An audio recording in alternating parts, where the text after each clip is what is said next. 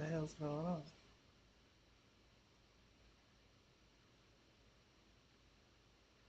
The hell's going on? Hell is this shit.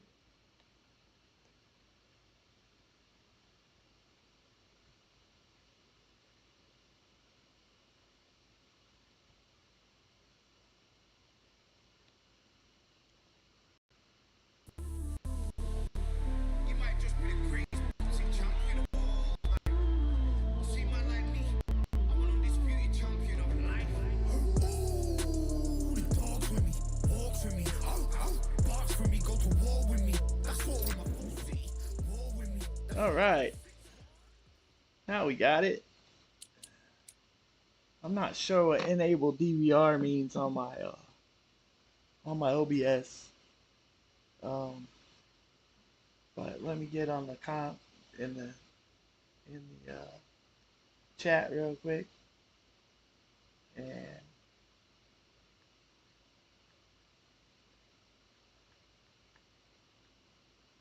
then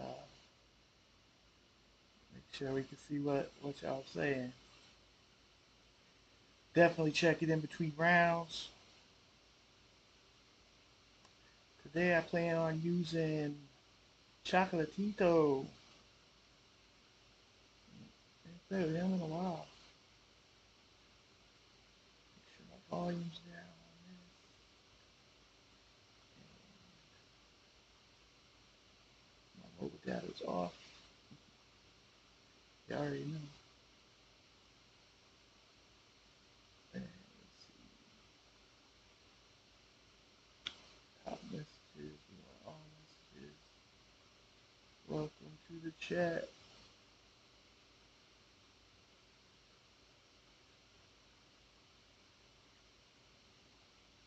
Are you kidding me? I can hardly see without my readers on. Welcome to the chat. Bam.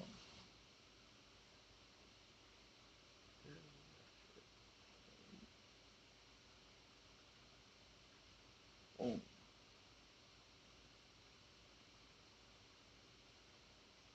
All right. Don't forget to like, comment, subscribe. All you fighters out there. Hopefully this is the right one. Looks like it is.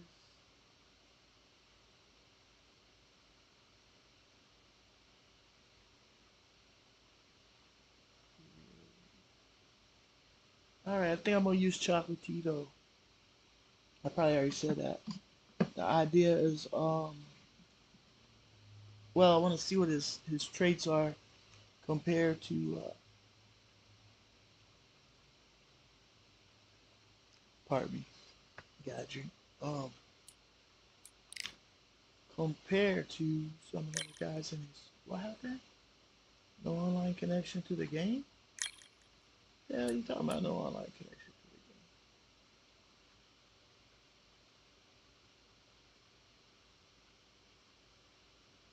I'm definitely online with the game. What? That's crazy, yo. Did they shut us down?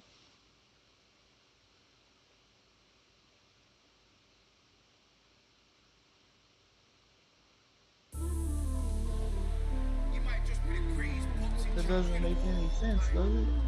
See, man like me, I'm an undisputed champion of I'm live life. on YouTube.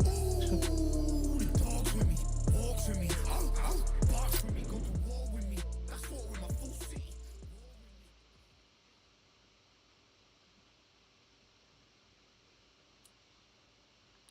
Alright. Alright. I guess you just have to restart your game when that happens.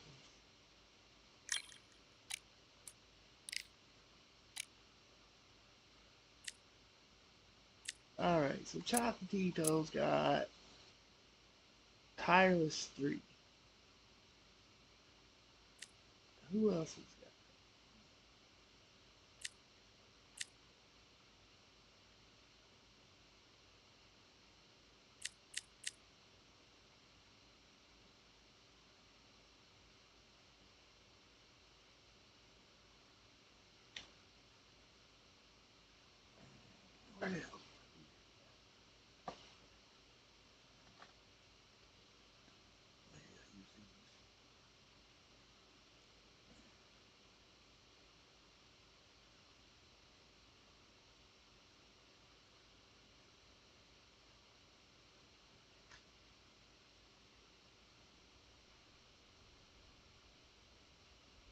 mean, I could box with anybody, but the idea is to hold up my stamina for a majority of the fight.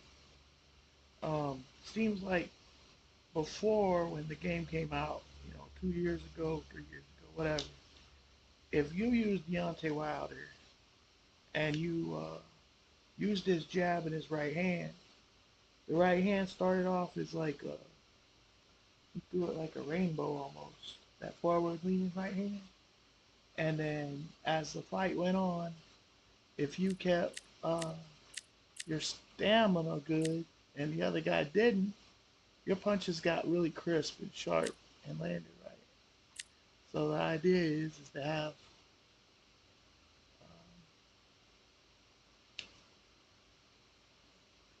increased damage of uppercuts. Don't get hit at 20 punches cost.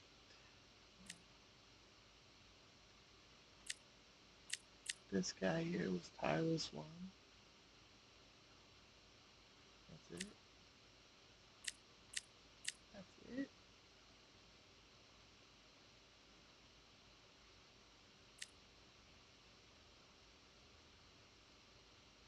Well, I guess everybody in the damn weight class has the same shit. That's why they're using Sunny. Wow.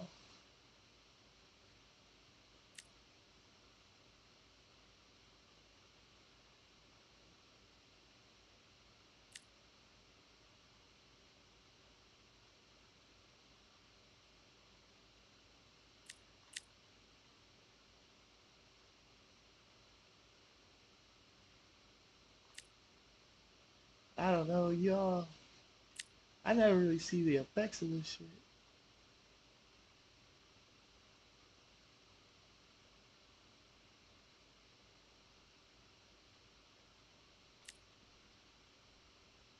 I don't know.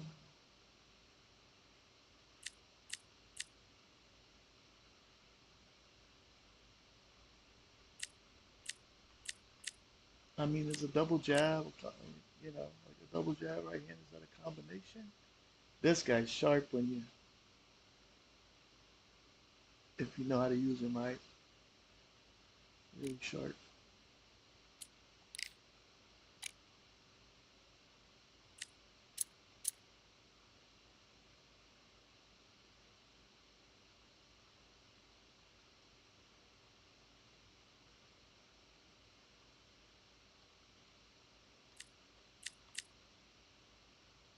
The Prince.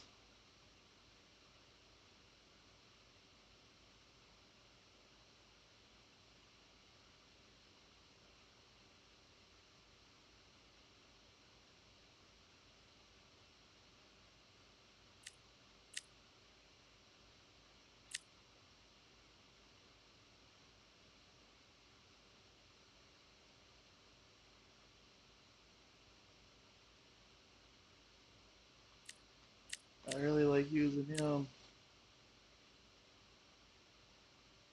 Uh, Camacho, that is.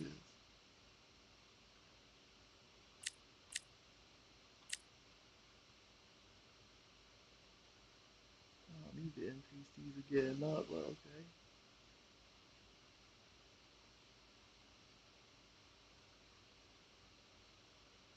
After being dazed, your punches have 30% increased chance to flash daze for 30 seconds.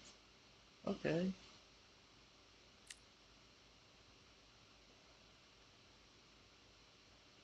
That's why you got the Uno reverse card with him. Oh, yo, let's play.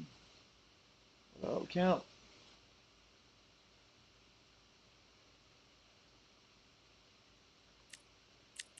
Wanna play? Let's see. I think we go ahead and we'll start off here with Camacho. Like get it on, huh?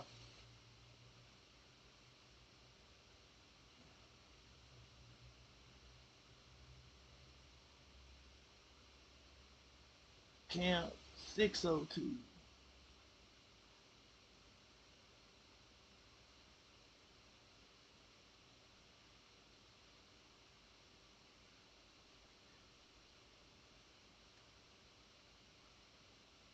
Anybody special you want to see me use camp?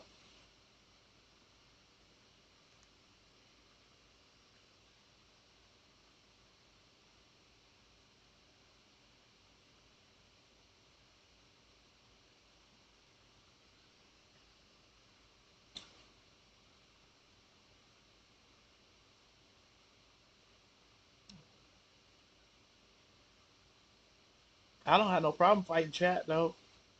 Just let me know if you want to fight, and if you want me to fight you, I don't got no problem with that.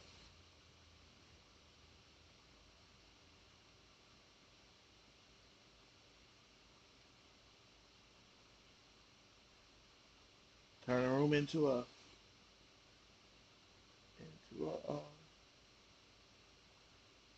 boxing lobby. I don't care. Why are we joining up?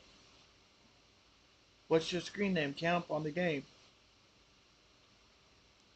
I don't even know if we can still add friends or not. I probably got like 500 people playing this game on my friends list on Steam, but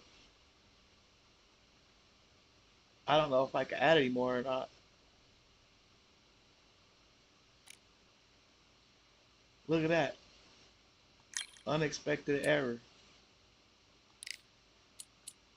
Here, I'll create a lobby.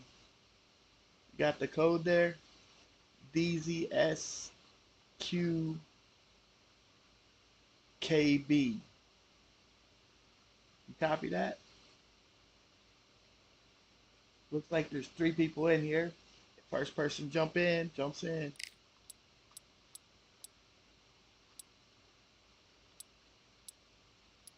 I'll take it down to lightweight. 12 rounds.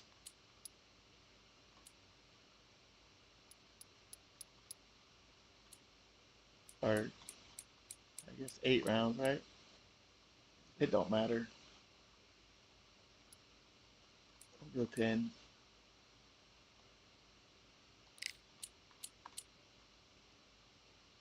Yeah, you got that? It's Delta Zulu Sierra Quebec Kilo Bravo. This is the code.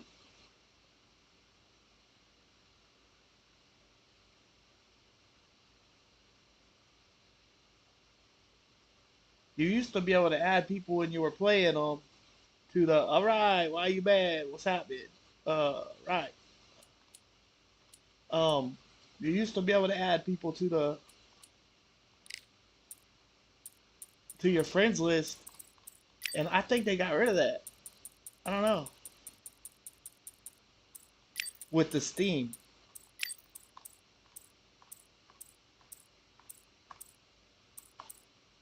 Madison Square Garden. And something might be wrong with the game now. It said I didn't have an online connection, and I was streaming live to YouTube, so that wasn't right. And let's see, this we'll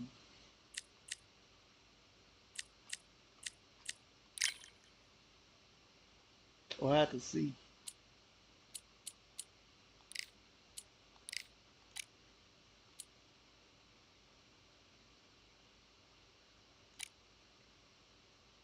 Yeah, that's cool. You're on PS5. Okay. Yes, you used to be. Oh, that's probably why. You probably can't add PS5 people, huh?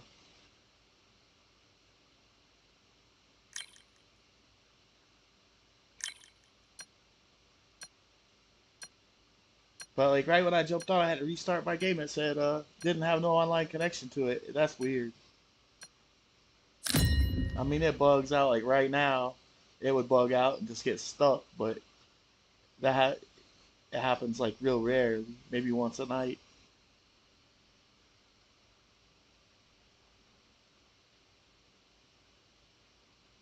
Oh, lobby error occurred.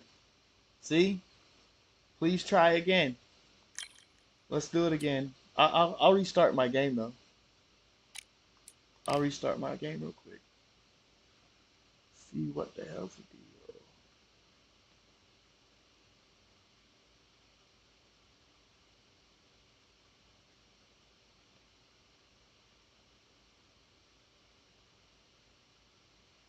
Let's gonna check my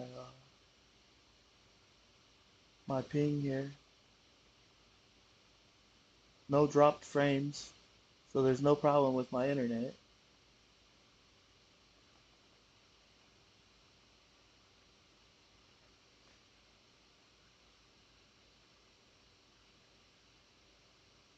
We'll do the same thing though. Maybe it was just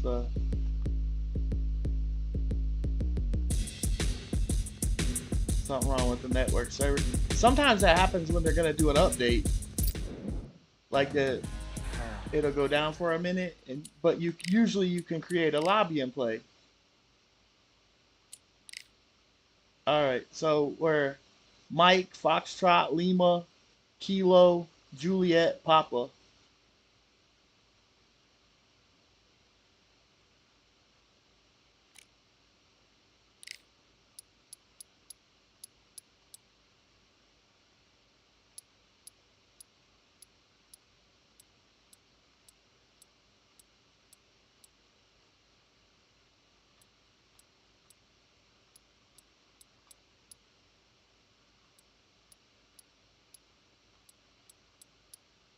Uh-oh. Oh, I gotta get it off the women.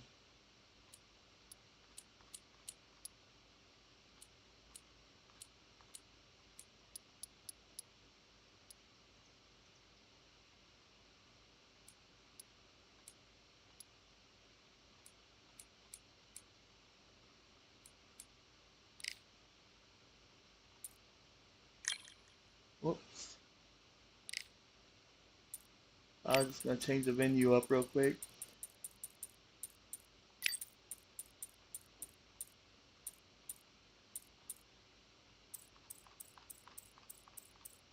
Those days in, I guess.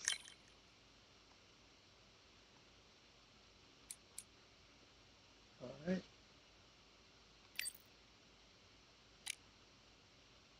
Unexpected error occurred.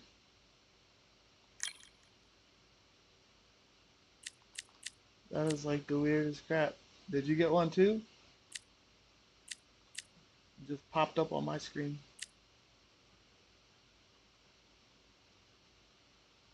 Let's see.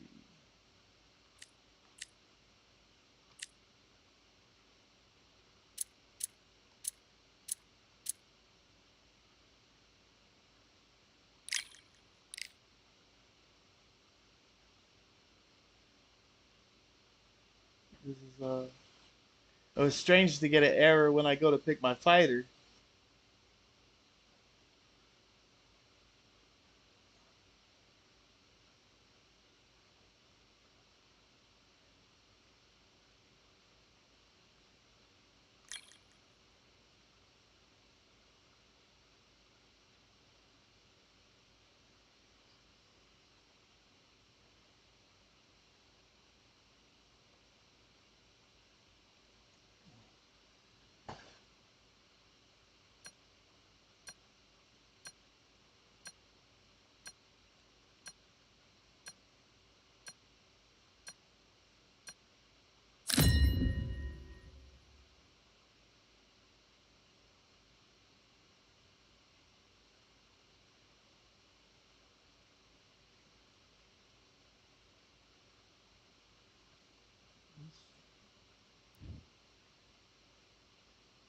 I heard a sound.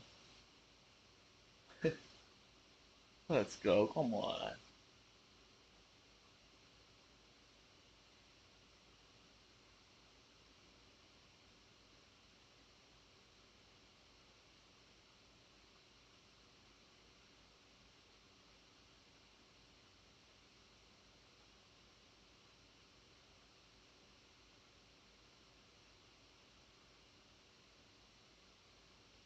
Did you get an error or something? 'Cause I'm sitting here in the undisputed screen still trying to join it, I guess.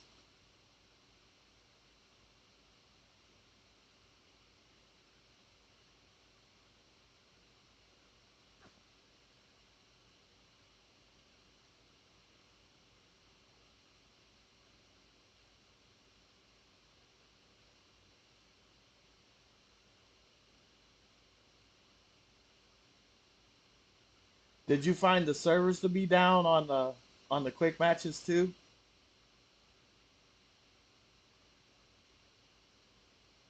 Cause I'm froze. Not really froze, but in this loading screen. I don't know, maybe because it's on PS5 or you're on PS5, maybe it's having a hard time loading up. I don't know.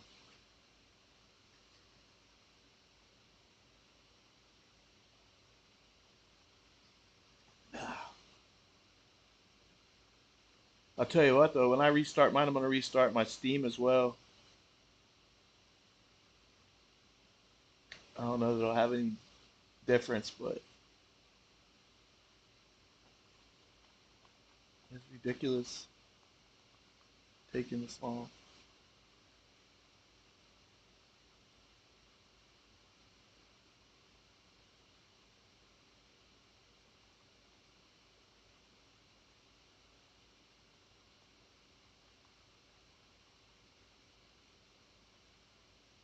I imagine you're still sitting there trying to load as well. Give me 2 seconds. I'm just gonna check my ping. No frames dropped. I got great speed.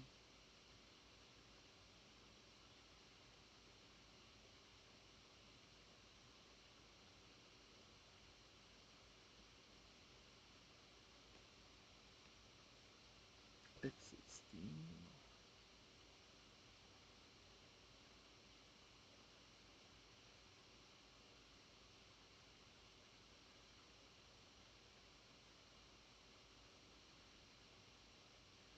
Player one.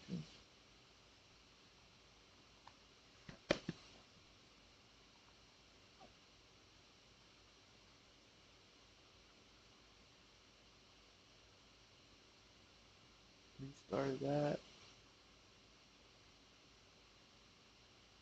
No Steam.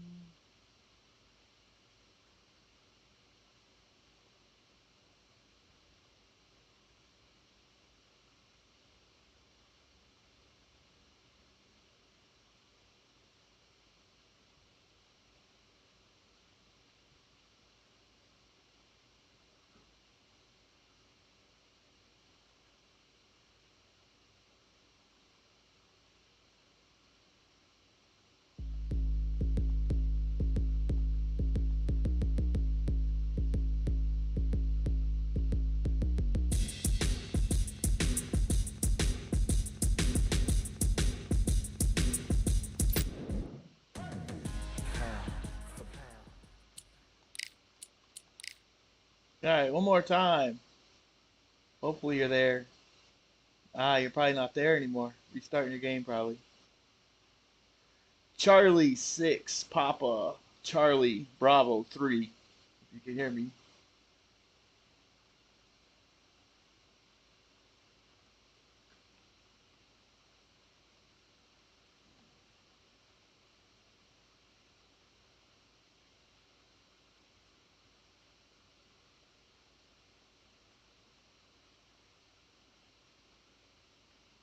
You there, Camp?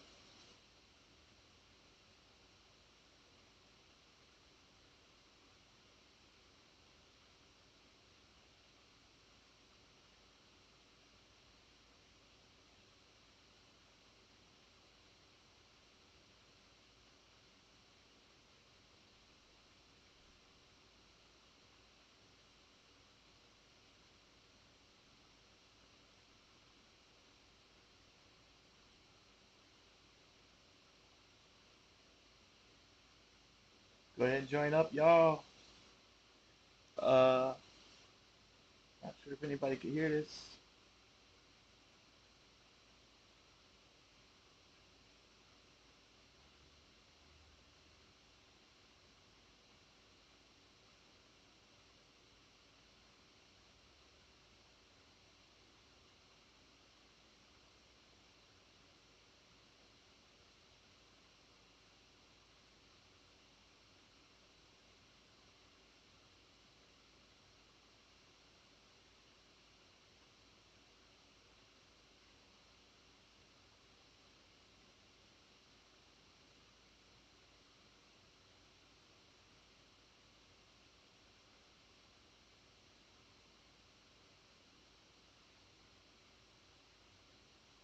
72 views a day ago. Wow.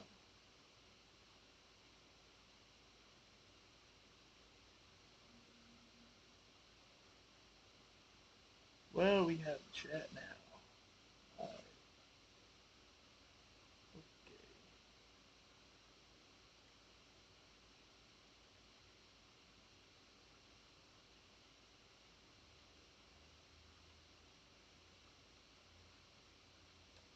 Not sure what happened to Camp. You there, Camp?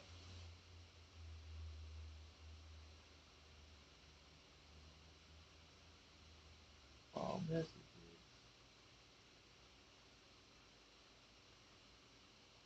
It's not showing anybody in the lobby right now. So I'm gonna go back to the quick fight. See if I can catch one. See what happens here. Wasn't able to get anything a moment ago.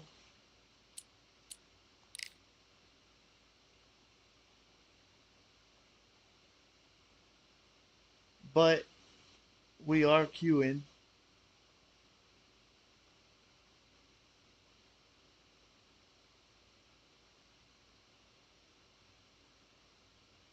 This is the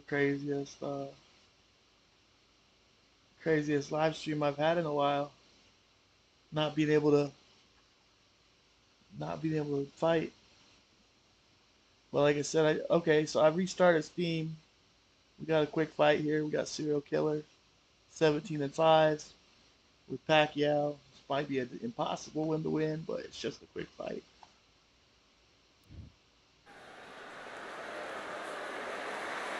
We've got high hopes for this contest with these two fighters. Should be a really good matchup. I'm Todd Grisham, and watching this live with me is Johnny Nelson. I feel like a fraud. How have I got these rings? Hector Macho Camacho, one of the most unique personas boxing has ever seen. Three-time New York Golden Gloves champion, a three-division world champion, and a Hall of Famer. A lot of stuff hadn't been working It's tonight. the Pac-Man, the only boxer to hold world championships across like 4 it's going on decades, now. the 90s, 2000s, So on the next 2010s, and you're back, 2020s. He then, is forever I'll see. one of the I'll all-time open it up greats. like that. Oh, pure bad blood. I can't skip it, brother. This bout is scheduled for 8 rounds of boxing. Fighting out of the red corner, from Bayamon, Puerto Rico, a colorful and popular Fighting out of Biloxi, three-division Mississippi. champion of the world, Hector Macho Camacho. He's from Hattiesburg, y'all. Sr. I'm just kidding. Fighting out of the blue corner, from General Santos City in the Philippines, truly one of the all-time greats, boxing's first and only 8-division champion of the world. I did skip it. Manny Pac-Man Pacquiao. We've waited a long time for this fight. It's here, and the fighters are good to go. Todd, it's a pleasure and an honor to be here at this venue. It's going to be something special. Thousands of fans here in attendance tonight, but when the bell rings, Wonder if there it's will gonna only be kick 2 off that we're this. talking about. This dude tried to skip the first thing, and then I put in the skip. Nothing happened. Great to have you with us for this all-action affair. We expect big things, and I don't think we're going to be disappointed.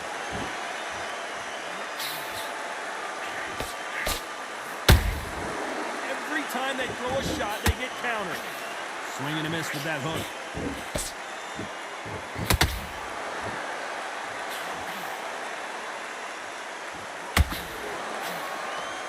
You can tell who's stronger and who's faster.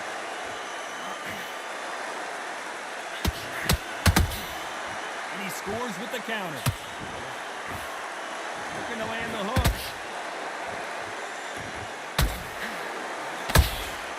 Beautiful counter punch.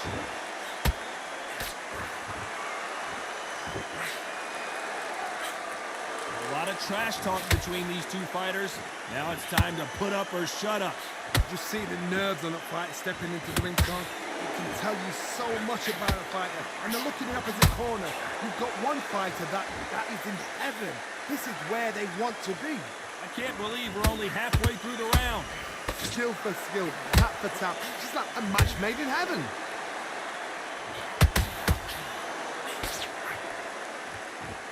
Not a lot of punch output. Thought there might be more action here.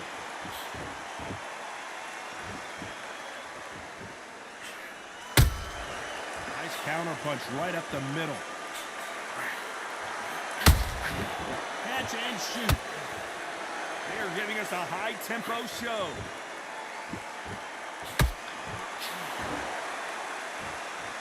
Gotta let your hands go a little bit. It's okay to be aggressive now. Despite what the judges' scorecards read, there are no losers in this one.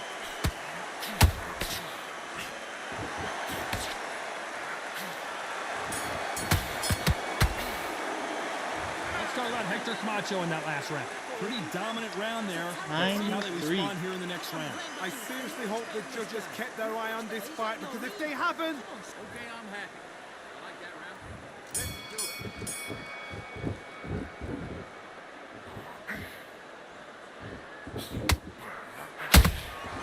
Nice counter shot. Johnny, a lot of fighters focus on their defense with their hands up. This fighter focuses on their defense with their footwork, moving on those angles, staying out of danger. Punch, counter punch.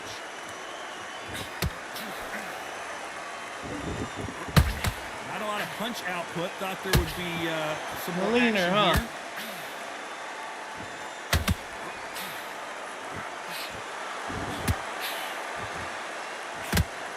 Having a hard time finding a home with that right uppercut. Can't reach you with it. That punch landed.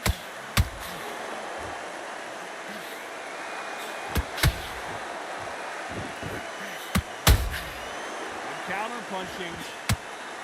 Halfway through the round, and it's pretty much even Steven.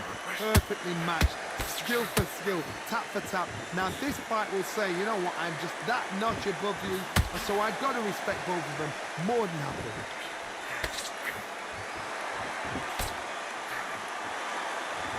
When you're fighting a swarmer and you know their goal is to bury their head right in your chest, the uppercut would probably come in handy. You are fighting the swarmer. Be smart, be sharp, concentrate, but you've got to be confident. Do not dance his dance, because that swarmer, once you do that, you're giving the man a chance that shouldn't have it.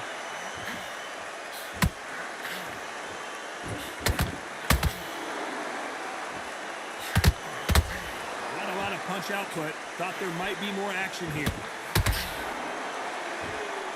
Very close round with 10 seconds to go.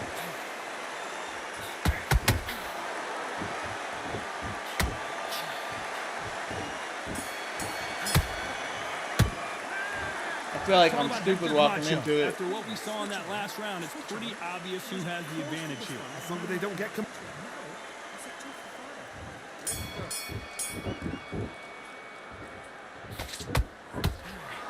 Hook misses.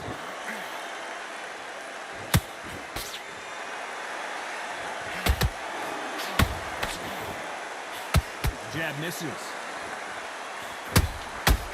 Perfect counter lands. Nice counter shot.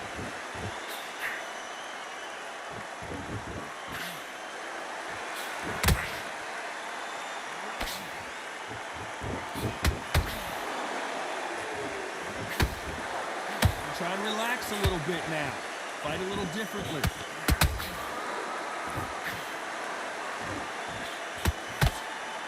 One punch could change everything in this battle.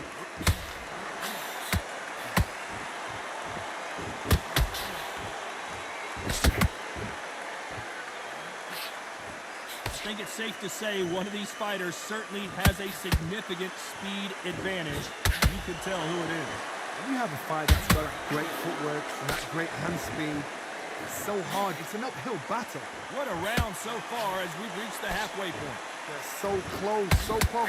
How can you separate them? It's going to be a hard night tonight for the judges.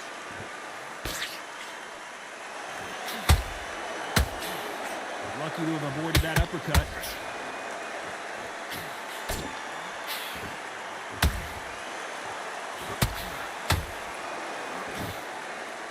Hey, those punches at... Hold that thought! Is Pacquiao gonna go down after that shot?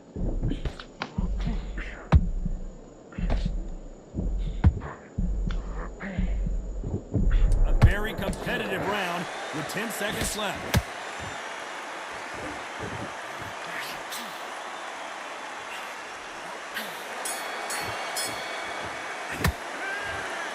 I missed him a lot. That last round. Well, it's no secret who has the advantage after that last round. Let's see what Let's see if I got the rounds. Back at it. Yay! Round 4.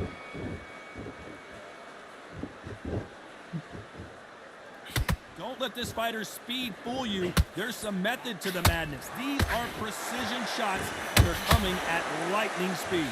So you're getting in there with someone that's so fast, you're prepared to take a licking because you've got to get some before you get in close.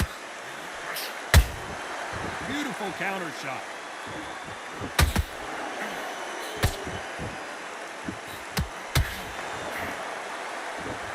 Defense is not an option for these two. They're both trying for a knockout.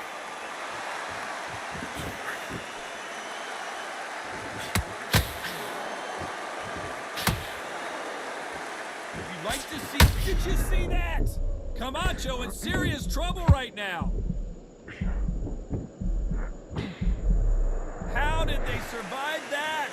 Now they've got to wake up, they've got to get on the back foot, clear the head a little bit, then jump back into it again. It's all about the hustle. Get back on it. You gotta like what you're seeing as we reach the halfway point of this round. Perfectly matched. Skill for skill, tap for tap. Now this fight will say, you know what, I'm just that notch above you, and so I've got to respect both of them more than happy.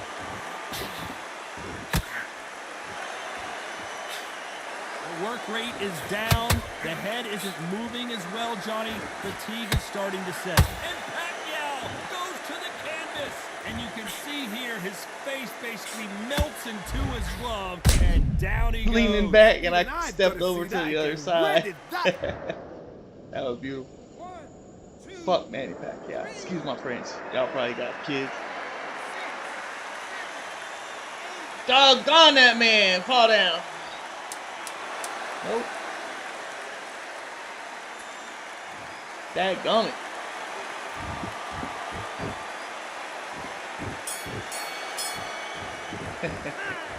Let's talk about Manny Pacquiao in that last round. The family hour. Baby legs walking back to the corner, but he's still in it.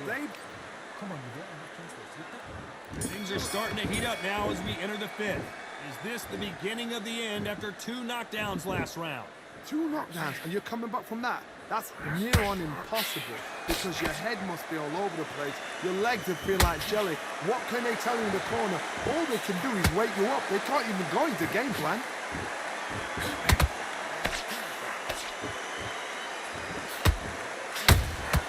Those counter punches have to hurt. Missing with the hook.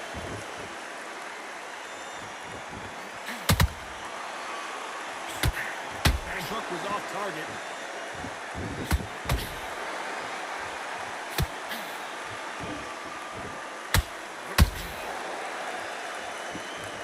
The old adage is no matter how much speed you've got, timing beats speed.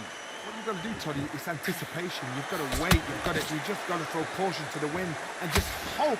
You're never going to know where the shots are coming from. You just got to put in a guess.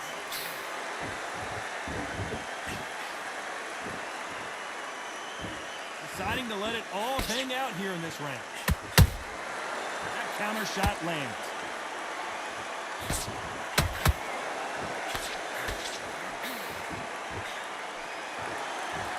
They better start respecting each other's punching power.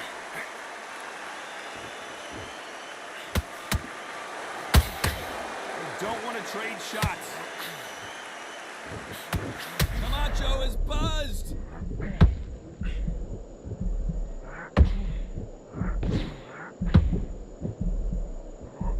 Hector Camacho couldn't take any more. I can get up a million times, y'all. That's lights out right there. He's about slaps with it anyway.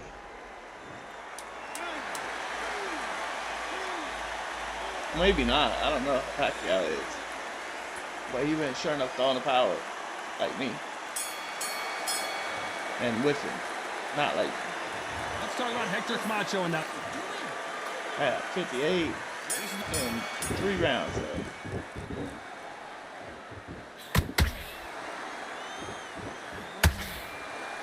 you think of this fight so far, Johnny? How do you deal with an aggressive fighter? What you do is you fight fire with fire. You either give it them back because that's where they're comfortable, or you play calm, play cool. When are we going to see a jab from these two?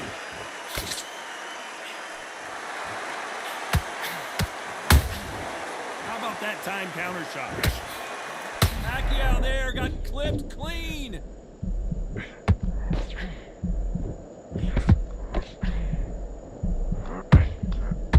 A true champion knows how to get out of trouble after they got into trouble, and it appears the onslaught is over, at least for now. Defense, defense, defense is everything because they got shot once, they know they can get caught again. So for now, just defense, work on defense, blocking and stopping and shooting. A real good back and forth between these two fighters. Skill for skill, tap for tap, just like a match made in heaven.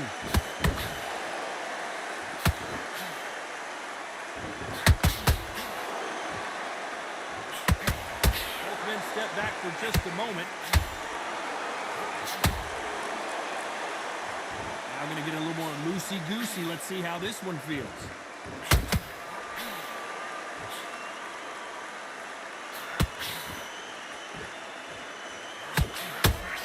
Good punch. Pacquiao is rocked. And it appears they're out of trouble, at least for now. But that just goes to show you one clean. You know the scorecards are going to be all over the place in this one.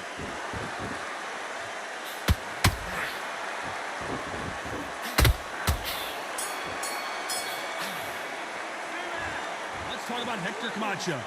Talk about a one-sided 3 minutes.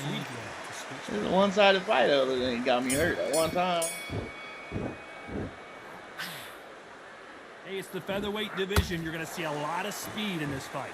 Don't get trigger happy because all of a sudden you're going to be gassing yourself out trying to get that shot, and that's when they catch you.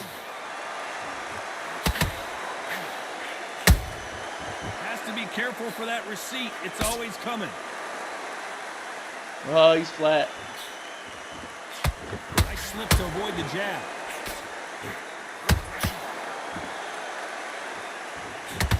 You'd like to see more jabs.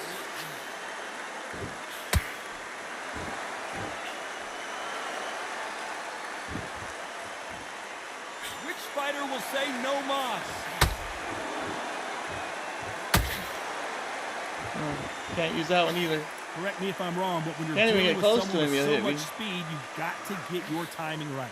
This can be so frustrating when you're under such a fast fighter that can throw 3-4 shot combinations before you've even let one off.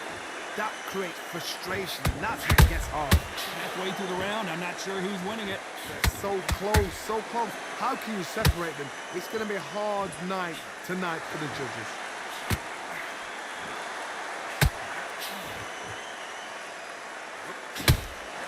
Good counter punch. What heart, what desire, but at what cost?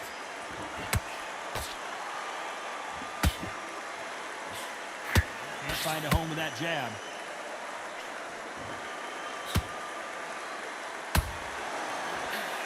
God, no. This round's still up for grabs with just 10 seconds to go. What the fuck? You turned this damn internet off?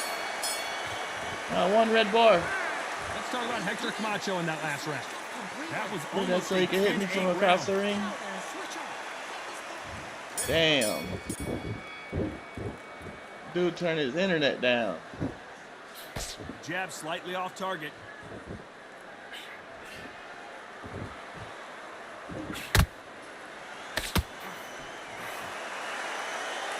What do you think of what we've seen so far from these two boxers, Johnny? Midway through the fight, if you are tired, this can be the loneliest place in the world. If you cheated, now we're going to find out. There's a counter shot. Nice defense on that hook.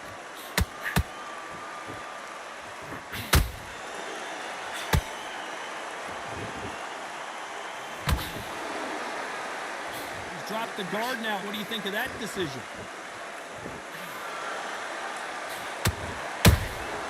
They exchange punches.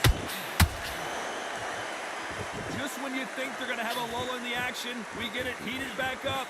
This has been a very competitive round as we reach the midway point. Perfectly matched. Skill for skill, tap for tap. Now this fight will say, you know what, I'm just that notch above you, and so I gotta respect both of them. Oh my goodness, Johnny! Pacquiao might be in some big trouble here. Is he gonna go down?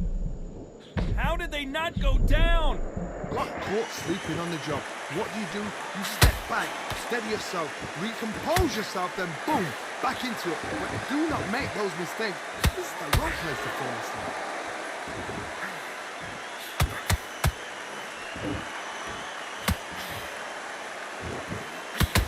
That hook just can't find the target.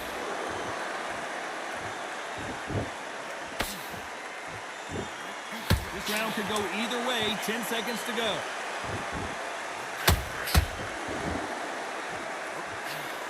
Oh, Pacquiao is seeing stars after that one.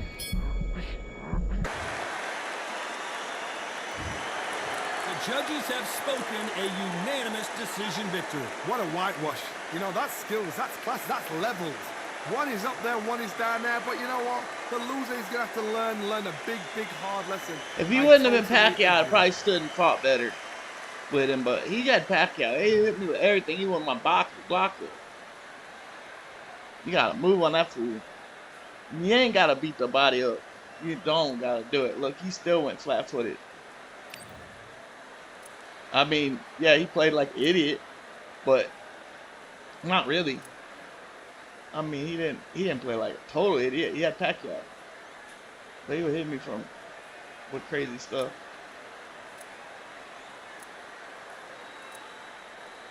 He was sure enough trying to take my head off.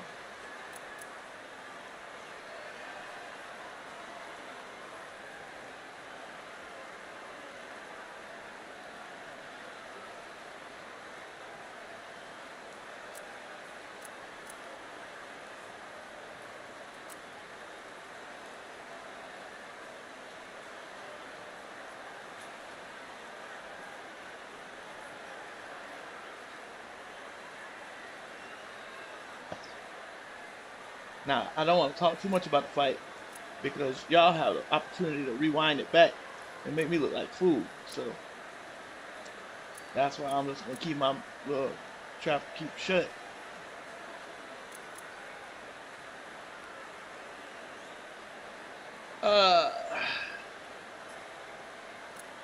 Are you back in here, Cam?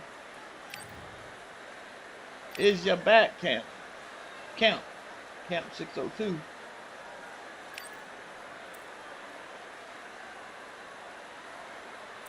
See, there's no add player, there's no nothing. You can report a player, but I'm not gonna report him. I'm just looking at what it says you report for. I ain't reporting nobody. But there's no add a friend. And maybe it's because he's got a controller. Return to online fight queue. Ready.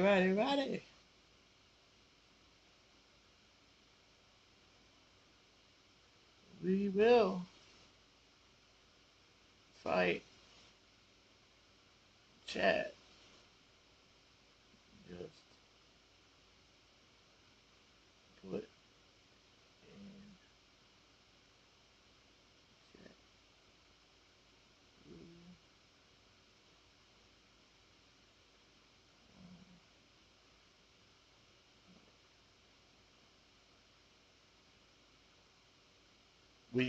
I say we like it's a bunch of people here. It's just me, y'all.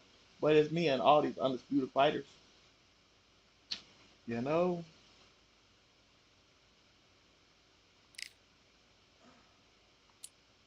So, customize the cube. I like Paco Camacho. He's a nice guy. A Swarmer. Wonder if I can screw up the Swarmer. That's what I was gonna use as him.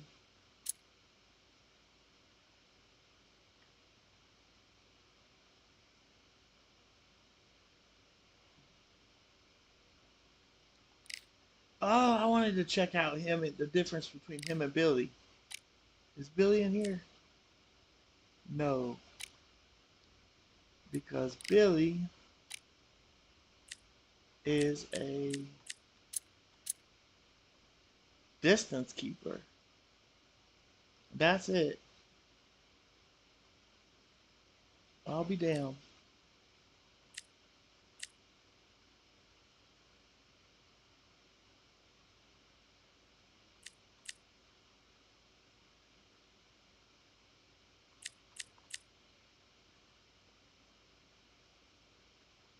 Huh.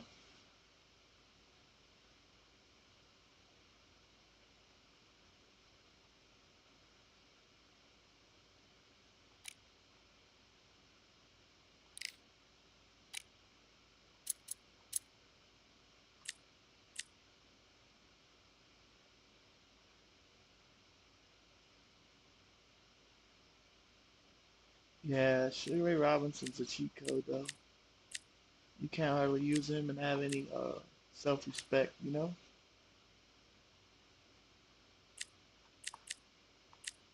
No self-respect. Uh,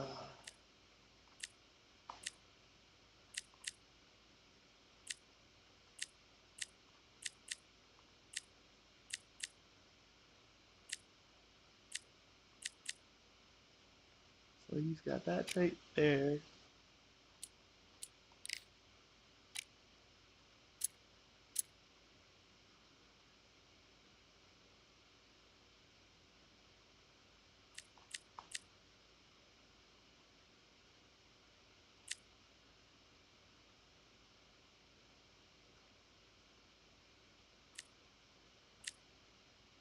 And that's it. But I swear you could throw forever with him. I swear you can.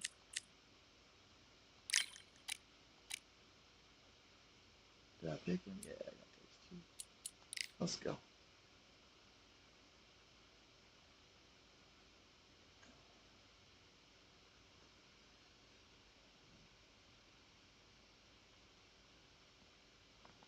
I'm just I didn't want to walk down Pacquiao because I got with Hector Camacho. It just doesn't make any sense. Pacquiao's built like a tank in this game.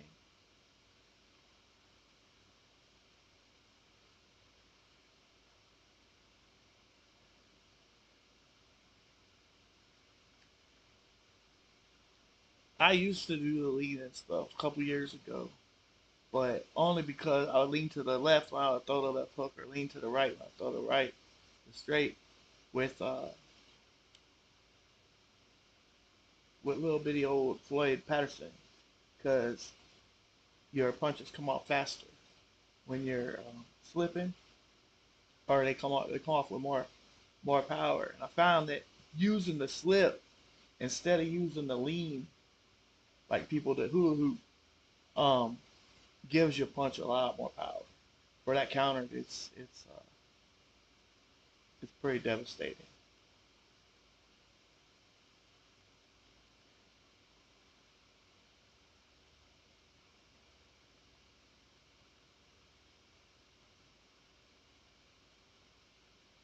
Now you can tell me in the chat, and I'm not talking about 357 or whatever, but if you think that these fights here are 1.5 power and 1.5 stamina along with 1.5 time on the 8 rounds. I think that's what they're doing with the 8 rounders is 1.5 stamina, 1.5 power, and 1.5 time. But I'm not sure if it's 1.0, 1.0 on power and stamina and just 1.5 on time.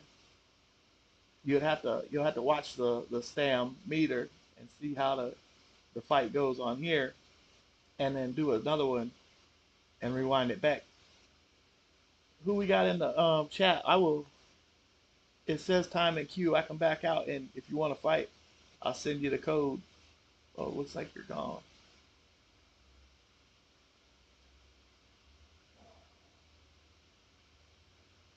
Joining already. Let's see.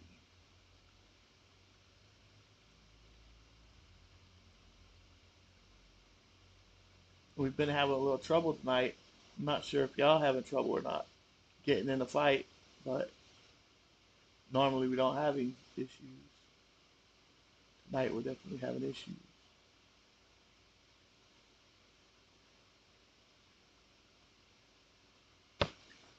These phones. Now we're joining again, and it allowed me to almost back out. Maybe it went away when it said joining.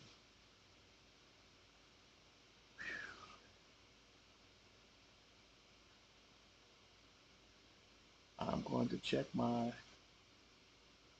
um, speed here. Yeah, there's no speed problems at all.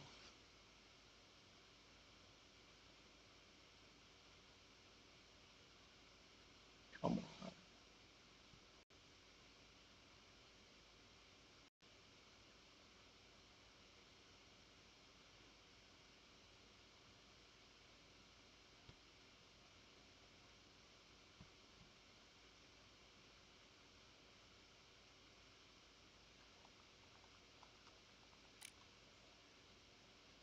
Maybe just an issue with the game joining. We will cancel, begin the queue again.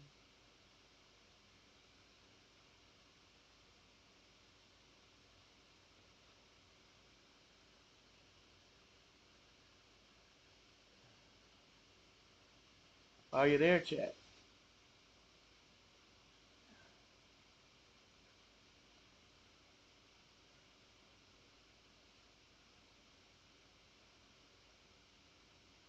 Looks like I'm live here.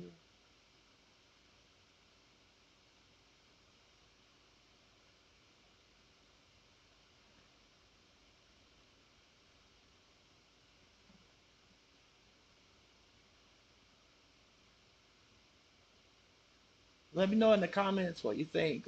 Kenzo, if you're watching this, man, I watch you every day. Uh, you, you have great content, bro. And I'm just wondering if when you play the creative lobby, if 1.5 power and 1.5 stamina and 1.5 time is the same as like a ranked match, or is a ranked match 1.5 time, 1.0, 1.0. Let me know in the comments or the chat what you think. I'm thinking me and a buddy of mine have a ongoing little feud about it. The 1.0, 1.0 is what he thinks with the 1.5 time on the 8 rounds, and is what he think ranked is. And I think ranked is power 1.5, stamina 1.5, and time 1.5. But we could be wrong. I could be wrong. I'm not having any patent on the truth. Y'all having trouble joining lobbies?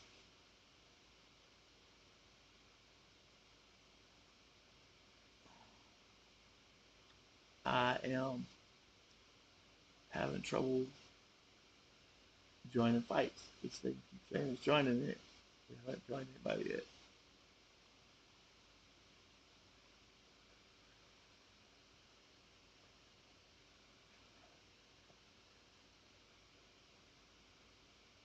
Now I just had a fight, so if there is an issue, it could be an intermittent one.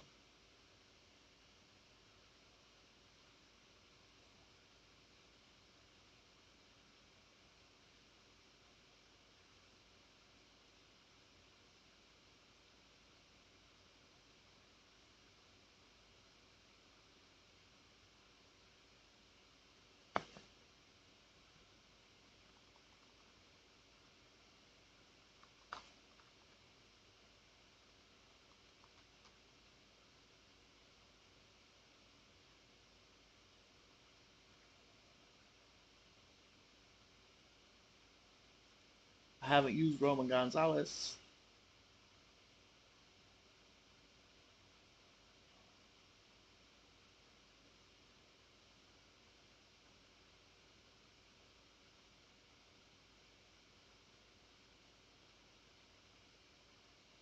in a while, so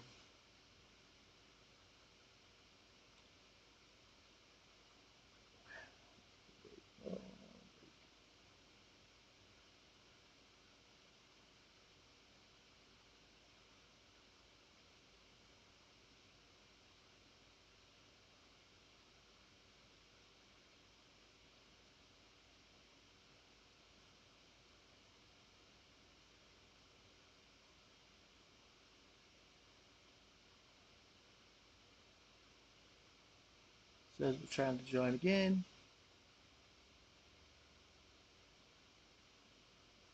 and we'll see how this goes.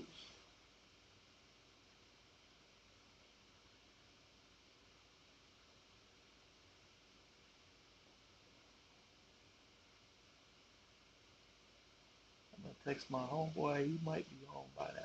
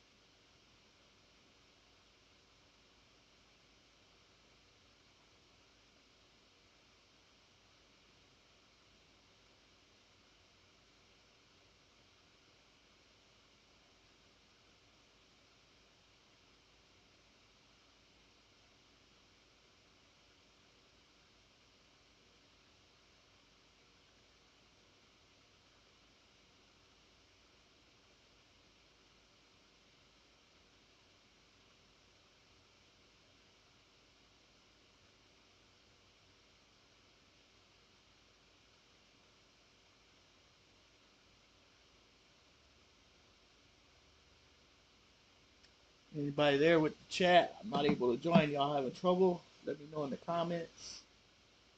I'm about to restart my game, restart Steam again, see if that can fix the issue.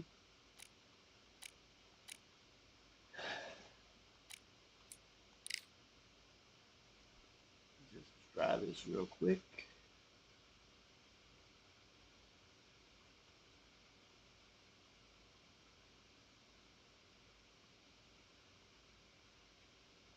That doesn't quit Steam though. No. Steam shut down.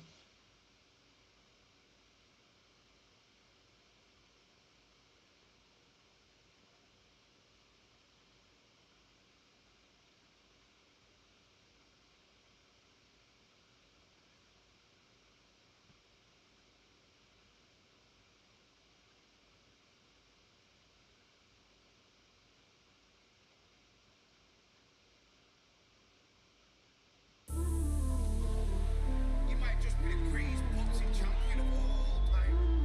You see, man like me, I'm an undisputed champion of life. Ooh, the dogs with me, walks with me. All right, we got to restart on Steam, and I'm just gonna make sure I haven't dropped any frames on.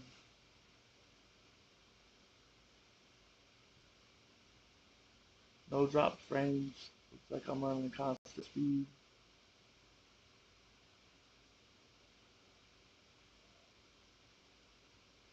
Good here.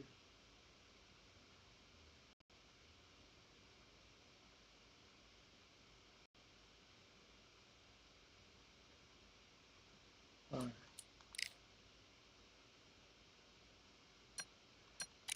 How am I thinking? Online. Online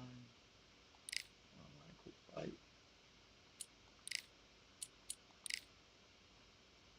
See if we get a match here.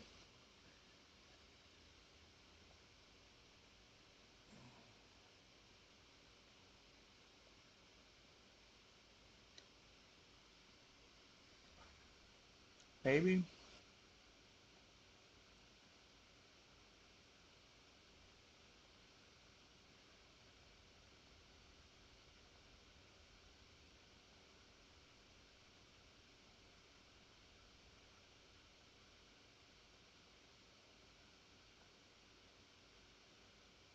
There we go. All right. We're fighting you dog. He's got 700 fights, maybe 800 fights. And he's Jorge Linares. Let's run from it for a little while. See if he gets played. Welcome to the lobby. Close the door. I am down to fight the chat. Just let me know if you want to play. I'll send you a code. You can join the make a lobby. I had to restart the game and restart Steam. All right. I've done it twice now to get 2 fights. Y'all having issues. Let's do it.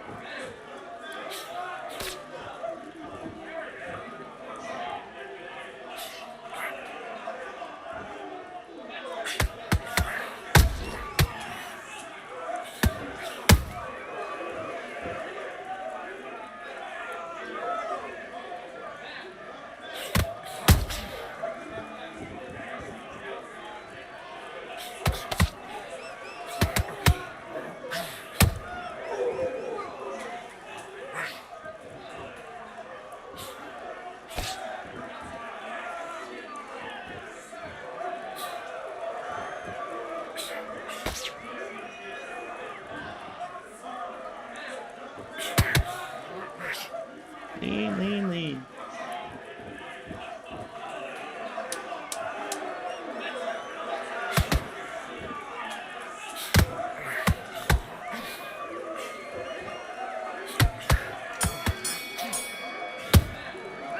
I'll catch you. What's he doing? Come on, he's switching off. I'll catch you.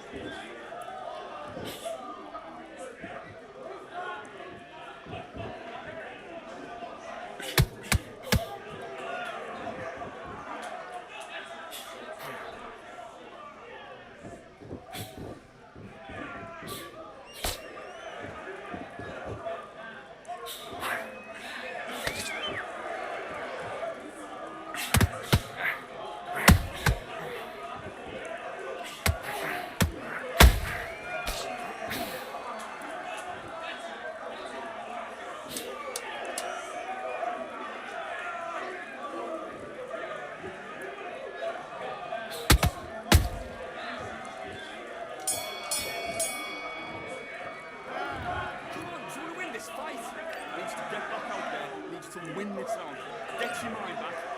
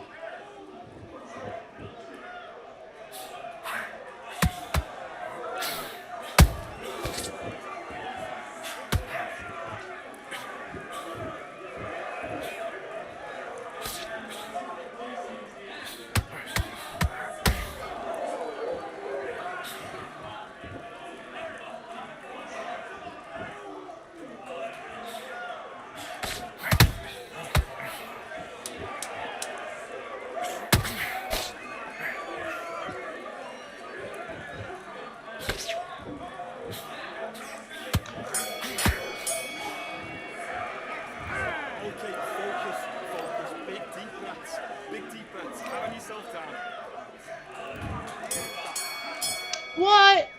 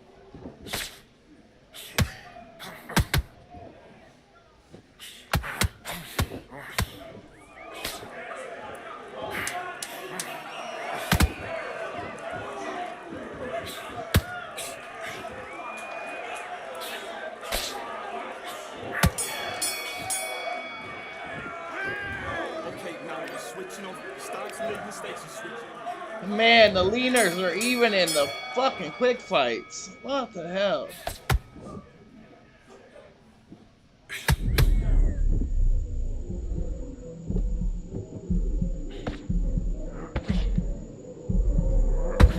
Oh, I can't sit.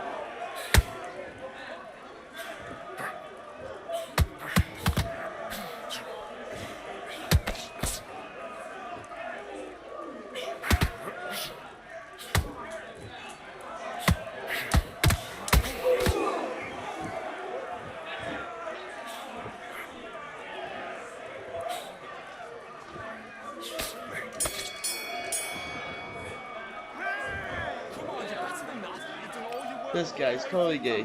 Get out there and switch.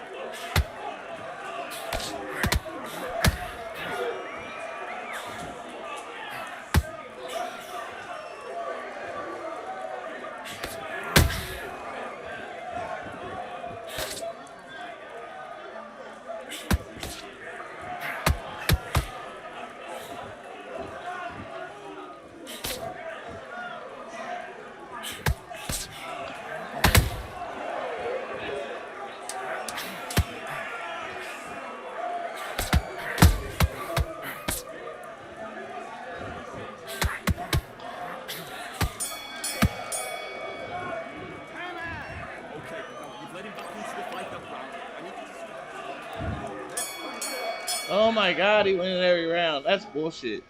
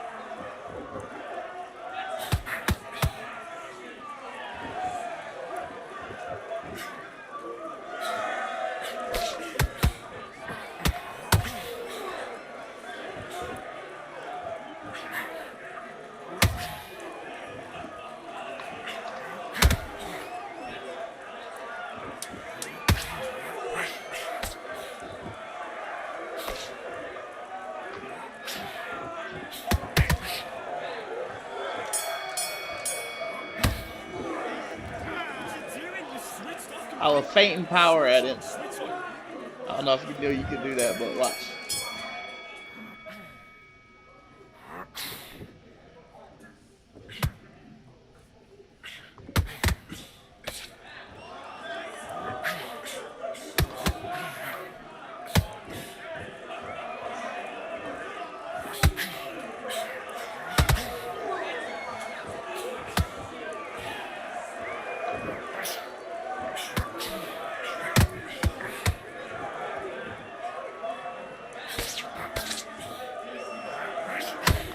Oh.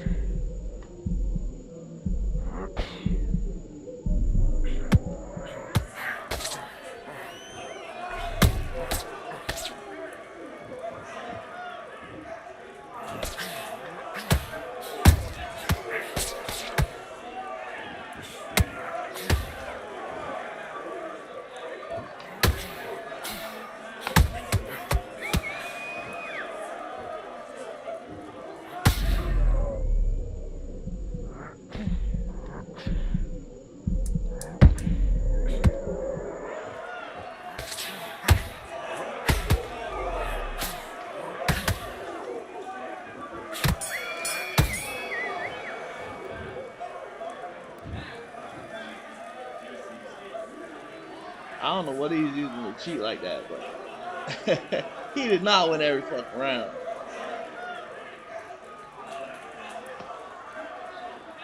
No way. No way.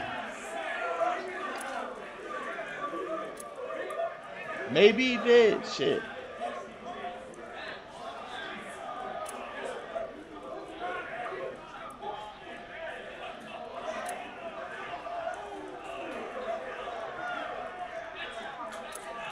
He didn't even use a jab.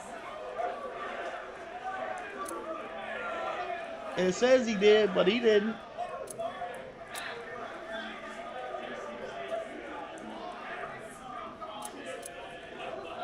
Must have been all body jabs. Yeah, that was all body jabs. Look at that. Landed 96 out of 179. Threw 168 uppercuts. 168 uppercuts. Oh my goodness.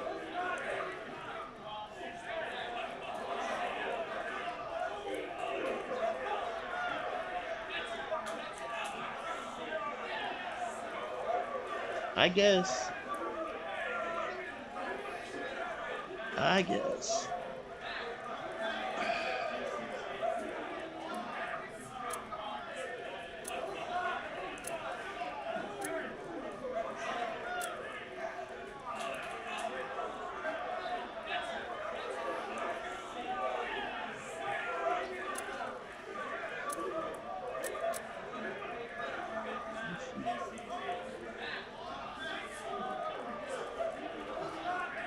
So he landed 9 out of 16 body jabs. Body jabs and uppercuts. And leaning back.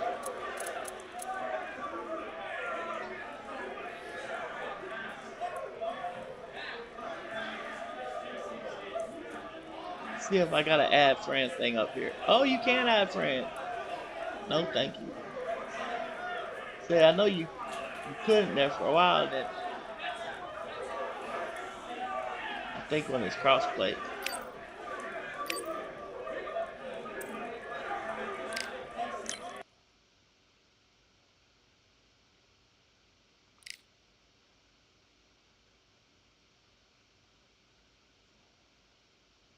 All right, anybody in the chat want to fight?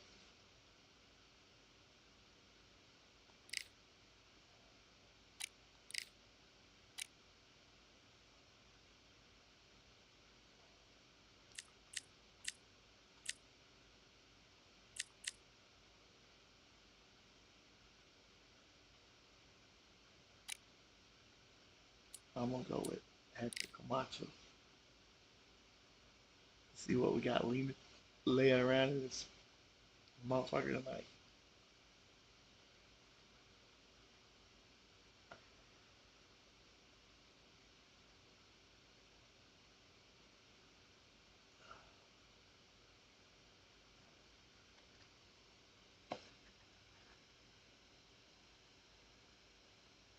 Ooh, spooky. You might have me because I'm on the right.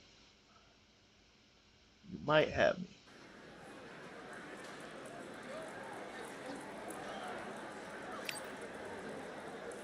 I've been good fighting from the left side. I don't know how I'm gonna do on the right side.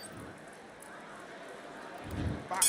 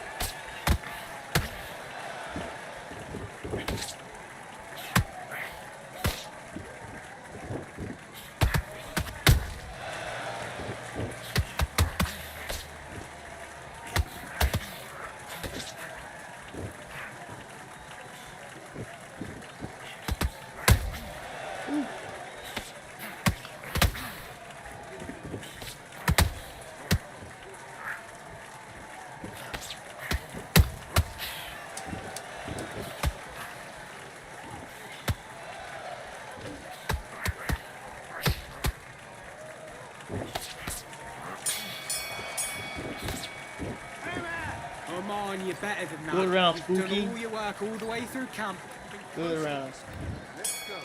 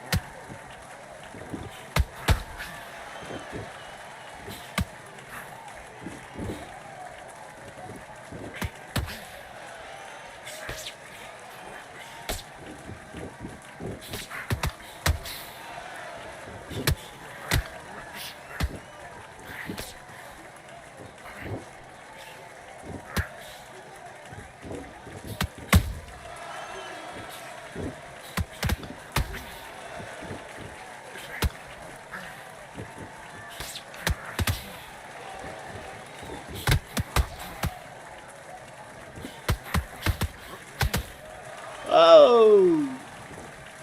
Caught me. I was getting a little stupid. I wasn't letting my punches regenerate. I was just dumb. Hey, we just playing for fun, right? Quick fight.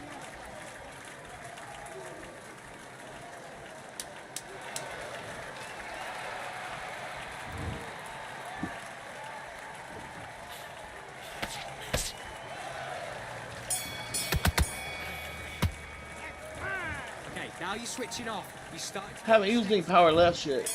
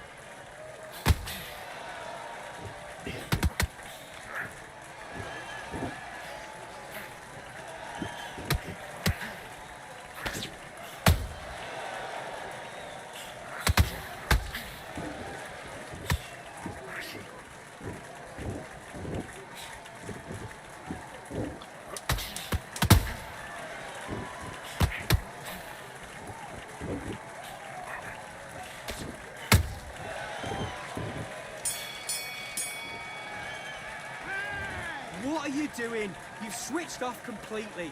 Right, let's go out there, get your boxing back together. Listen, be... Let's do it.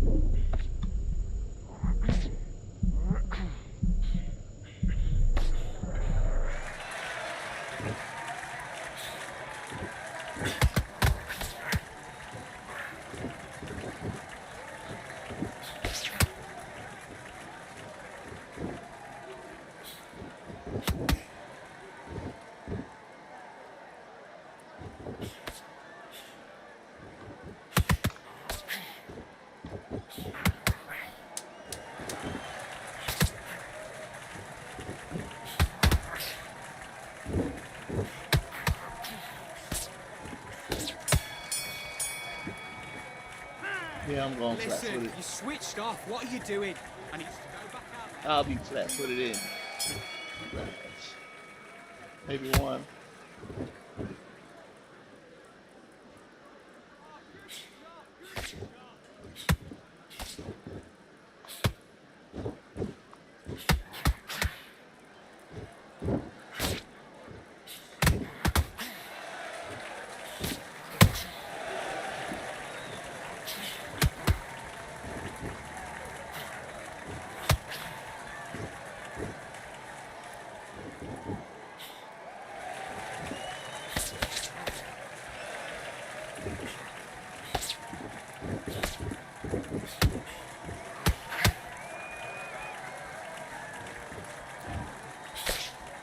I don't think he threw any power. I don't think he threw any power at me. Looks like I will get up though. I'm no wimp. I will take this ass with some pride.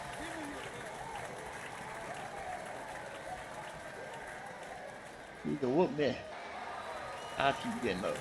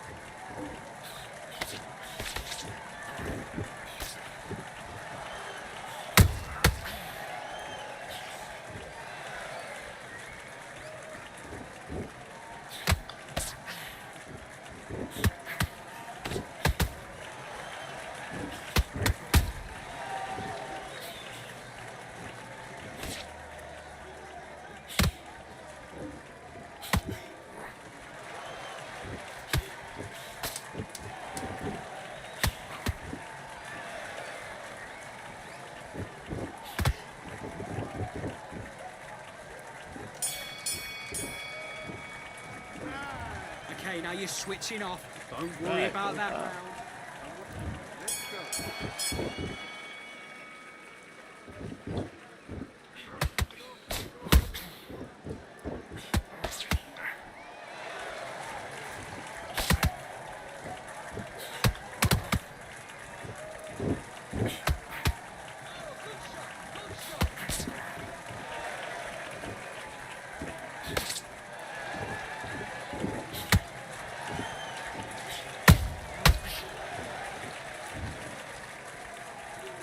Tell him, Rev, you fucked up. Hey, are you alright? Are you okay?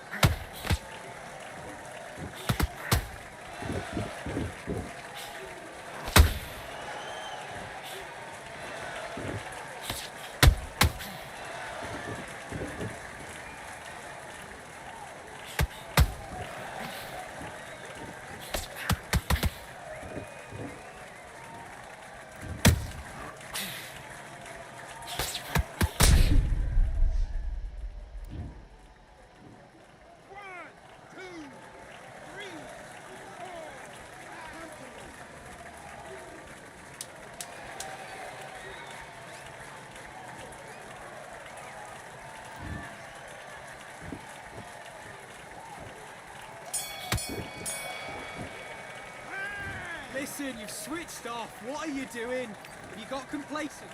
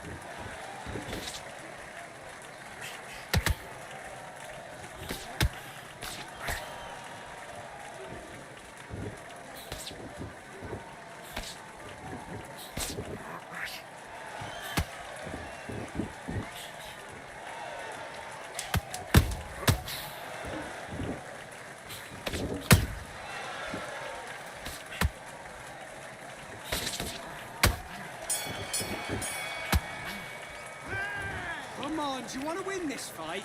I need you to switch back on. Get focused. Get your mind back on the job. And back.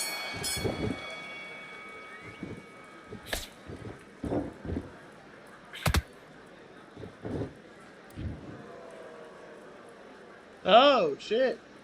Okay, are you all right? Are you okay? A little fucked up. Just a little. Just a little.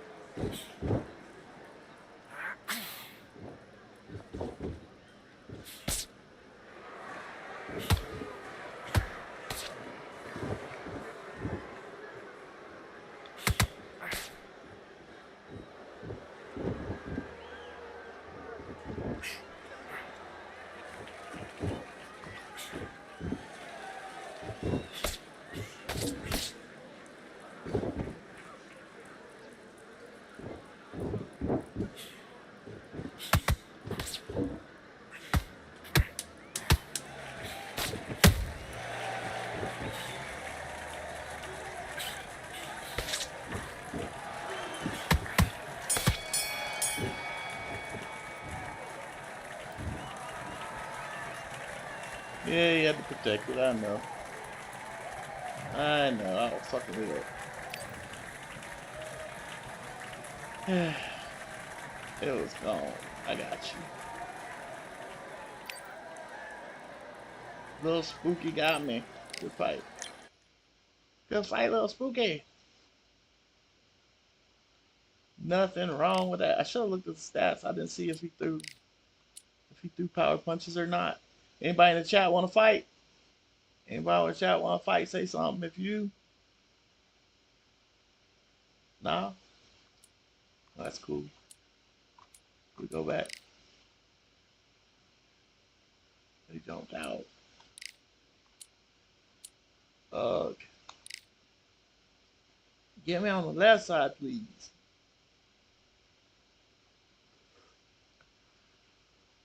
Left side, please. I'm gonna go back to bantamweight too and grab this. No. Let's try.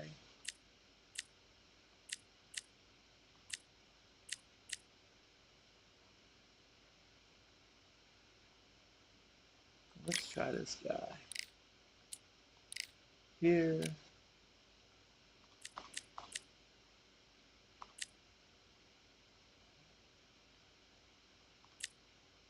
We'll go with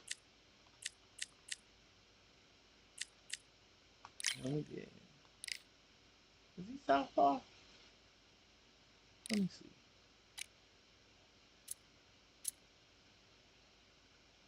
He's not a switcher. He's orthodox. Alright. He's Swarmer. Swarmer with pretty good stamina recovery and stuff. Let's see his slips. Counter punches not so great. Let's just throw combinations, I guess. What's the other stuff? Tireless. Bunches and bunches. Yeah. Better be a good boxer, right? And lightweight, let's see what we got.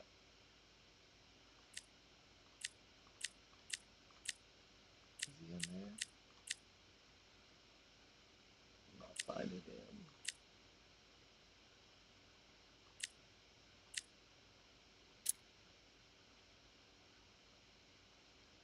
Chico, you just don't have any stats worth looking at, bro. I'm not crazy about your animations. Courage. Courage. Timing, so slow.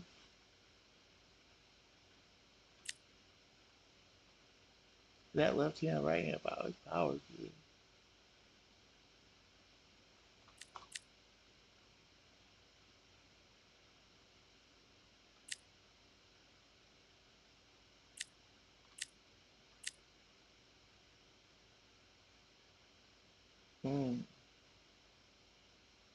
Nothing stands out. Mickey Ward, good health regeneration.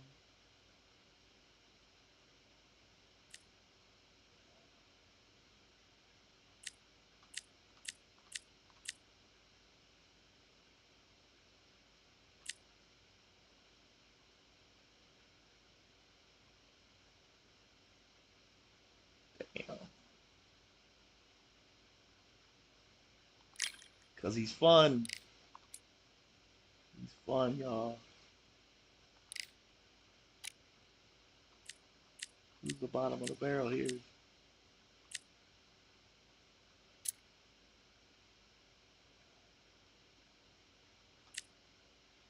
This guy's actually the first dude they put in the game. What they give him? Not a lot.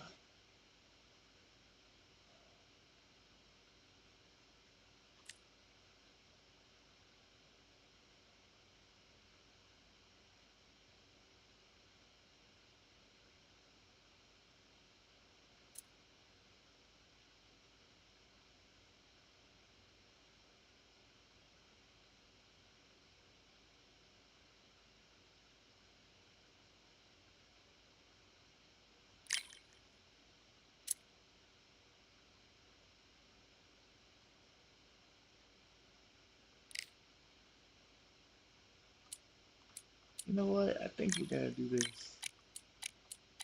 We're gonna see what Edward Dominguez got.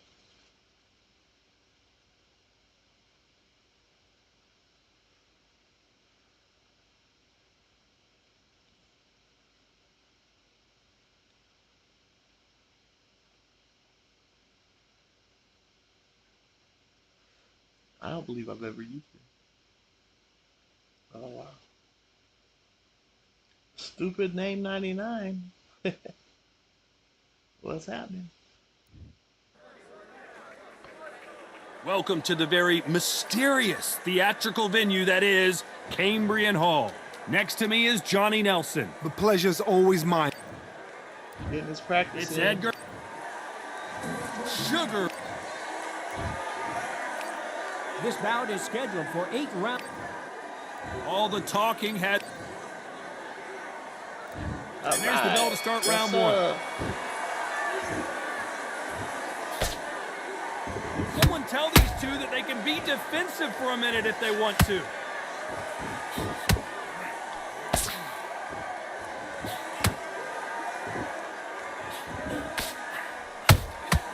Punch, counter punch. It's all offense all the time.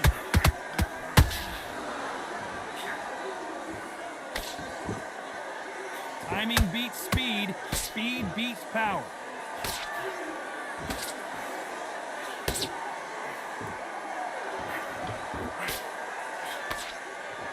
What a pleasure it is to be here in this environment. What a venue for this showdown. You have some fighters that are big show, big arena fighters, and they bask in this, they love this, they are born for this. You have other fighters where this would be like the rabbit in the headlights.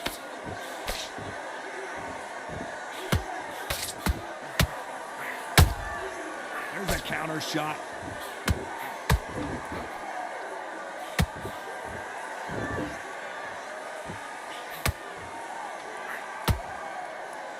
They're both trying for a knockout. And he scores with the counter. Quick punch scores.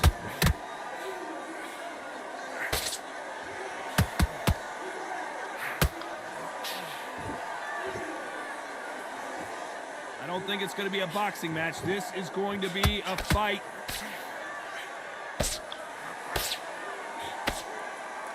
And just as quickly as the action slows down, it heats back up. This round's still up for grabs with just 10 seconds to go. Hold that thought! Robinson got buzzed there. He's in trouble. Sugar Ray Robinson just got rocked. Let's talk about Edgar Berlanga in that last round. That was almost a 10-8 round. Complete dominance. You can't leave. On to the second round.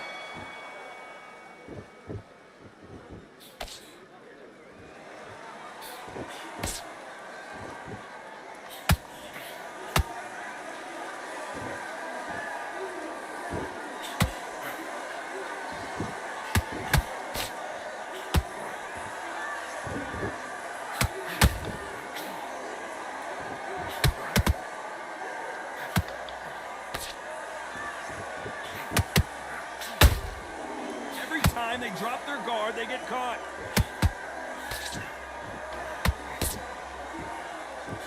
He missed with that jab. Perfect punch.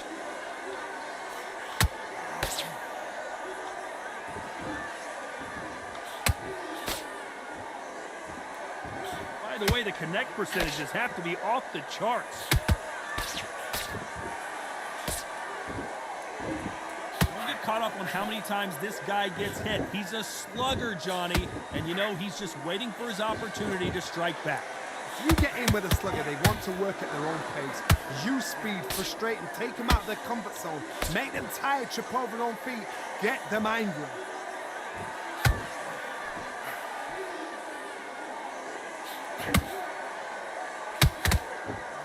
Swing and a miss with that hook. That jab doesn't find a home.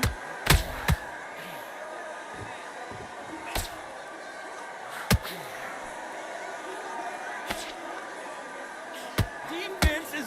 Hold that thought! Robinson hit hard and he may be ready to go.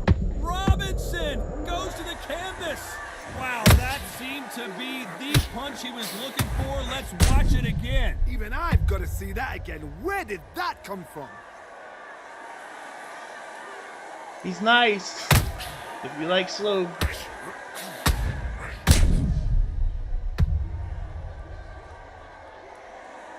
I just want to see how this hooks did.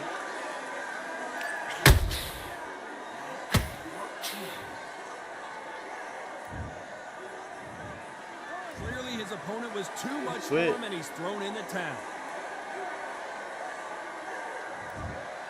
Well, the corner has thrown in the towel, and that will do it. The fighter not happy, but those are the rules.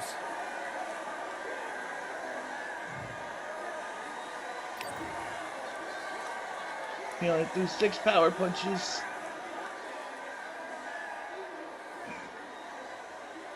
I guess he's had a few losses. He don't care.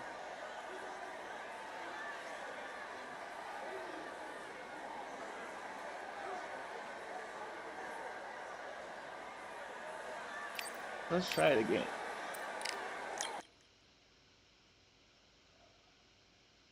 Maybe he don't use Sugar Ray that much.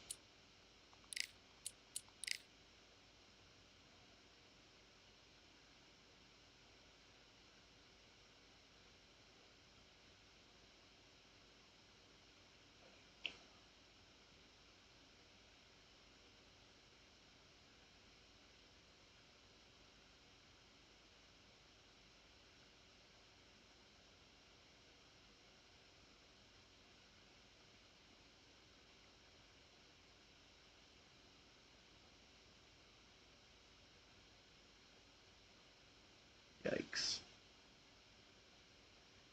Whew.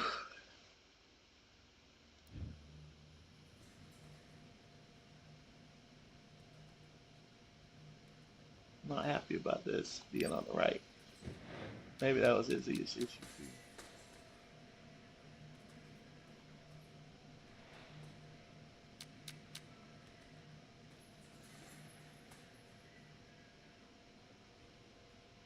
Got 2 draws in 20 fights. What's that tell you?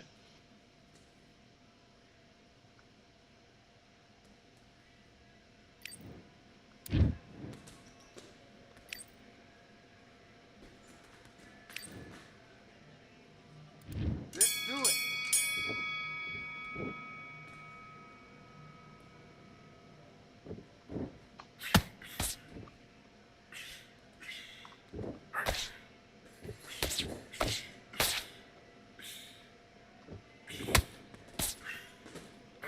Switch stand. What we do in the gym?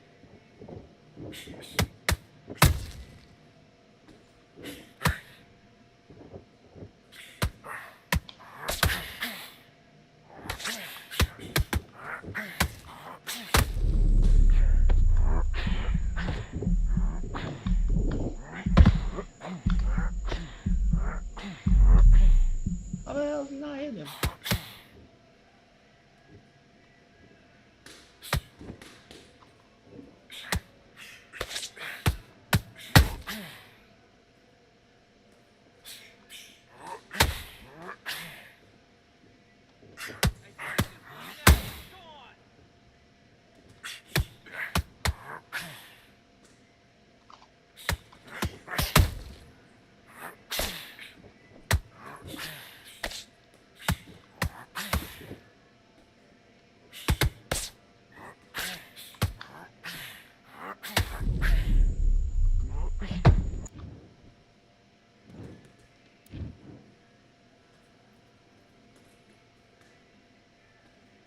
Throwing the towel? Damn.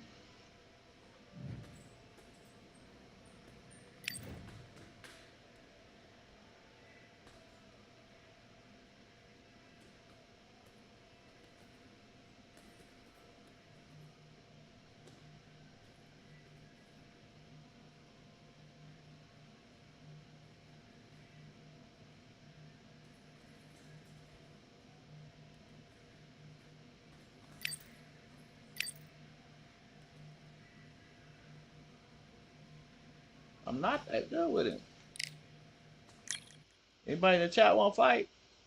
Say something if you do.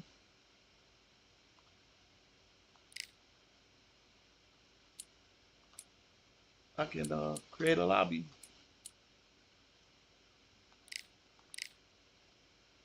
If not, I'm gonna go back to practicing with Berlanga.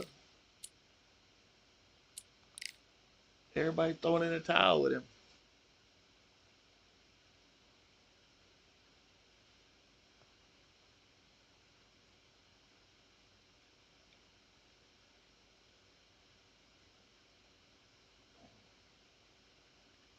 does have one hell of a left hook.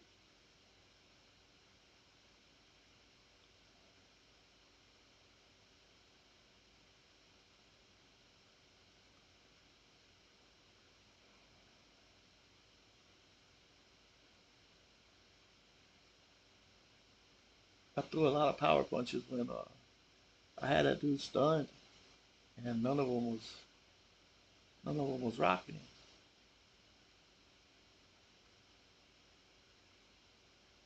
All right, there we go. This guy ought to be able to fight. You got Terrence Crawford and a good record. His Excellency Turki Al Sheikh is ringside for this massive event here tonight at the Kingdom Arena in Riyadh, Saudi Arabia. Alongside me, Johnny Nelson. So it's Edgar Berlanga, the chosen one. And if he chose you in his first 16 fights, he would have knocked Terrence Buck. This bout is scheduled for 8 rounds of boxing. Fighting out of the red. He requested a skip. Not too many seats. We'll give him a skip. What a fight we expect this one to be. Both of these bout, athletes yes, sir. primed and ready. One punch could change anything when these two step in the ring. Perfect counter shot. Every time he throws a punch, a receipt is coming right back.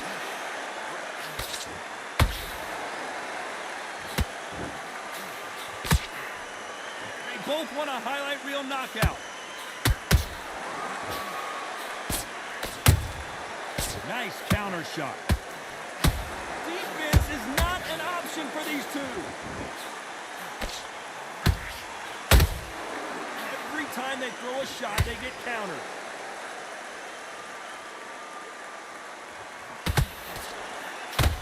This fighter doesn't just want to win by knockout. They want to do it early so they can get out of here.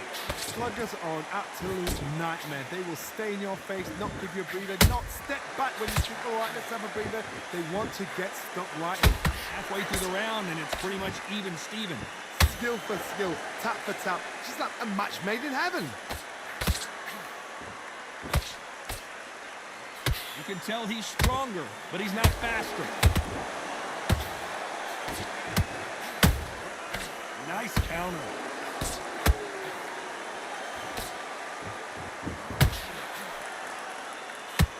You'd like to see someone use a jab here to establish a boxing presence, but no, they just want to fight.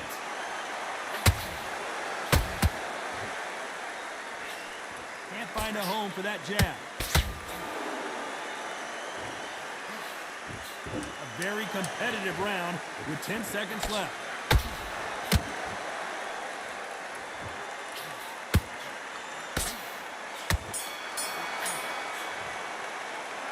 Talk about Edgar Berlanga in that lap. And there's the bell for round 2. That round was complete domination. Let's see if we can shake things up here in this round. Todd, my motto is, if it's not broken, why change it? An excellent last. Whoa, Johnny, take a look at this action. Do you believe this? Bud Crawford just got knocked down. You could see it in their eyes. They saw that punch coming, and there was nothing they could do. Dude, Berlanga's kind of fun, man.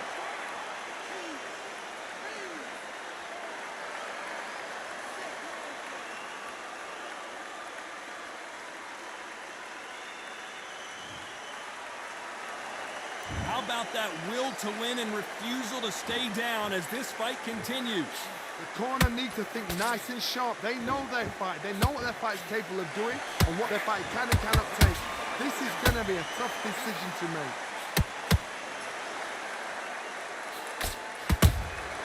Good counter punching.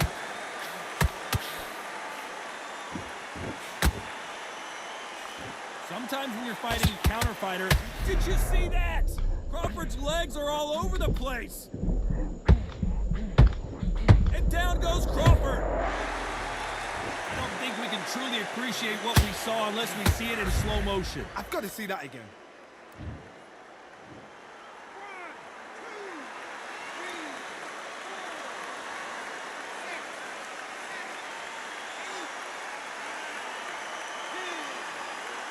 He quit.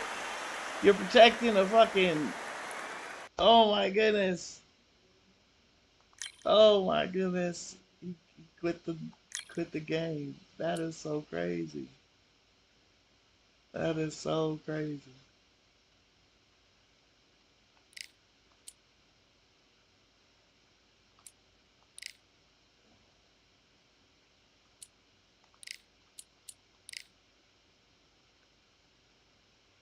He quit the game.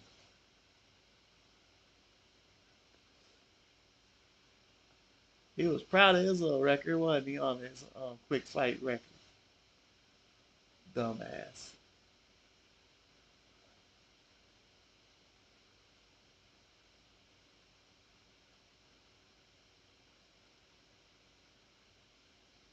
He could have got up and whooped me still.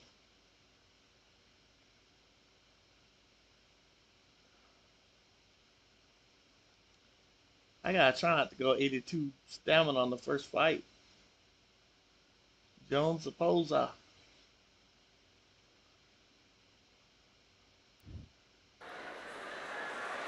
Jones was on. Who could forget May 18th, 2024, Tyson Fury versus Usyk right here at the Kingdom Arena. And watching this live with me is Johnny Nelson. It's Edgar Berlanga, one of the most electrifying men in all of boxing with the kill or be killed style.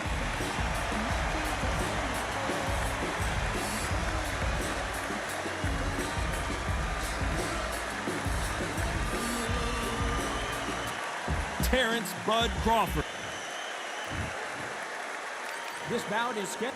A lot of trash talk between these two fighters. Now it's time to put up or shut up. This is the fight of pride. This All is right. two warriors that want to get in there and beat the hell out of each other. This is that fight. What a great venue and what a great matchup. Cannot wait for this one.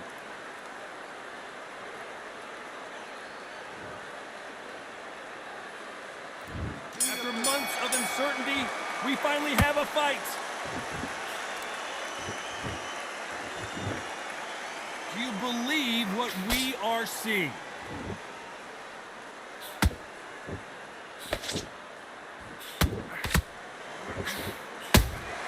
And he scores with the counter. Straight right just misses.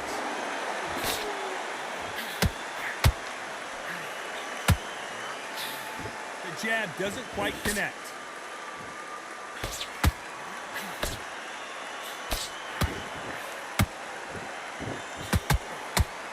So much pre-match drama before this showdown. Who could forget what we saw yesterday at the weigh-in? These two boxers are finally ready to get it on. You have certain fighters that are born for this, that are made for the big crowd. And looking at that corner right there, that is that fighter right there. They have elevated, lifted, it's like they're not touching the ground. This is what they were born for. These fighters landing in these exchanges, Judge is going to have a tough job. Skill for skill, tap for tap. Just like a match made in heaven. I'm blocking that.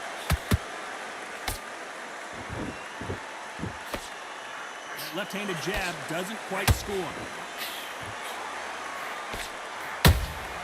That counter shot lands.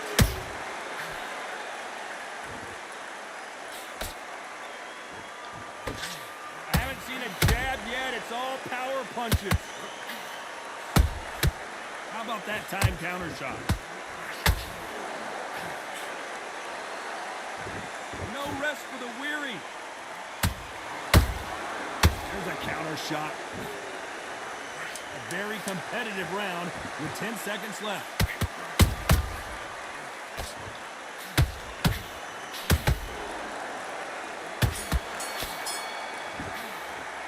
I like Edgar it. Berlanga in that last round. They got the momentum. And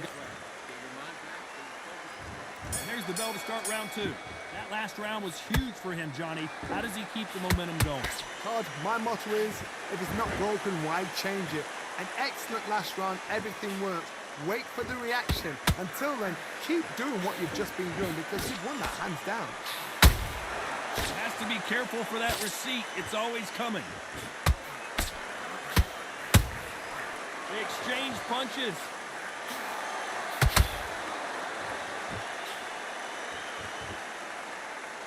fighter told us yesterday, if he doesn't win by knockout, he doesn't consider it a real victory. That's the mentality he has. You've got to be very wary. If you're in with a slugger, they will fight all night for fun. They'll stay in your face. They are naturally tough and strong and aggressive.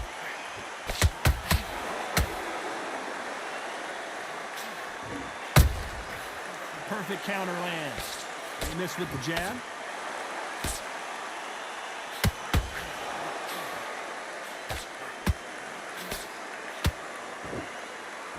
Tough to be a judge in this fight as both fighters have had their big moments. Perfectly matched. Skill for skill, tap for tap. Now this fight will say, you know what, I'm just that notch above you, and so I've got to respect both of them more than have to. Every time they throw a shot, they get countered. Not a lot of punch output. Thought there might be more action here.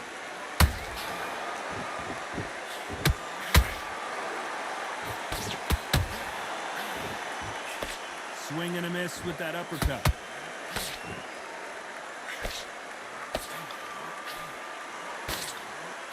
This round's still up for grabs with just 10 seconds to go.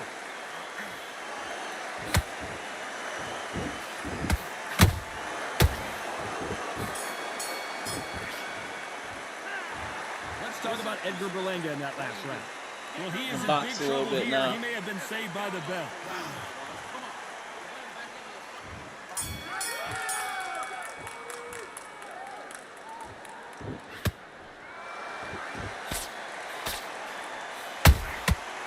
Counter punching.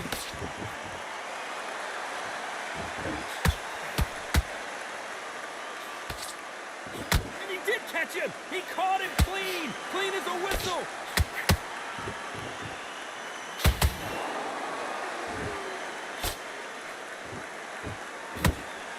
The straight right just misses. Berlanga crumbles to the canvas. I don't know. I got to take another look at that. I need to see that again. Nice.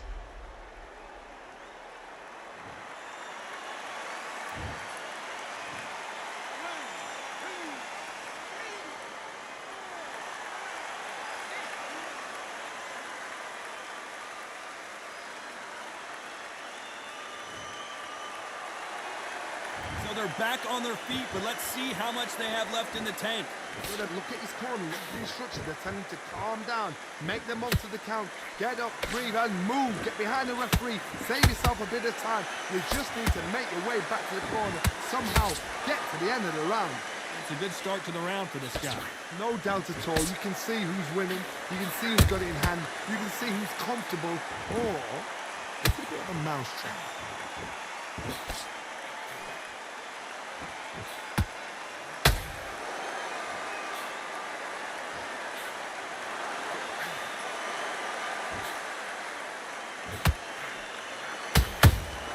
Good counter punch.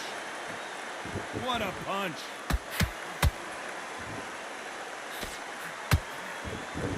Another scoring shot there. 10 seconds to go, and what domination we've seen in this round.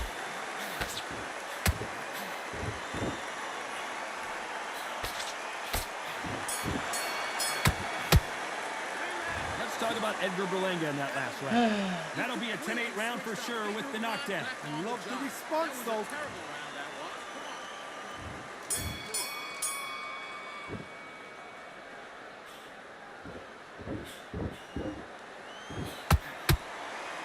You'd like to see more jabs.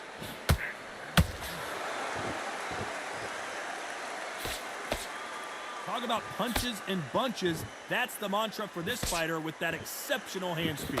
This can be so frustrating when you're in such a fast fighter that can throw 3-4 shot combinations before you've even let one up. That creates frustration, and that's when it gets hard.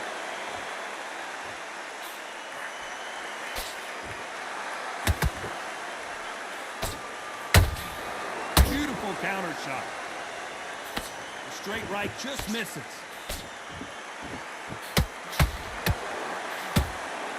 When are we going to see a jab from these two? Nice counter.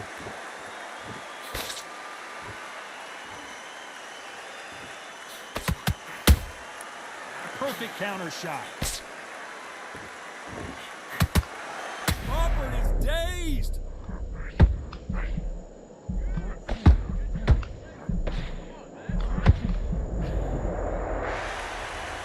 could see it in their eyes. They saw that punch coming, and there was nothing they could do. Shot from the gods, they say. A shot from the gods. Fuck the hula hooper.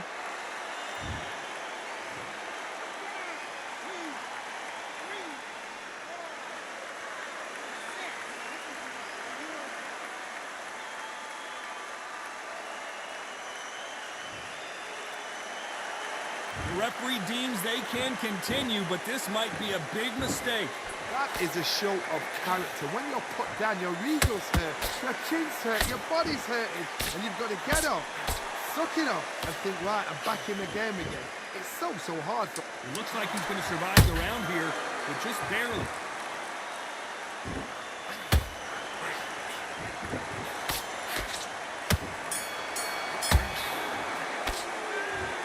Let's talk about Crawford in that last round. Boy, this next...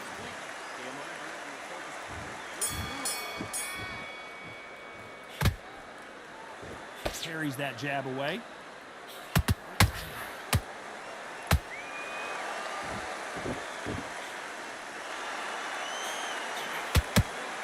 Power is obviously the great equalizer in boxing, but when you know your opponent is relying on that so heavily, how do you deal with it?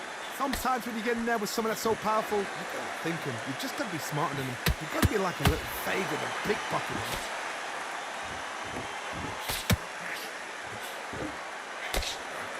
That hook won't score.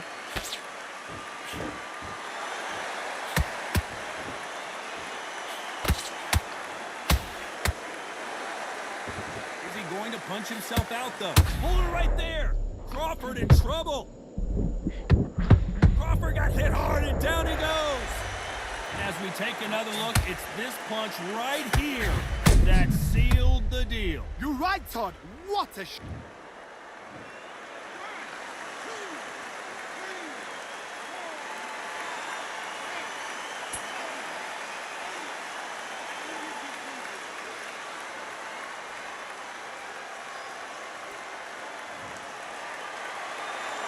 So this was an unexpected turn of events. What happens next? resilience to be down and to be back up again, to get yourself back into fight again, to show your fitness and determination. Maximum respect.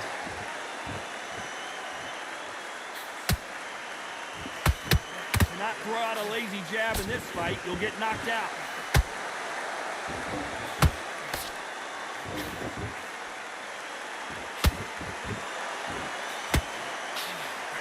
That uppercut just missed. They're happy this round's coming to an end. 10 seconds left.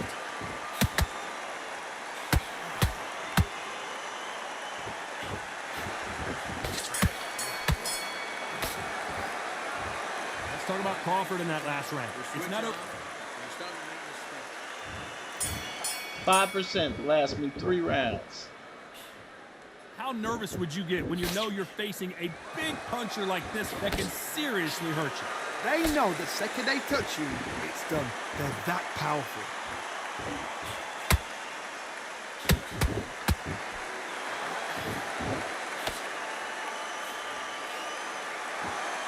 It's all offense all the time.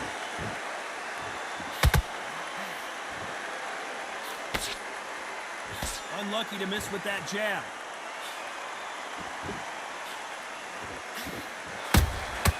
Those counter punches have to hurt.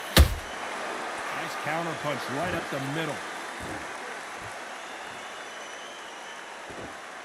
Which one of these athletes is going to say, I can't take it anymore? What do you think of what we've seen so far from these two boxers, Johnny? Let me explain to you about a fast fighter that's got hand speed and footwork. They're relaxed. They're confident. They know they just have to quick burst, boom! In a split second, they've let 4 shots go. Their footwork has got them out of the way. And these guys are so relaxed. And that's why they can maintain this all the way through a fight.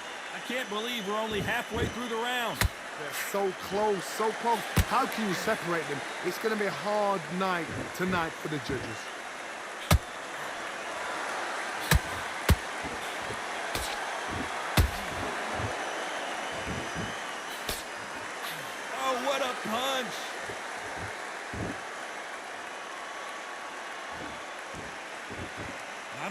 punch output. Thought there might be more action here. Very close round with 10 seconds to go.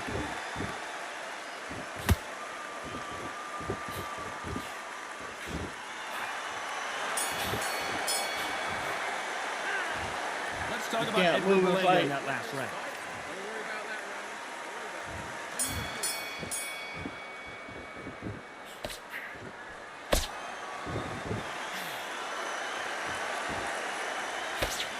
We both know who the bigger power puncher is. There's a significant power difference. How would you handle that? Look back in the history books, some of the best fighters in the world were the middleweights. Yes, the glamour division is the heavyweights, we know. But I'm telling you now, you look like these guys are on it. Fast, sharp, powerful. It hurts, and you can imagine that being you. They're the size of an average man.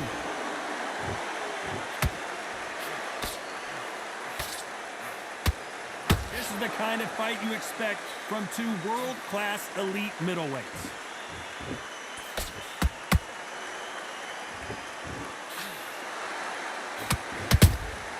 And he wasn't ready for that counterpunch. You couldn't write a script like this. This is like Rocky versus Apollo. Pretty close fight here in this round. Skill for skill, tap for tap. Just like a match made in heaven.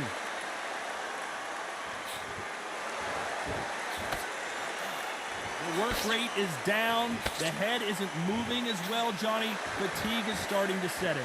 Now we've got two fighters that are absolutely shattered. What gets you through? Willpower.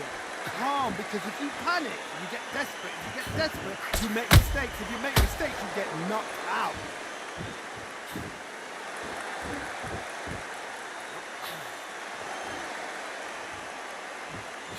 Just missed with that jab.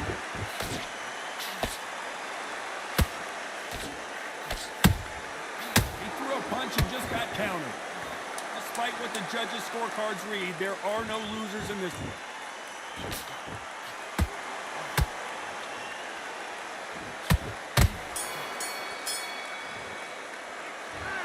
Let's talk about Edgar Berlanga in that last round. That's it. No way. Round 8, and we're off again. Not the start that they wanted, but let's see what they can do in this round. That was a tough last round. Now you've got to make sure he doesn't put it on you, and that's what he's going to try and do. So tie him up, hold him, lean on him. Don't get drawn into a fight. Not yet. Not until your senses have come back.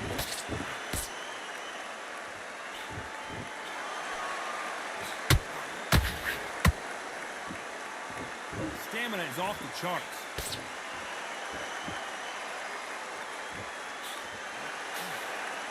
Energy and endurance are not an issue for this fighter who continues to be aggressive. Hold it right there!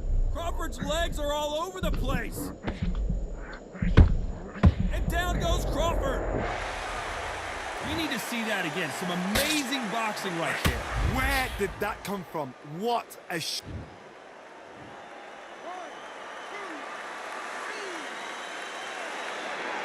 don't want to get up. He probably want to quit.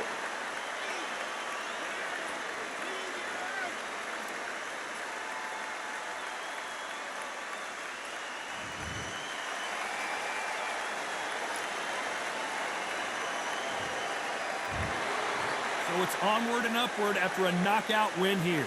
accuracy, power, punch, perfect. That must hurt.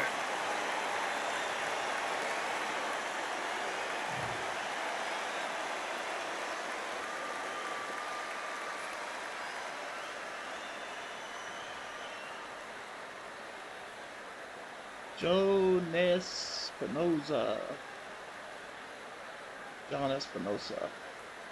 John Espinosa. That's it. Oof.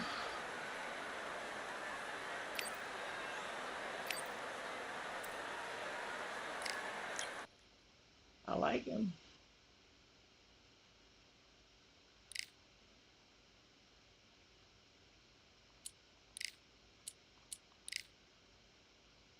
I don't know if I could fight from the right hand side with him, but we're doing okay with the left hand side.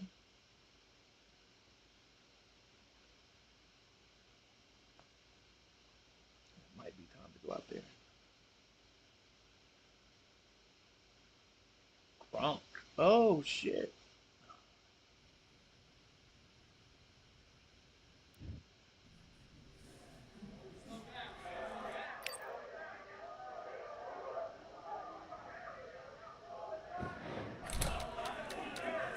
Hey, close the door.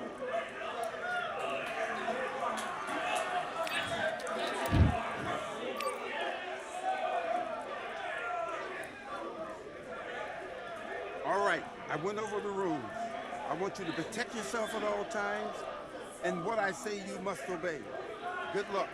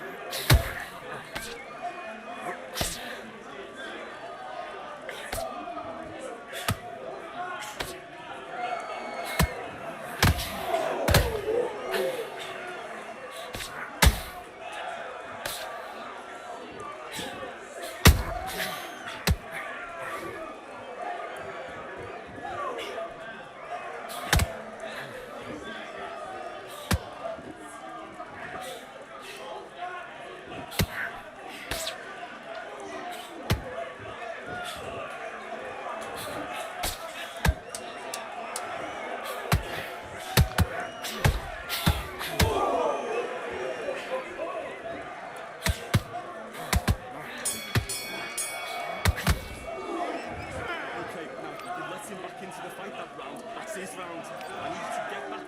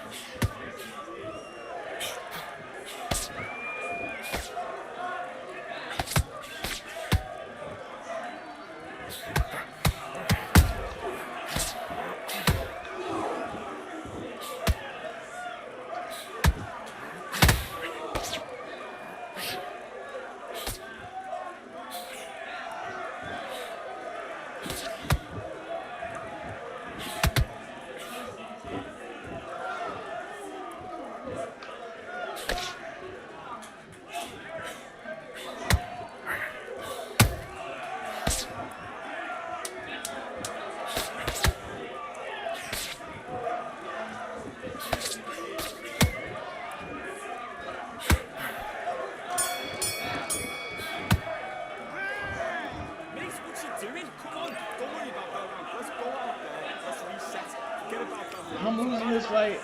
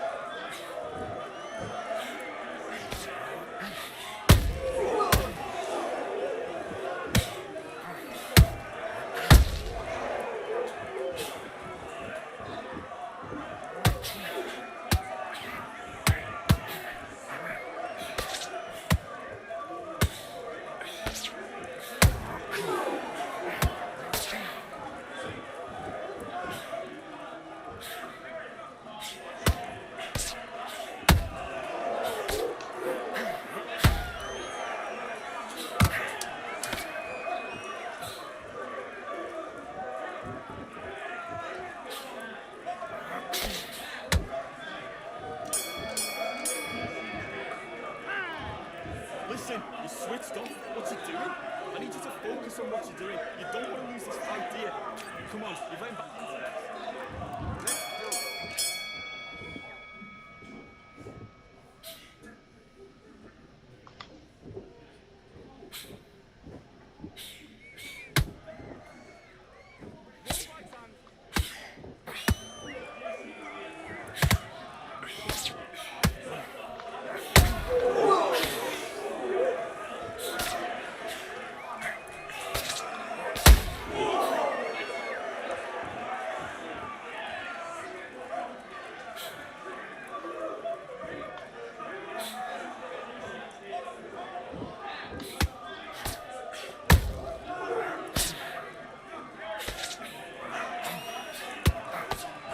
Let's go.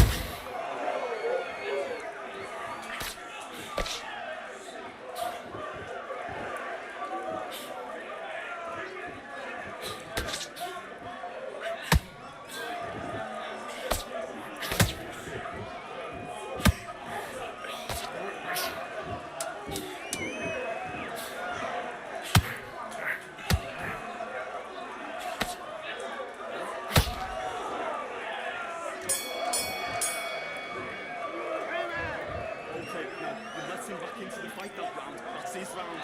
Get your mind back on the Clean. top. That's a I'm terrible clean. round, that is. Come on, you let him back into the fight.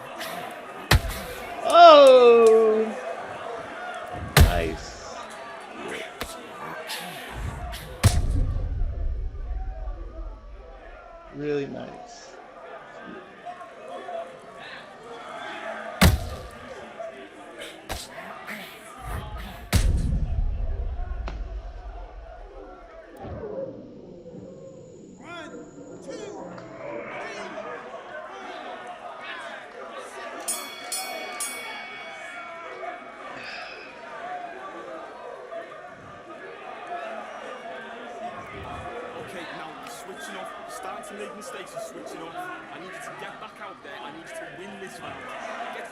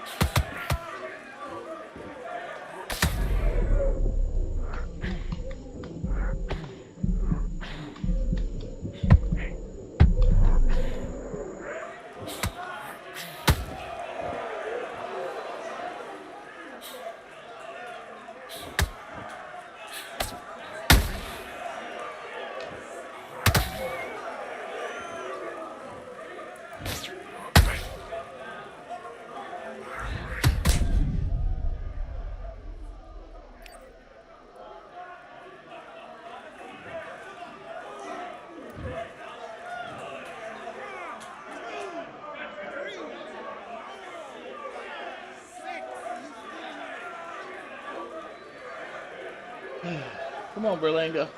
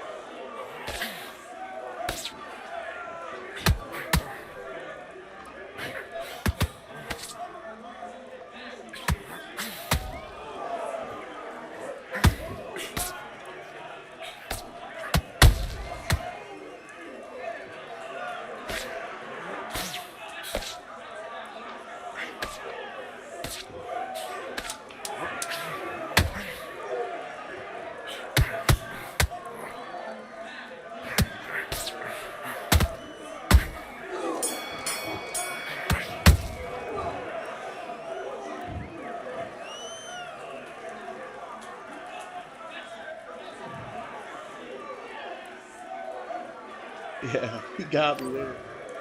We had fun though.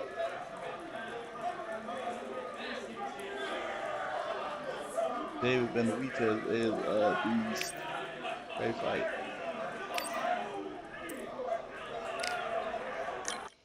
Oh, let me go see.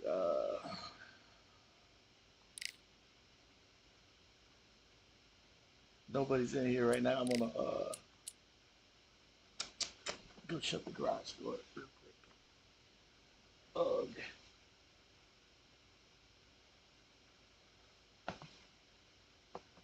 Oh.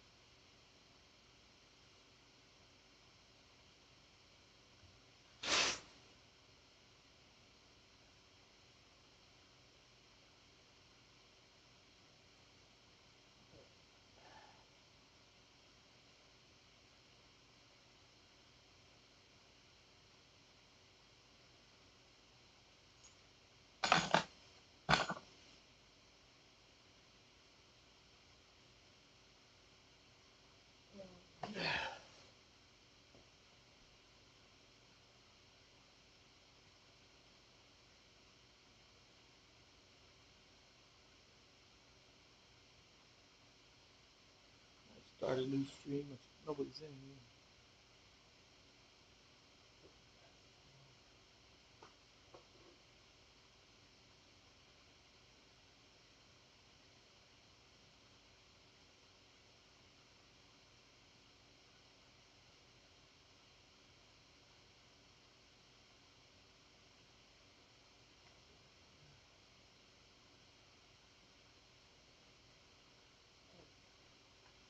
Yeah. Fight. It's Barcy. You in here? Uh, sorry, brother. I guess I missed you.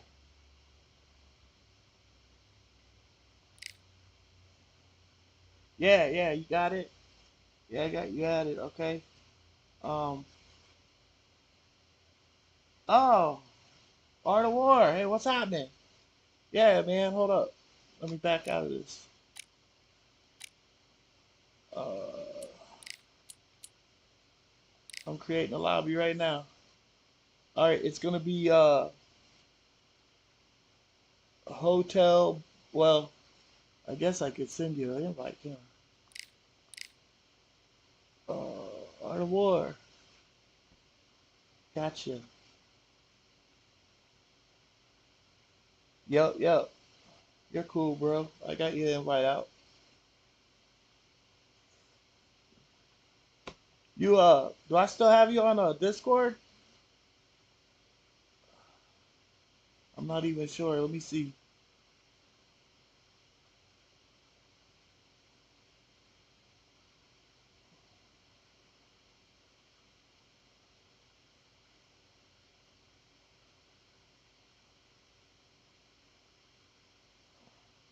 I'm not sure if you even had a mic or not. I don't remember. I think you had a mic.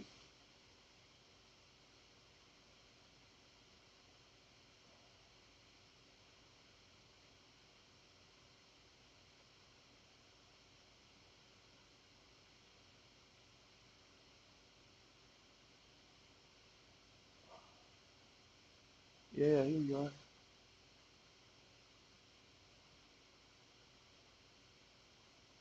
Join the join the Discord server and be part of the stream.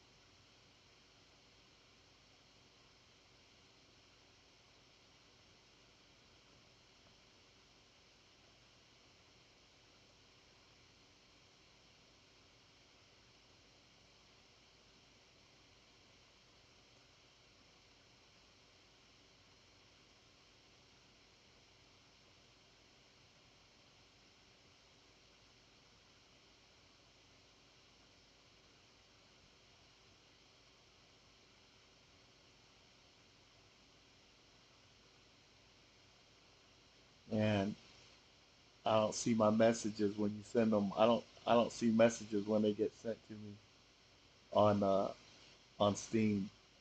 I don't have pop-ups enabled. Resend it? Okay.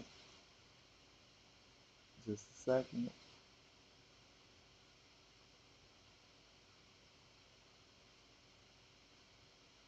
On Discord, right?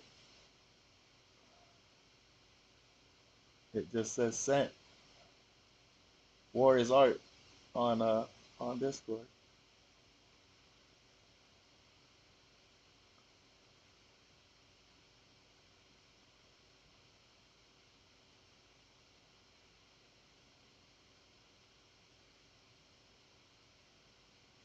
Um, are you on Discord right now? You are, right?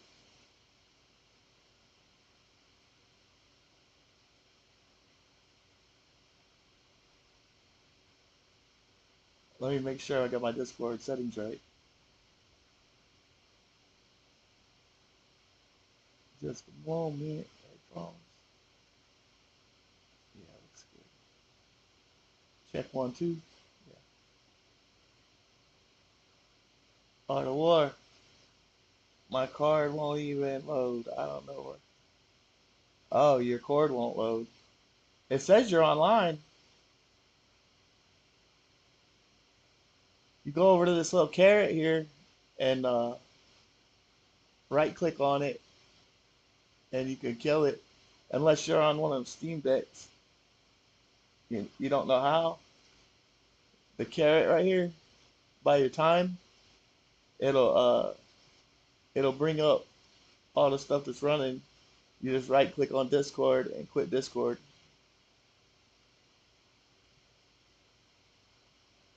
Or open it.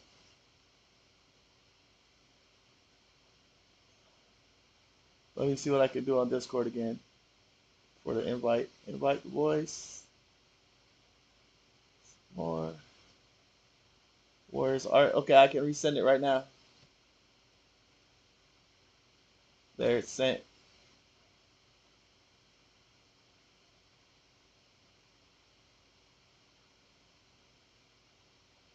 It's glitching up. Yeah, I'm not sure, bro. All right, well, we can go middleweight though.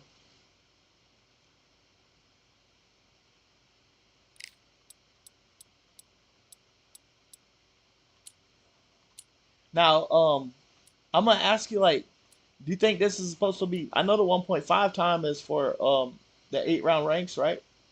And for this here, do you go 1.5, 1.5 to keep it all in line with that, or is it 1.0, 1.0, and 1.5 is the time? What do you what do you like there, or what do you think the ranked matches are? 1.0.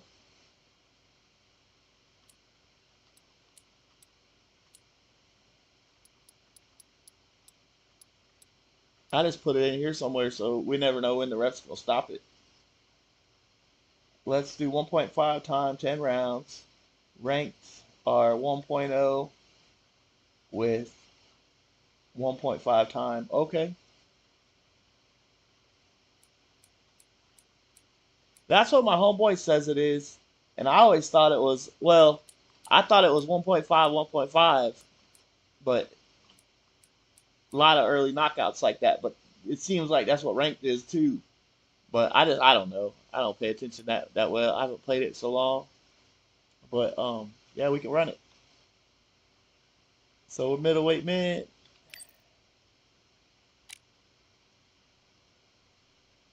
I think I mastered this game.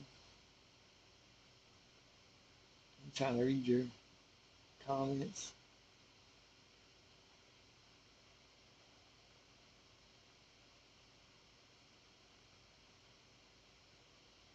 It's so easy now. I couldn't see because this little heart thing that's up here.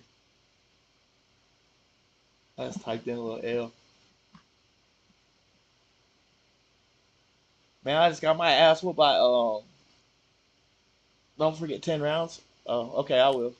I just got my ass whooped by what's his name? The dog. Man, there's some good fighters in here. I was using as Berlanga, and I got killed by. I wish you could be on Discord, bro. You want to restart your computer and try it, or no? You just want to fight?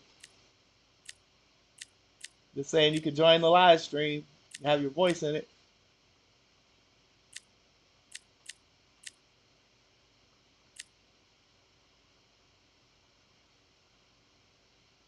Okay, okay. I'm gonna go with maybe Janabek. I got my ass whooped by David Benavidez. Oh my god. I almost got him though. I knocked him down in like the seventh, I think.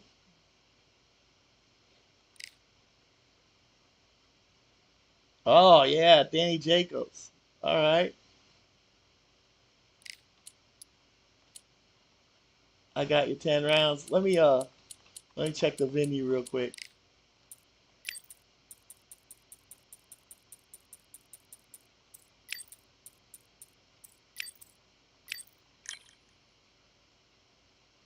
There we go. We're going Dazen. The zone.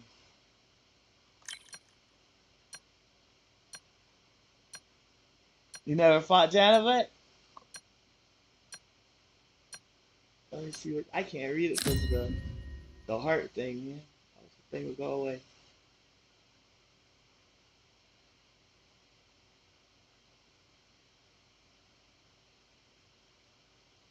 Yeah.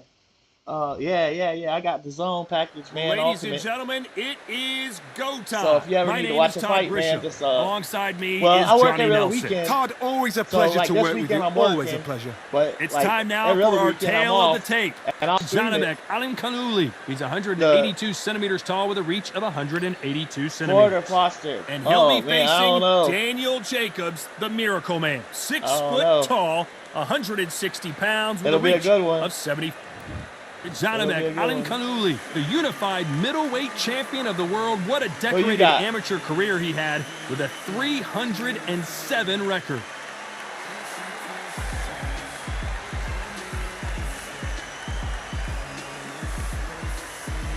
I'm not a real good judge of fighting Here comes anymore, the bro. Miracle Like Man I himself, Daniel Jacobs, I did not fighting think out that, of New York. He is one of the most talented fighters in this division. Let's see what he's got. for us in this one. I'm with you on that, but I don't know, you know, This so I bout is can't say. scheduled But for 10 rounds of like, boxing. In the red corner, from what's his name? Zhenovny in Kazakhstan, I can't introducing a fucking think of his name unified right now. middleweight champion of the world, known as Kazakhstan. Fought that Norman Jr. I thought Norman Jr. really won the fight, but I know he didn't get the Fighting out points of the for blue it. corner, from Brooklyn, New York, introducing When you can run and throw a the jab, two-time middleweight Devin champion of Haney, the yeah, world, I thought known as the Foster Miracle beat Man, Haney because he kept going introducing forward and Haney did not stop him and turn him around. But you know, maybe I was late and I wasn't watching it right. Fans are ready, But and it looks like the I'm not a fighters fan are now of going ready. backwards shit. This is it. I mean, it's okay. Roy Right Jones now, did it, but when he got you thousands of hurt, fans here jumped in on you, attendance you know. tonight, but when the He'll bell walk you rings, down there late. will Sooner or only be later, he's two gonna that walk we're you talking down, about. you know, and beat you undecisively. But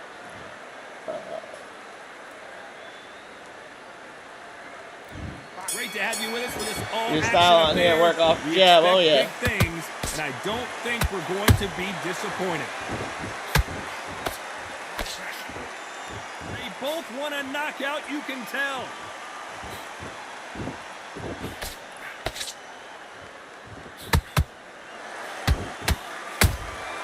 And he scores with the counter.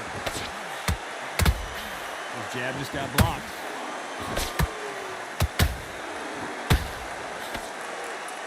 What a pleasure to be in this unique environment. Every seat has been taken for tonight's match. Situations like this, Todd, will either make or break a fighter because the expectation from the thousands of people here, of the millions of people around the world, people like you and I sat here expecting everything and anything, can break a man or make a man. Nice counter shot. That counter punch caught him clean. Nice exchanges from both men in this round. Perfectly matched, skill for skill, tap for tap. Now this fight will say, you know what, I'm just that notch above you, and so I've got to respect both of them more than happy. A perfect counter lands.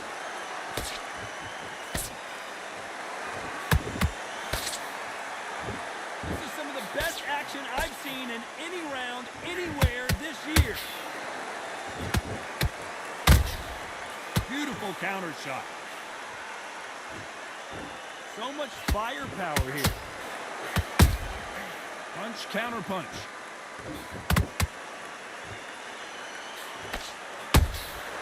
They exchange punches.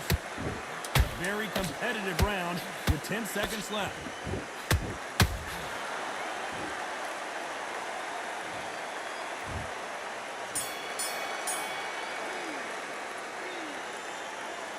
Janibek's nice.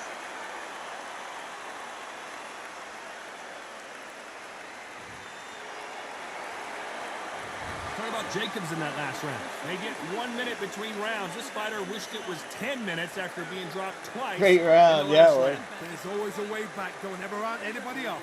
That's it. Now breathe. Breathe. Just get going. You want to win this fight? And there's the bell to start round 2. Last round was a disaster. What can they do here to turn this around? 2 knockdowns, and you're coming back from that. That's near on impossible because your head must be all over the place. Your legs would feel like jelly. What can they tell you in the corner? All they can do is wake you up. They can't even go into game plan.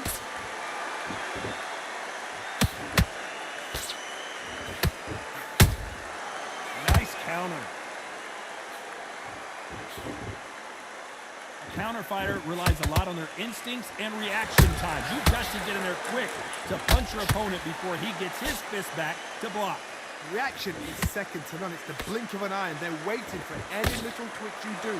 So you've got to fight a counter puncher smart. He misses with that straight left.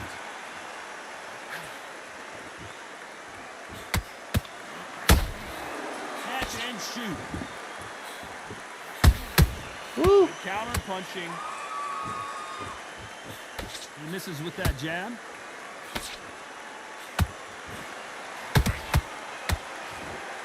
They won't give us a second to catch our breath. And he wasn't ready for that counter punch. Good counter punch. Nice counter shot.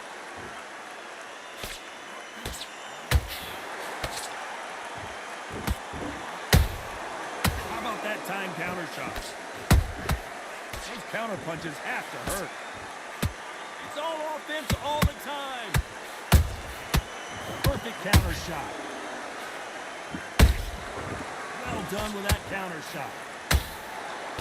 Very close round with 10 seconds to go.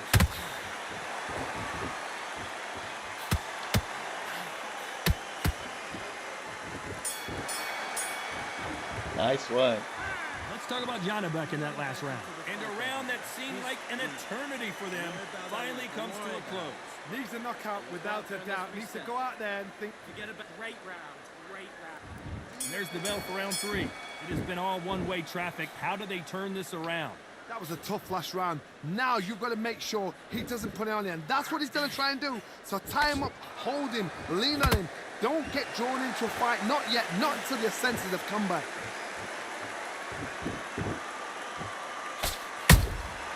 Beautiful counter punch. Every time they throw a shot, they get countered. This fighter's completely content to sit back and let you make the first move. That's where they thrive. Counterpuncher's my favorite kind of fighter. A good counterpuncher, they're the people that make the history of our sport.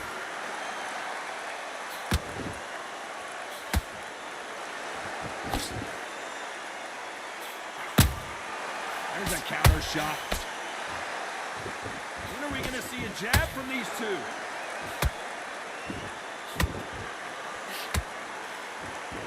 By the way, the connect percentages have to be off the charts.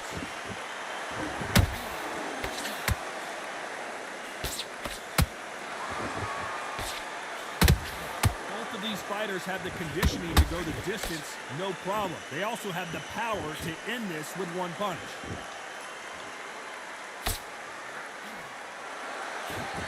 Straight right just misses.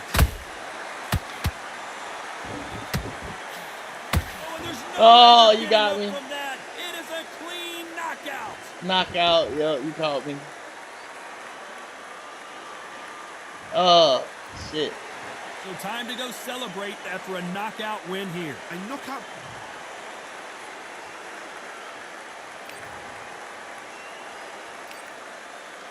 $41-10. Damn. Killing it, bro. Yeah. You got a good counter. I was out of stamp. I went power and I threw an extra punch in there. I was trying to hit the body shot, then the head shot, but I threw an extra one or something. And thought I'd get away with it, but nah, you can't get away with it. Can't get away with it. Create lobby.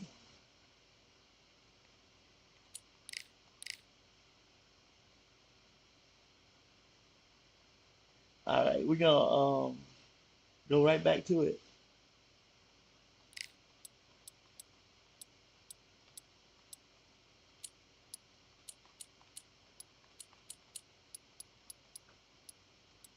Somewhere in there.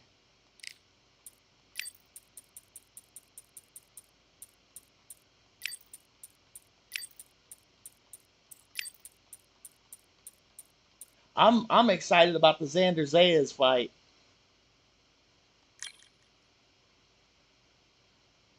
I want to see Xander do it, man. I really do. But I'm realistic, you know.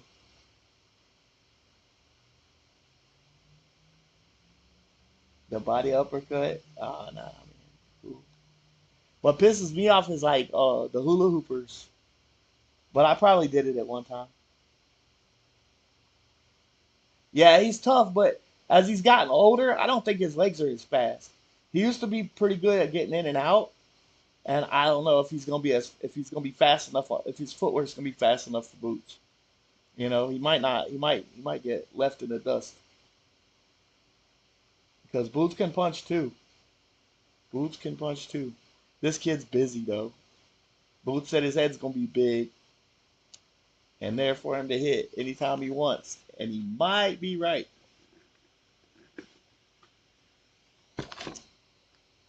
Amir Khan, there's another fast one. Let's see what I can give you. You use Berlanga at all? I just started tonight.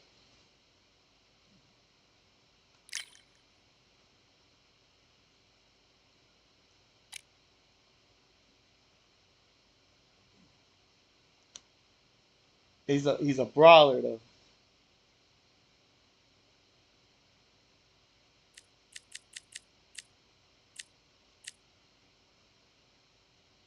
Let me grab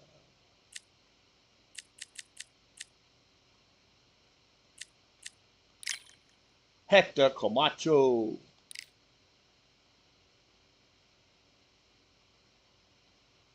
Oh, you don't have Berlanga? He's down there on the peeps. For stats, he's down there pretty low.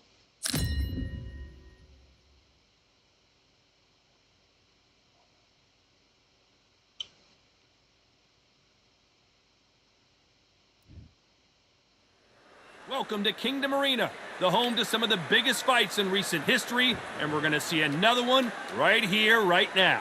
And next to me for the broadcast, the one and only Johnny Nelson. Looking forward to this one. Hector Macho Camacho, one of the most unique personas boxing has ever seen. And it's the king.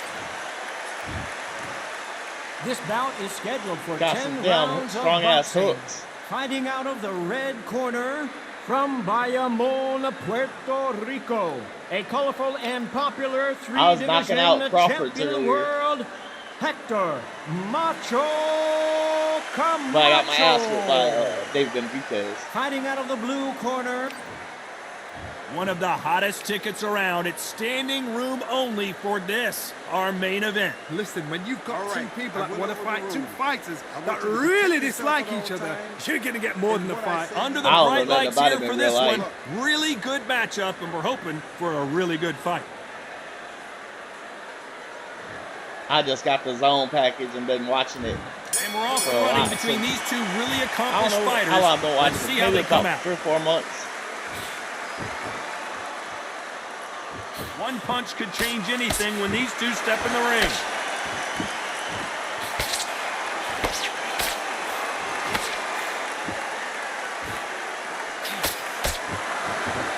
This fight has a real good flow to it. Perfect counter lands. Every time they throw a shot, they get countered. So much hype surrounding this big matchup as the hype continues to build for this showdown. You have certain fighters that are born for this, that are made for the big crowd. And looking at corner right there, that is that fighter right there. They have elevated, lifted, it's like they're not touching the ground. This is what they were born for. I don't know why I gotta do that.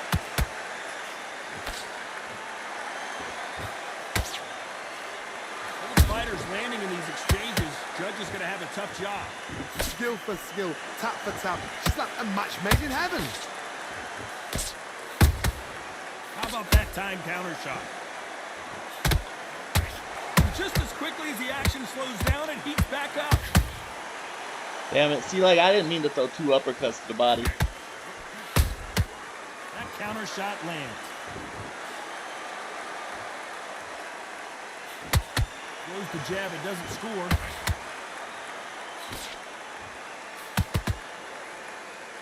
No rest for the weary.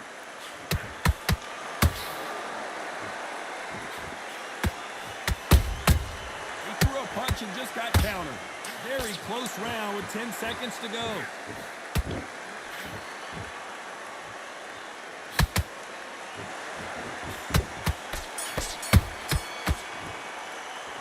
Let's talk about Hector Camacho in that last round. You know that bell was sweet music to his ears. Wow, it's like 2 different leagues. Right, let's go out there. Get your boxing back together. On to the second round. Off their stools and ready to go. Let's hope this round is more competitive. This is one of those situations. You've just been hurt. You've got to get out there again. Be smart. Be sharp. Don't be a fool. Don't get suckered in. Make him fight your fight. Hold him, tie him up just until your head clears again or your legs come back again. Because if you don't, he's going to pop you off.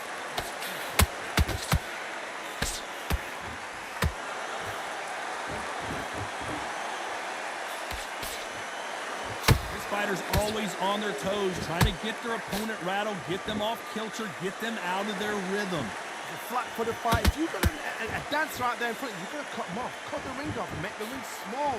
Put them on the back foot. Put them under pressure. Miss with that jab.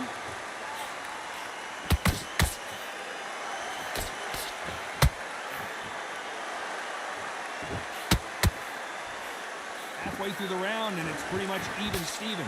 Perfectly matched. Skill for skill. Tap for tap. Now this fight will say, you know what, I'm just that notch above you, and so I've got to respect both of them. More than happy.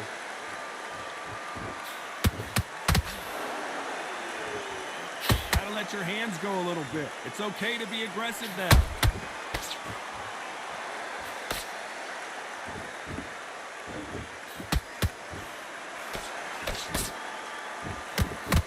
Shots from both of these fighters. Got to be careful, though. And he wasn't ready for that counter punch. Nice counter shot.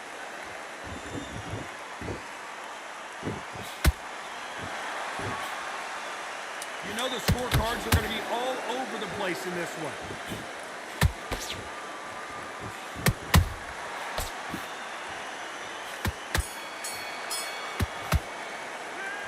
Talk about Hector Camacho.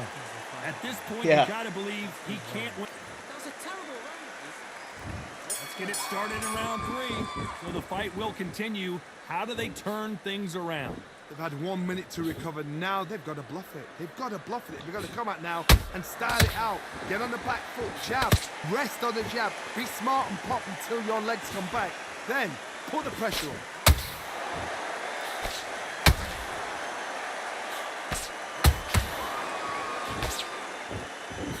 Seen this fighter in the past go 12 rounds and not have a mark on their face. That's what happens when you stick and move. You hit and you don't get hit. You want to corner an outside fighter, make them fly off the rope because they don't want to do that. They don't want to stand still. They want to move left to right. Pin him down. Throw a blanket on him. He misses with that straight left. Every time he throws a punch, a receipt is coming right back.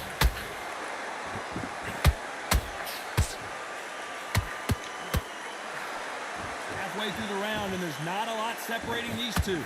They're so close, so close. How can you separate them? It's going to be a hard night tonight for the judges.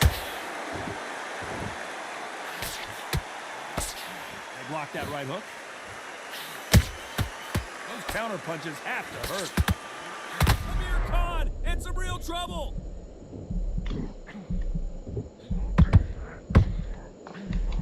Didn't wait long to get back and get engaged. Now they've got to wake up. They've got to get on the back foot, Clear the head a little bit, then jump back into it again. It's all about the hustle. Get back on it.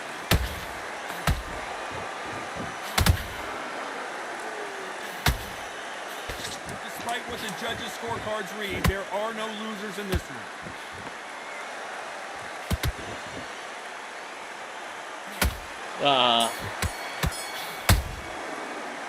Hector Camacho that last round. Good He is round, down good big round. time on the scores.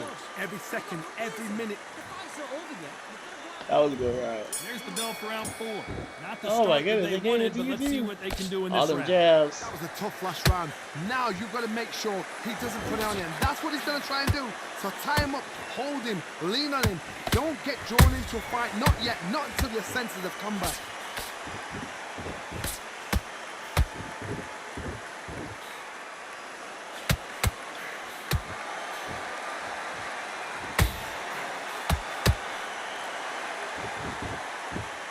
Timing beats speed. Speed beats power.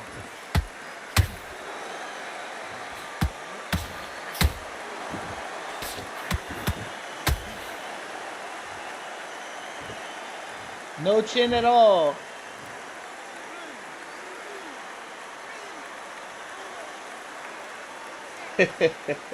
You called it.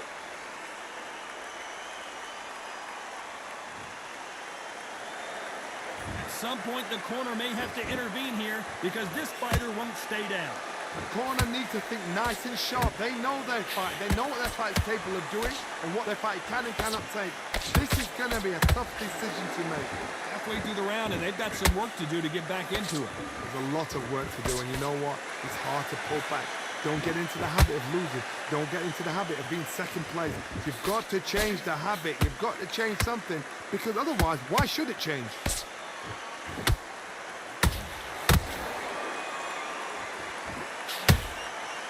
Counter punching. Quick punch scores.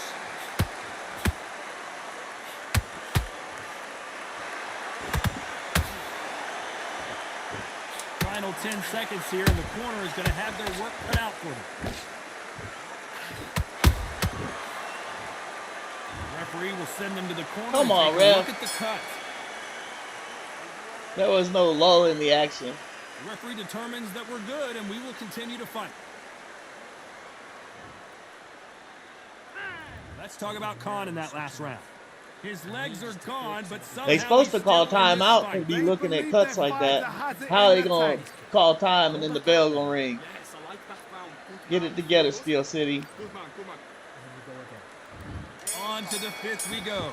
It's been a nightmare so far. What can they do to turn this around? 2 knockdowns, and you're coming back from that. That's near on impossible, because your head must be all over the place. Your legs will feel like jelly. What can they tell you in the corner? All they can do is wake you up. They can't even go into game plan. Well done with that counter shot. There's a counter shot.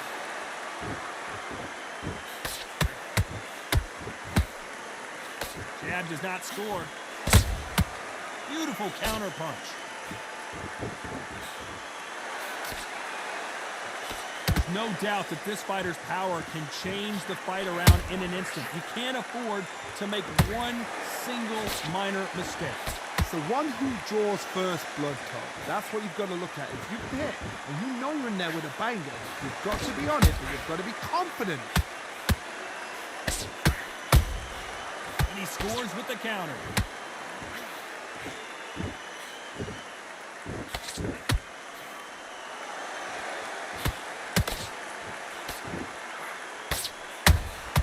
Good counter punch. Nice counter. Right hook won't score.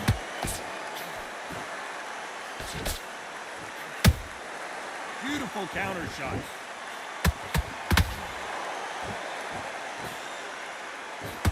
Got him there. Camacho in serious trouble right now.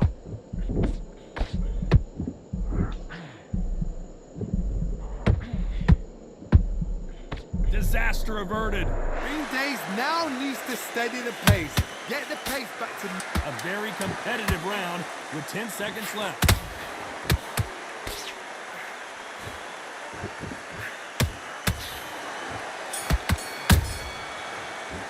Let's talk about Hector Camacho in that last round. Coming for it. That cut is going to cause some serious Better take it problems. easy on that eye. Good cuts, man.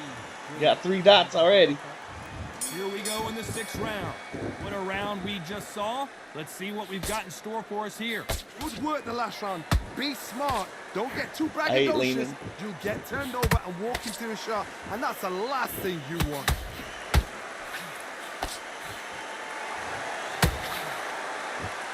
What do you think of this fight so far, Johnny? I've seen some fighters with a granite chin. You can hit them with a sledgehammer, they are not going to move. But then I've seen some mad punchers with a chin like a cliff. As soon as you touch them, they're gone. Oh, that would have been out. This is the danger spot. Johnny, how do Dunzo. you rate the performance after...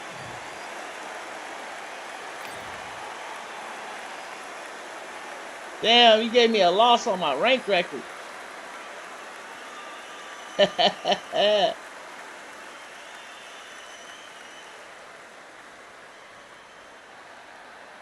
why I don't use them on.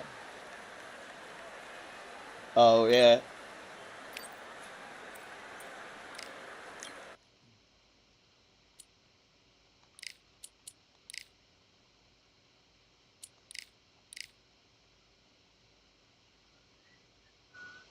Where did you go?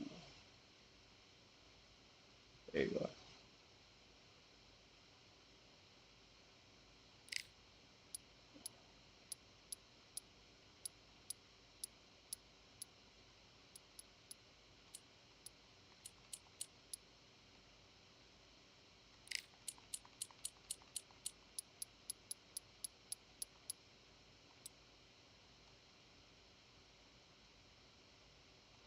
I'm gonna just change the venue up real quick.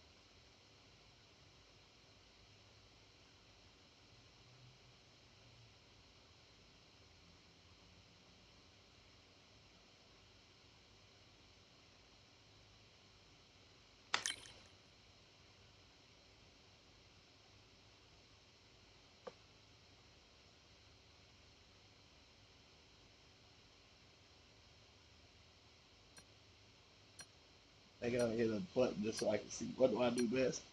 You're pretty busy with the jab. He's kind of pretty good. He's speedy. Fuck my eye up.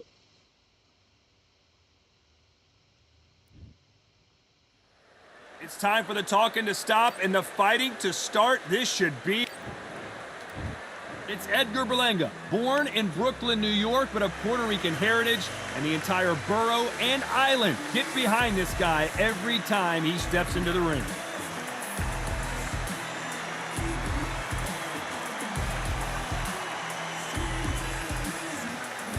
Showtime. This bout... Expectations are sky high for this fight. Will it live up to the hype? We're about to find out. Now I just started using Berlanga tonight, so I'll see how I do. Right now, right in front of me. So a capacity crowd here for this one. We've been waiting a long time He for this misses matchup. a lot of punches. Here we go.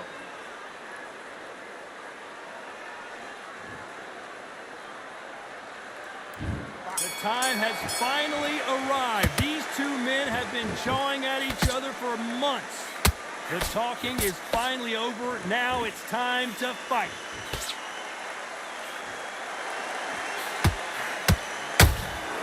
Every time they drop their guard, they get caught. Nice with that jab.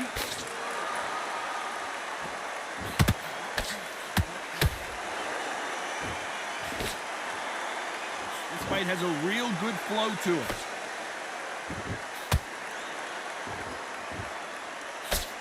They block the jab.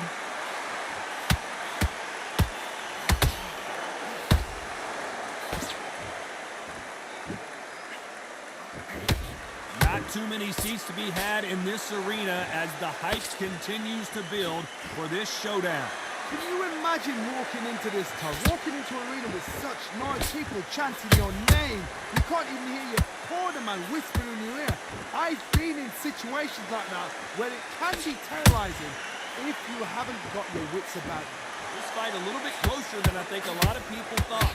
Perfectly matched, skill for skill, tap for tap. Now this fight will say, you know what, I'm just that notch above you, and so I got to respect both of them more than happy.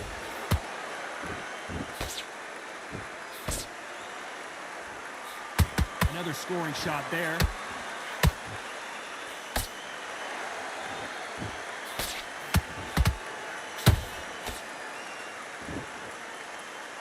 Nice exchange here from both men.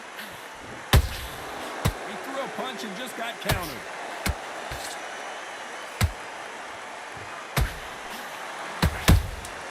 A very competitive round with 10 seconds left.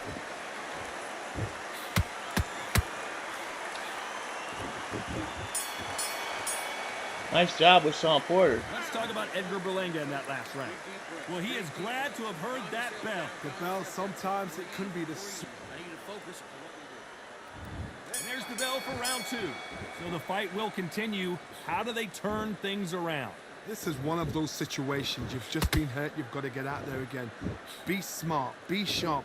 Don't be a fool. Don't get suckered in. Make him fight your fight. Hold him. Tie him up just until your head clears again and your legs come back again. Because if you don't, he's going to pop you off.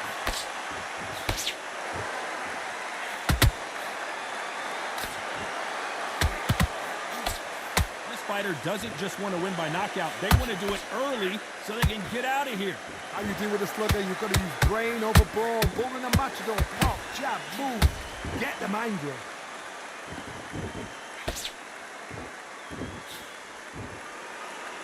A straight right just misses.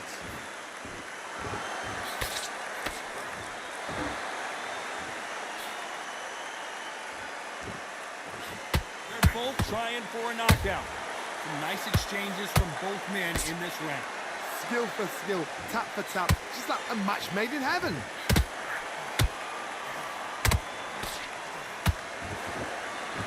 One moment changes everything, especially in this division. Beautiful counter shot.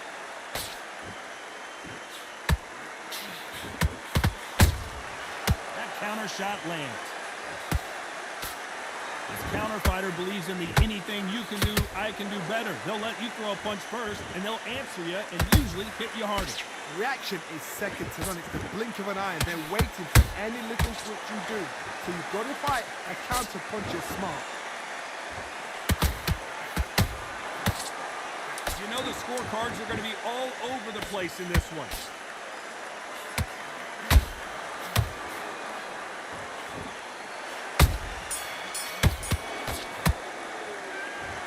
Talk about Edgar Berlanga in that last round.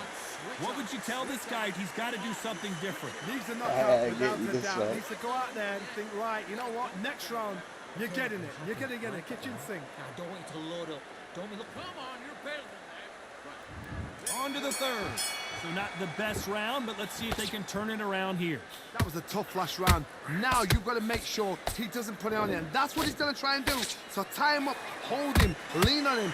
Don't get drawn into a fight. Not yet. Not until your senses have come back. They exchange punches. There's a counter shot. The straight right just misses.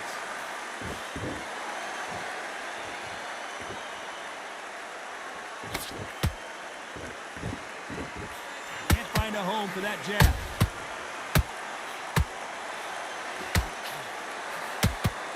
Is he going to punch himself out, though?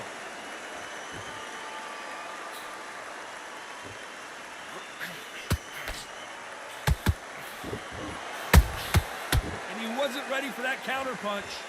A lot of people love watching fighters in this weight class because they've got the speed and they've got the power. Big shots from both these fighters. Got to be careful, though. They're so close, so close. How can you separate them? It's going to be a hard night tonight for the judges. Swing and a miss with that hook.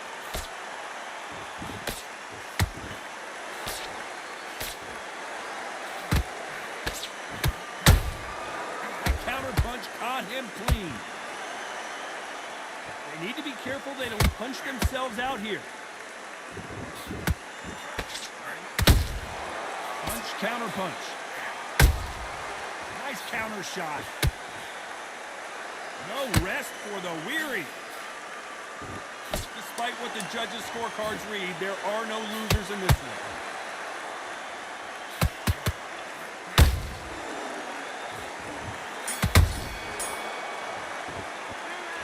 Talk about Edgar Berlanga in that last round. Well, we're entering desperation mode here. Gonna need a knockout. Wow. Back at it in round 4. Let's see how they bounce back here in this round. They've had 1 minute to recover. Now they've got to bluff it. They've got to bluff it. They've got to come out now and style it out. Get on the back foot, jab. Rest on the jab. Be smart and pop until your legs come back. Then put the pressure on.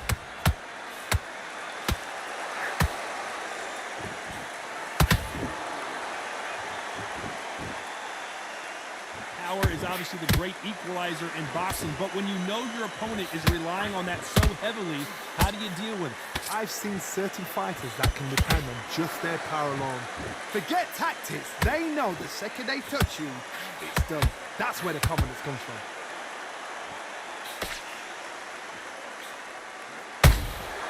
Catch and shoot.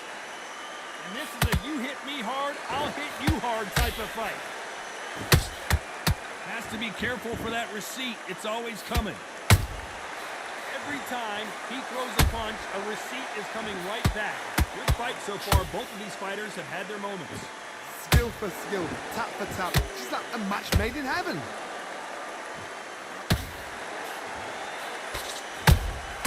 How about that time counter shot? Swing and a miss with that jab. You've got someone with the hand speed that this fighter possesses. How do you deal with it? So you're getting in there with somebody that's so fast, you're prepared to take a licking because you've got to get some before you get in close.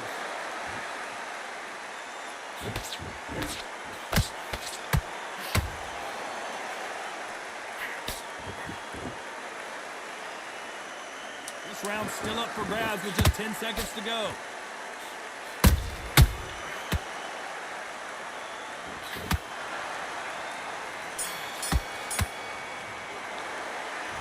About Edgar Berlanga in that last round. Well, this is the time that the trainer needs to come in like and say something special. He's slow. To the 5th we go. After that last round, something has got to change. Now he knows he's been hurt. He's going to come out and put the pressure on. He's going to throw the kitchen sink at you. You've got to be ready for that. Don't fight fire with fire. Hold him off. Be smart because he's going to try and put you under pressure. He knows your legs have gone. He knows your head's not cleared. Be sharp. Jab misses. A perfect counter lands.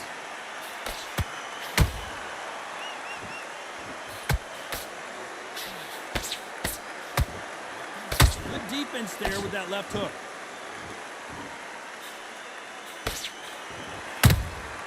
A perfect counter shot. Johnny, you know there's a fine line between being aggressive and being too aggressive. How does he exploit that? The middleweights are the best you can ever come across. Obviously, the glamour weight is a heavyweight, but the middleweight, it's the size of the average man or woman. When you get in there and you're letting the shots go, you've got power, you've got speed, you've got pace. You can stand, you can dance, you can do everything. We can look back in history. Do you know the amazing fights at middleweight are ridiculous? That is what writes our history books. Has to be careful for that receipt. It's always coming. And he scores with the counter.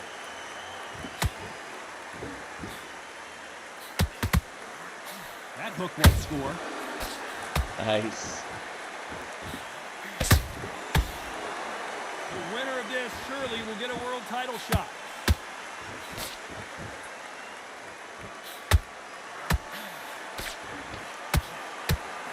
Very close round with 10 seconds to go.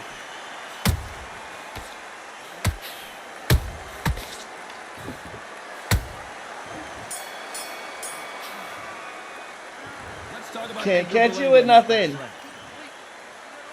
That body attack in the Let's start beginning the was sixth. killer. Coming off a very tough round. Let's see what they do here. They've had 1 minute to recover. Now they've got to bluff it. They've got to bluff it. They've got to come out now and style it out. Get on the back foot, jab. Rest on the jab. Be smart and pop until your legs come back. Then put the pressure on.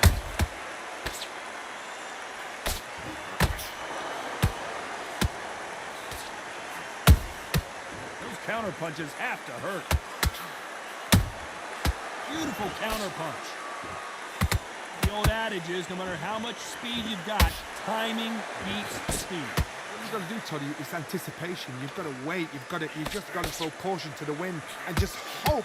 You're never going to know where the shots are coming from. You just got to put in the guess.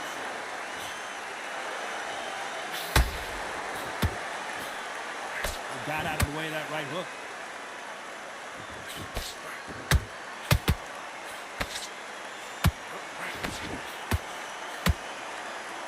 A real good back and forth between these two fighters. Perfectly matched, skill for skill, tap for tap. Now this fight will say, you know what, I'm just that notch above you, so I got to respect both of them more than happy.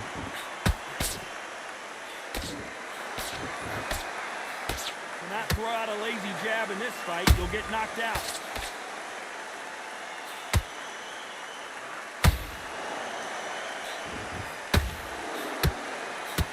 Quick punch scores.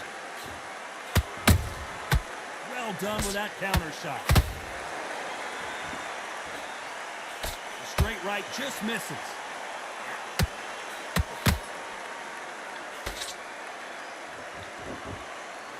This round could go either way. 10 seconds to go.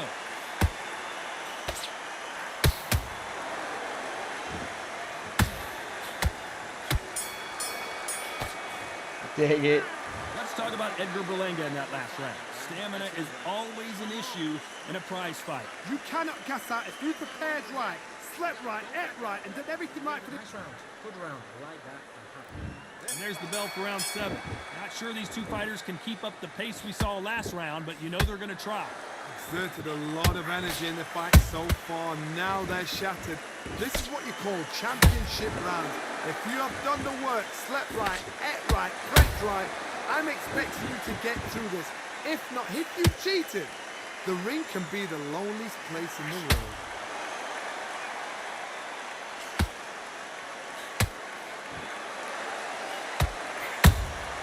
Good counter punch.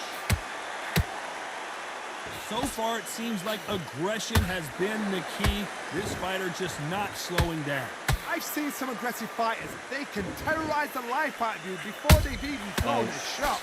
The strength they have, the speed they have, and that knockout punch, they want to punch through you. They don't want to punch you, they want to punch straight through you. So you've got to be careful.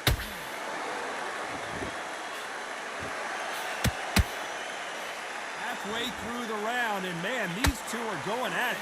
Down goes Sean Got it. Porter.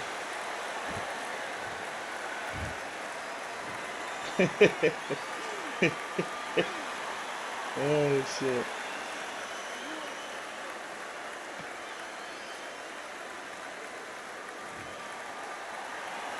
Tell Well, you. they're back up on their feet, but I'm not sure why. You've got to look at his corner, look for the instructions. They're telling him to calm down, make the most of the count, get up, breathe, and move. Get behind the referee. Down goes Berlanga. No replay. Damn.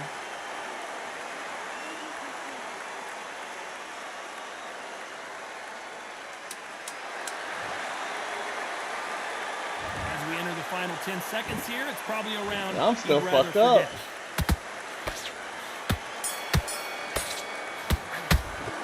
Let's talk about Sean Porter in that last round. And we enter the 8th round. Something has got to change after 2 knockdowns in the last round. 2 knockdowns in that last round, there'll be sheer panic in that corner. What do? Do they throw the towel in? Do they let him come back out again? Because they I know didn't mean they're to double up that it's like shit. a lamb to the slaughter.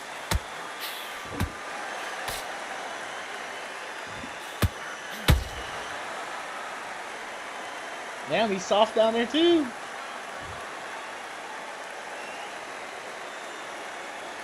I think that's it. You heard that right, ladies and gentlemen. Oh, A you got knockout robbed. victory and one of the biggest surprises of the year. Sean Porter let you What a down. shot. What a shot. You see shots like that in the gym. At least for once, this is on TV. Thousands around the world saw I swear that I'm a shot. better They flat probably foot even fighter heard it. than anything. Bullshit. Good game, yeah. Oh man.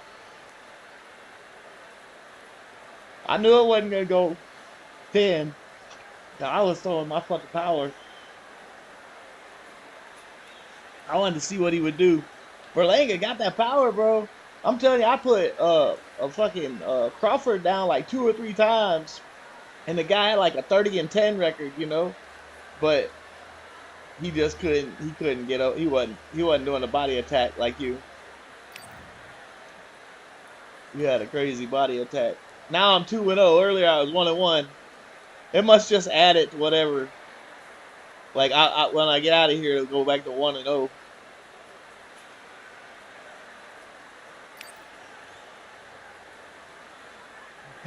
Bullshit. Hey, at least it's recorded.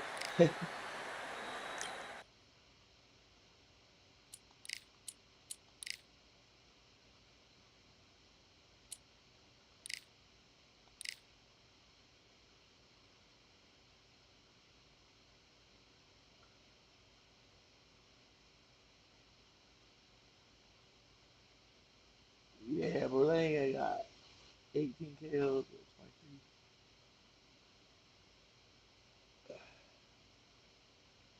Just in this game, fucking killing.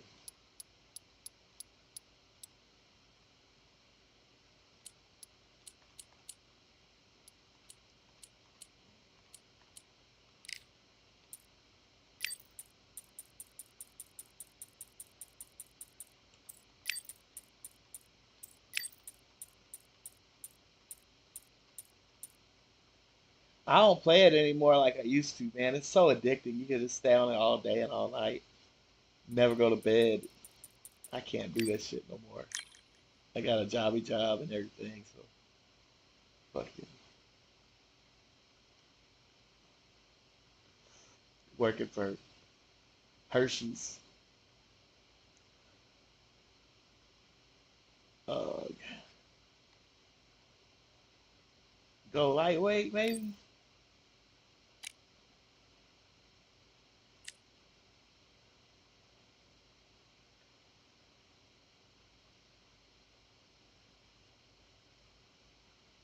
Yeah, he's good. But in the game, he's hard to play with. He's really hard to play with. Oh shit! Did I just? Okay.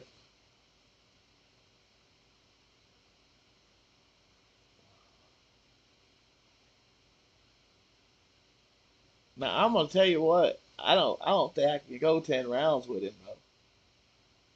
What do you do for Hershey? Oh, I work on it's this machine that it makes pirate booty, uh, like corn puffs.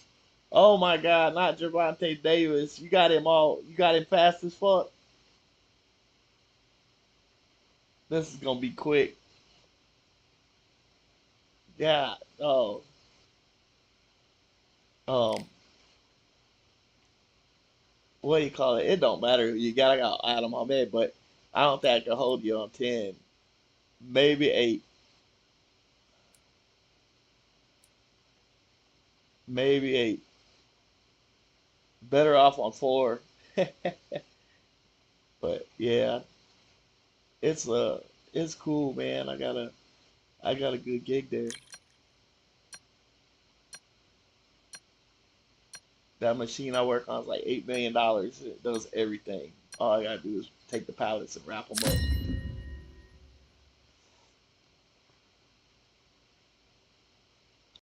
they we do like pretzels and corn puffs or whatever. Here we are, getting ready for this showdown between these two fighters. Should be a good one. I'm Todd Grisham. Alongside me is Johnny Nelson. Hi, Todd. Nice to be here with you. Time for our tale of the tape. Adam Prince Jr. Hamed. And standing across from him, it's Mickey Ward. 63 kilos on the button for Irish Mickey. It's Adam Prince Jr. Hamed. A lot of hype around this fighter. How high will his ceiling be? We'll get some answers tonight. I don't know what we do. I'm gonna try and get my military pay up and maybe retire. Irish Mickey Ward. You've seen all the wars he's been in over his career. Will he give us another one here? They have waited for this fight for so long, Tom. This is ridiculous.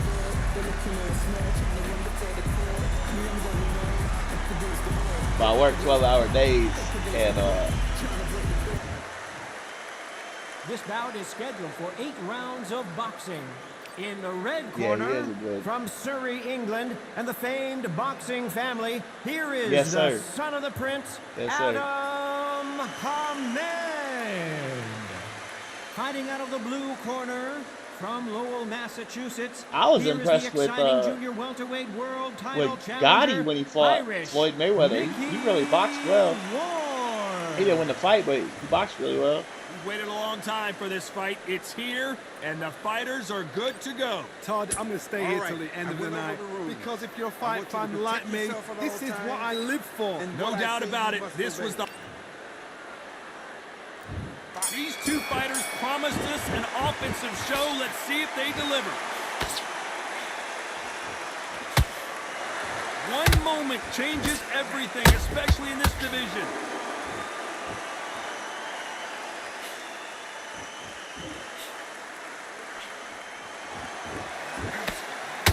That hook scores.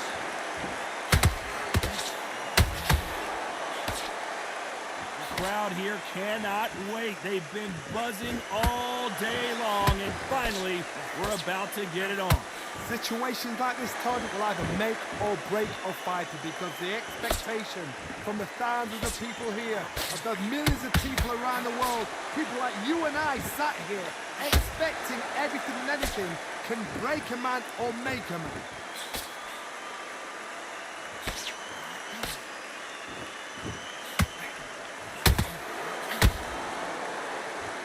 Halfway through the round, and man, these two are going at it. Perfectly matched, skill for skill, tap for tap. Now this fight will say, you know what, I'm just that notch above you, and so I've got to respect both of them more than happy. They exchange punches. It's all offense all the time.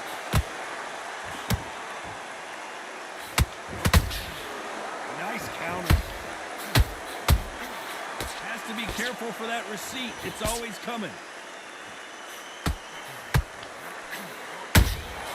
How about that time counter shot? Has to be careful for that receipt. It's always coming. They both want a knockout, you can tell. This round's still up for grabs with just 10 seconds to go.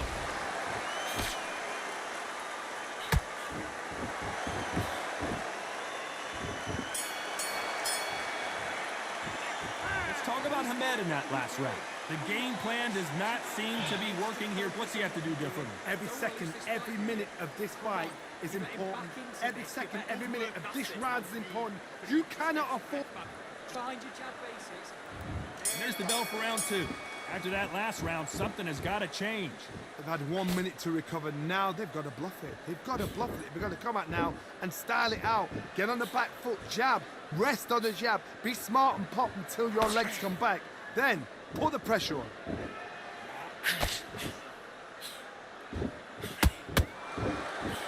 Solid punch.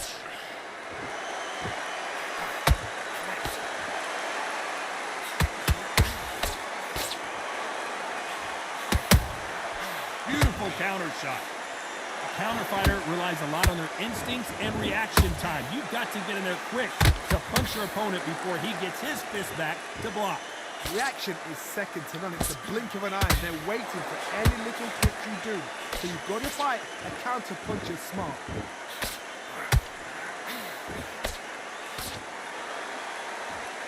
This is a you hit me hard, I'll hit you hard type of fight. We're at the halfway point of this round, and both of these fighters have had their moments. Still could go either way. Skill for skill, tap for tap. It's like a match made in heaven.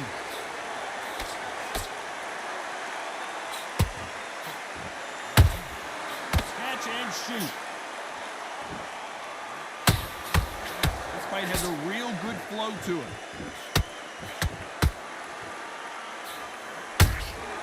Every time he throws a punch, a receipt is coming right back. Big hook. Good thing it didn't land.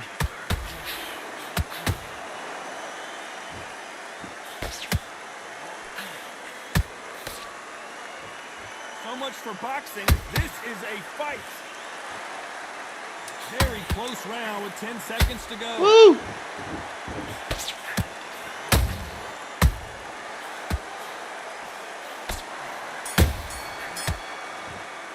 I won't last too long. In that last round. From this moment forward, he cannot afford to lose another round. You know, I've been in fights like that. When you're thinking, come on, bro, ring away. Here we go in round 3. Who's going to land the first big shot? So the fight will continue. How do they turn things around? That was a tough last round. Now you've got to make sure he doesn't turn it on you, and that's what he's going to try and do. So tie him up, hold him, lean on him. Don't get drawn into a fight. Not yet. Not until your senses have come back.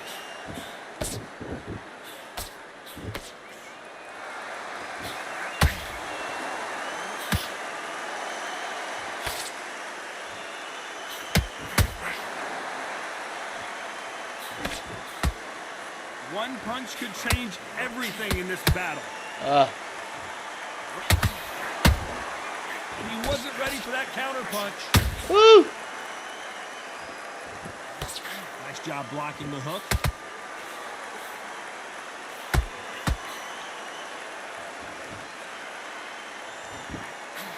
And he did catch him. He caught him clean. Clean as a whistle. And they figure out the combination to this sink. So close, so close. How can you separate them? It's going to be a hard night tonight for the judge. Well done with that counter shot.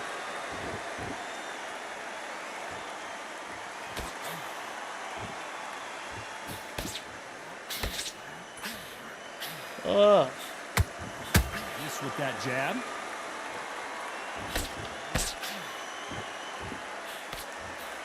Straight right just misses.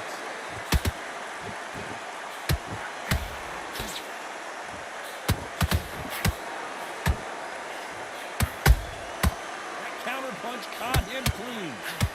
Oh! Despite what the judges' scorecards read, there are no losers in this one.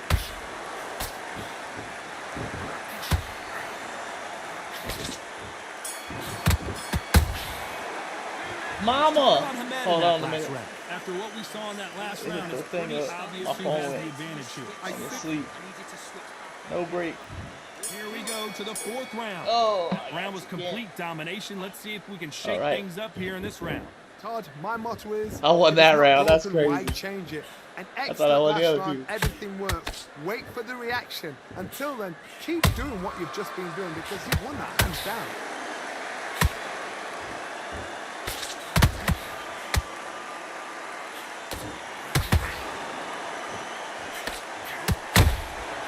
Nice counter shot. Caution is being thrown to the wind. We both know who the bigger power puncher is. There's a significant power difference. How would you handle that? They know the second they touch you, it's done. They're that powerful.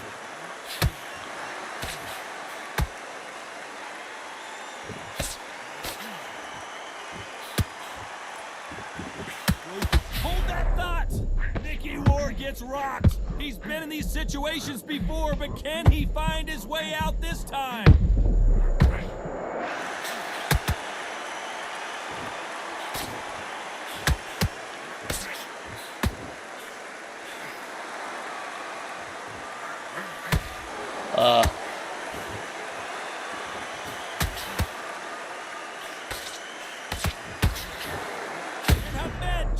blocking it.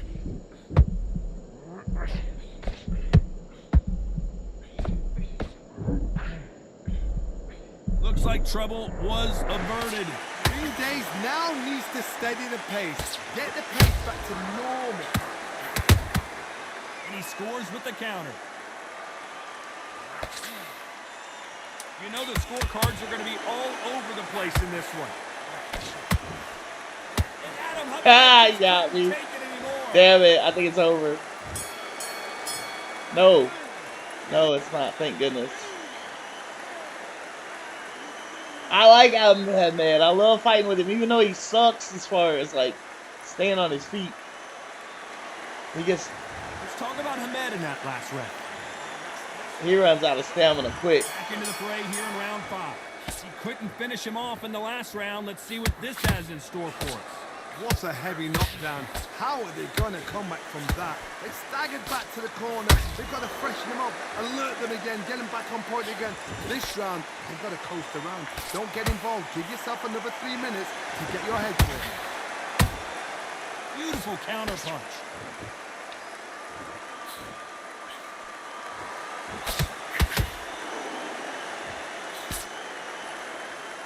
The work rate is down. The head isn't moving as well, Johnny. Fatigue is starting to set in.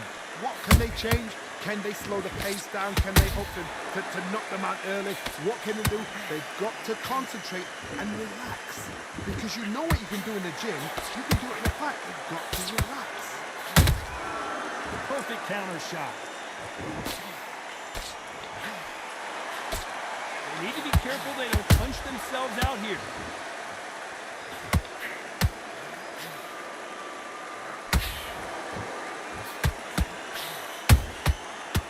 Counter punch.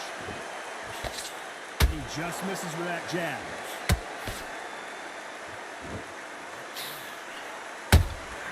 There's a counter shot. They threw the hook. It didn't land.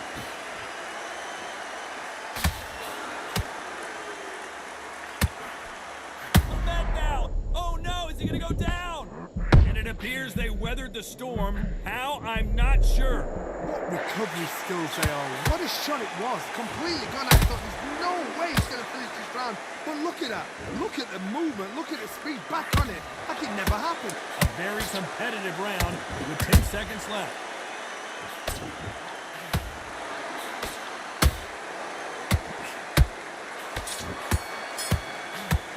Talk about Hamed in that last round. I'm worried about these two fighters gassing out. I should have turned up the cuts. Maybe it'll be over quick. The 6th round. That 1 minute break surely wasn't enough for him to completely recover. An amazing pace and tempo set in the last round. Can you keep this up? Me personally, I don't think that's possible. And if they can, their training, their conditioning would have been ridiculous, like they're in the army. But these guys, if they can keep up this pace, we are in for a great night.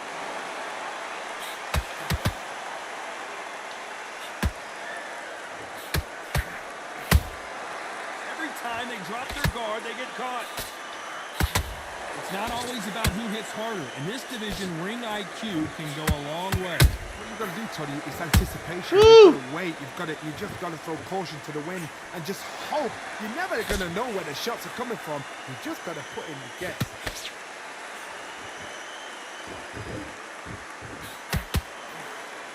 Just with that jab. Ah! Good counter punching. Some nice exchanges from both men in this round. Perfectly matched. Skill for skill, tap for tap. Now this fight will say, you know what, I'm just that notch above you, and so I've got to respect both of them more than happy.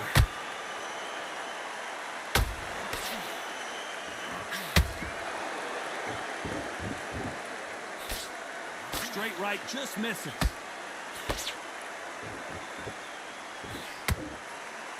How much confidence do you build when your opponents hit you with their best shot and you walk right through it?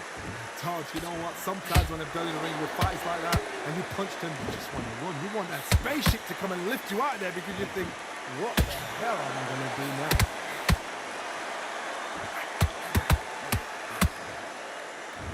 So much bruising. Oh! The referee stopped this fight.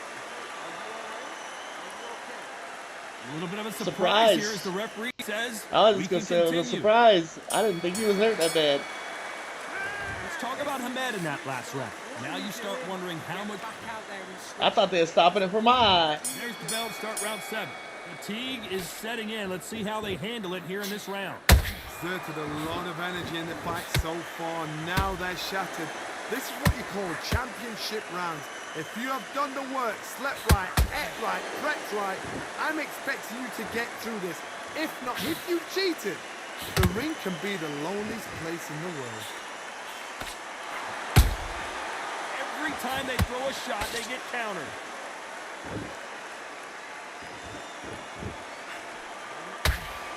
Nice. Swing and a miss with that jab.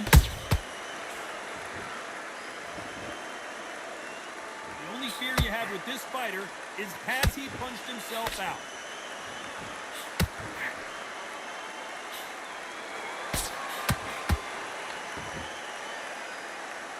I want to think of holding on here for a minute.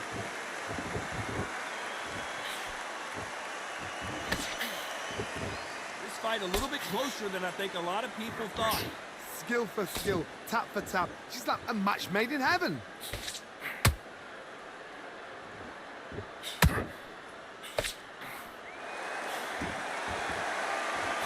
This fighter's certainly not going to out-throw their opponent by any means, but they will, when they hit, be a lot harder. Sometimes when you get in there with someone that's so powerful, you've got to thinking. You've just got to be smarter than them. You've got to be like a little faggot and pickpocket them. Is he going to punch himself out, though?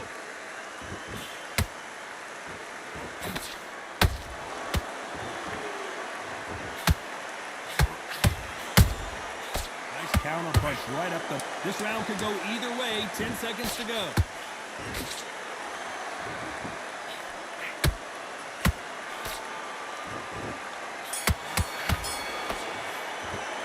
Let's talk about Hamed in that last round.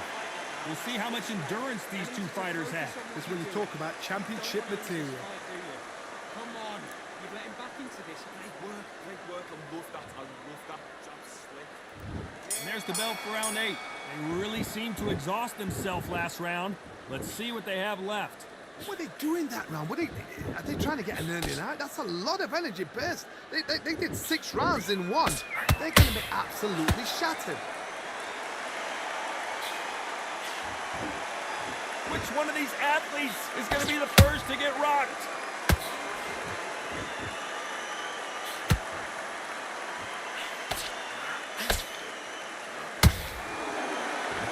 Well, you know, in this division, we're going to see a lot of combinations, a lot of counter punching.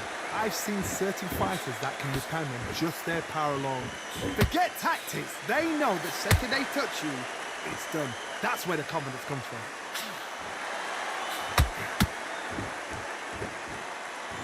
Stamina is off the charts.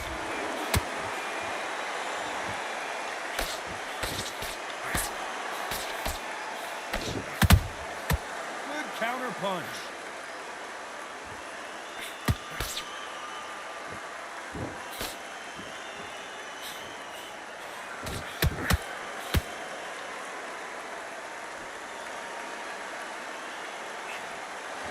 Stamina is off the charts. Johnny, you know, in the lightweight division, they've got fast hands, so get ready to see some lightning. Because you've got a good chin doesn't mean you've got leather skin. It means you can still get caught. So you've got to go for those point areas over the eyebrow, the cheekbone. You've just got to try and cut them. I gotta stop you here, Johnny, as we pick up the heat. Oh, Hamed, now in serious trouble. This round's still up for grabs with just 10 seconds to go.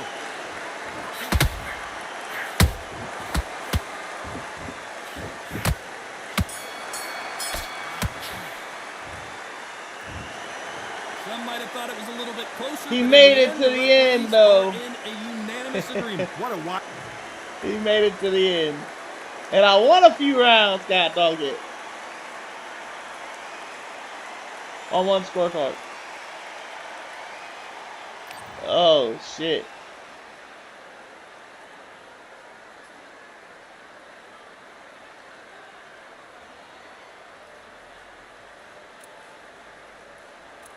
My stamina, just look at that second round. I'm 66. I gotta box smart rest of the fight. Yeah, of course.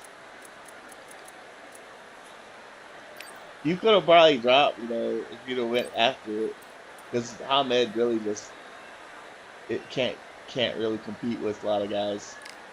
But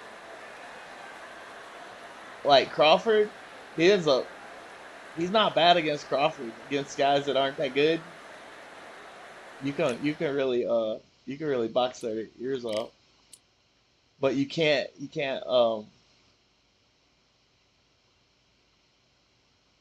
really knock them out till it's over, till they're dead. Let's see, create hobby.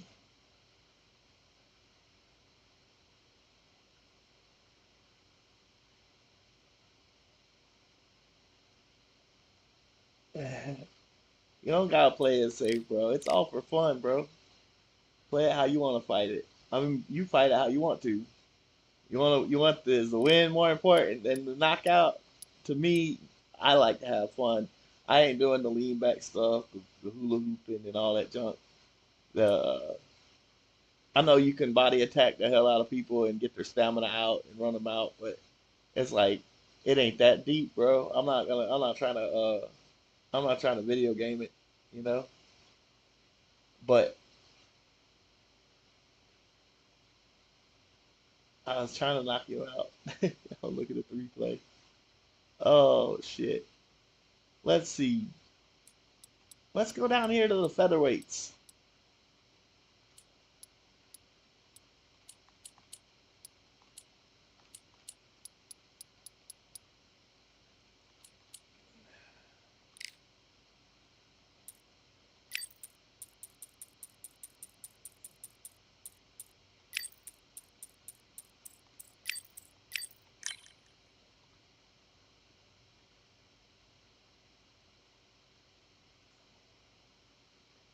I think everything's right there. Yeah, featherweights.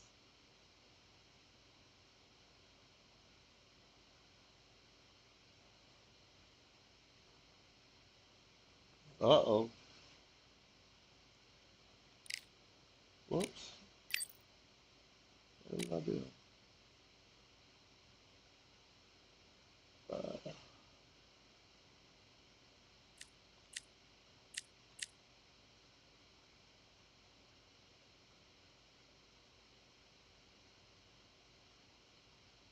let's see.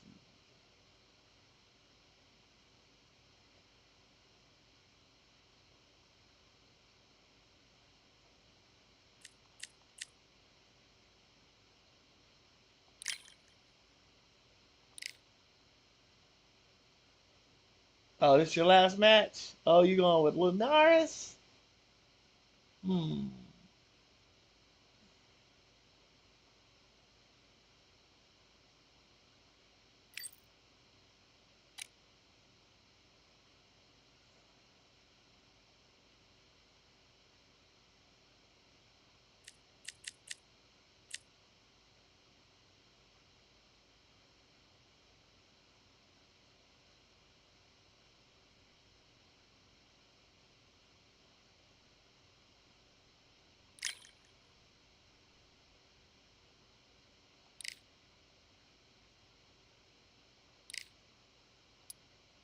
Whoops. Got a champion.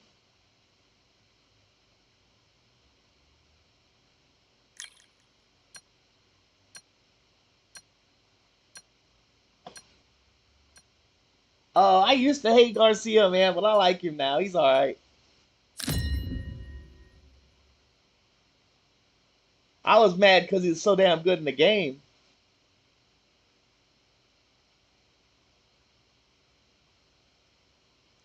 But I've been playing with him a little bit We've now. got high hopes for this contest with But these yeah, I two was hating on fighters. it for a Should be a while. really good matchup. I'm Todd Grisham, and here with me, my broadcast colleague, it's Johnny Nelson. You tried to give me the...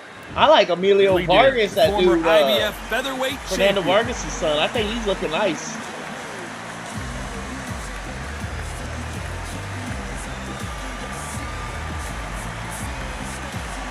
He was trying to be a bare knuckle fighter. El Nino de Oro. My boy Jorge was trying to fight him, Linares, but one of the greatest he fighters wouldn't in the fight him. history of Venezuela, who won his first world title My back in homeboy just got a bare 2007. knuckle fight coming up As in soon as the ball goes, don't blink. Nashville, That fight could be over. somewhere in Tennessee. This bout is scheduled for 12 rounds of boxing. Fighting out of the red corner from Sydney, Australia, here is Yeah. the featherweight Yeah. champion of the world, My homeboy's Billy got the Kid third fastest knockout. Dib. Fighting out of the blue corner from Barinas, Venezuela, a renowned Angel three-division Hernandez. champion Him of and the his son world, both are fighting. His son's boxing. Linares. I gave him his first pair of gloves when he was a little These boy. two have certainly talked the talk. But his Now dad they've was gotta walk the Angel walk. Hernandez. All what's left is for the first bell All right, to go. I went That's over all the we rules. need now. I want you to Because the protect build-up is yourself at getting all times. ridiculous. Yeah. Thousands of Yep. fans here in attendance tonight, but when the He's bell rings, he's there fighting will out of only Florida be right now. two that He we're used to live talking in about. Gary. When I was boxing, he was boxing. Then when I got the gym, he had just Here we fought go, round one. my Who's going to homeboy land the Derek first Gainer, big shot? and he dropped him in New York, but That jab Derek just got missed with the left the hand. Derek got the decision.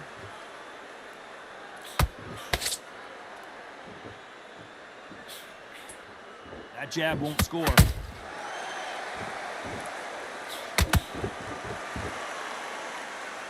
This fighter focuses on that outside game. You don't see them get hit too often. You don't see them in trouble a lot, but that's what their mantra is. Do not give an outside fighter time to think. You've got to make the fighter panic. You've got to rush the fighter into doing things they don't normally do. Jorge Linares is in some serious trouble.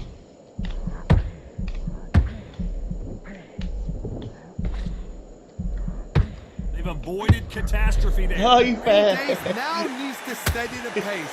Get the pace back to normal. Good fight so far. Both of these fighters have had their moments. Perfectly matched. Skill for skill, tap for tap. Now this fight will say, you know what, I'm just that notch above you, and so I got to respect both of them. More than happy.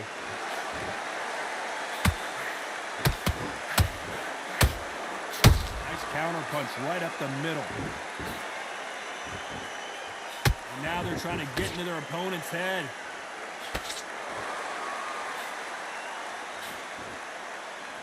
The straight right just misses.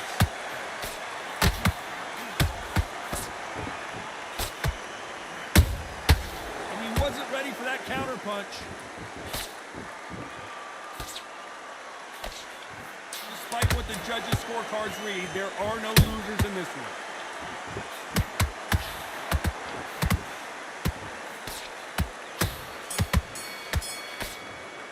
Let's talk about Billy Dib in that last round. I promise you, all three judges here are going to give that round. You gonna bet on him? Oh no, yeah. I mean, There's the he's bell been for round working. two. He's my age, Off so that you gotta remember he's almost fantastic 50 years last old. round. Let's see if he can keep his momentum going. Todd, my motto is, if it's not broken, why change it? And I wouldn't except bet last against round, him, but everything I worked. don't bet Wait on for fight. the reaction.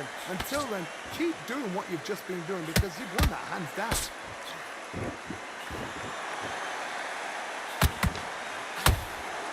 Throws the jab, but it doesn't score.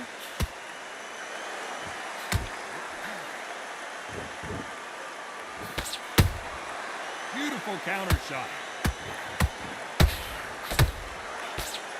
The counter fighter relies a lot on their instincts and reaction time. You've got to get in there quick to punch your opponent before he gets his fist back to block. Reaction is second to none. It's the blink of an eye, and they're waiting for any little twitch you do. So you've got to fight a counter punch is smart.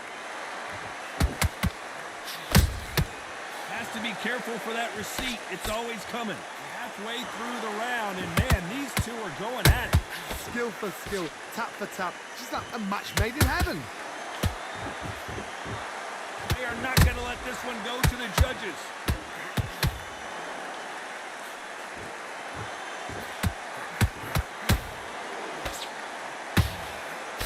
Good defense to block the hook.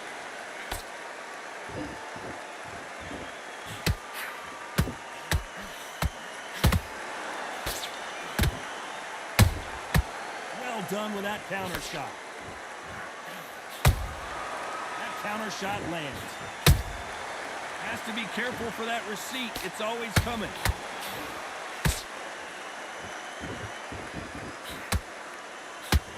This round's still up for grabs with just 10 seconds to go.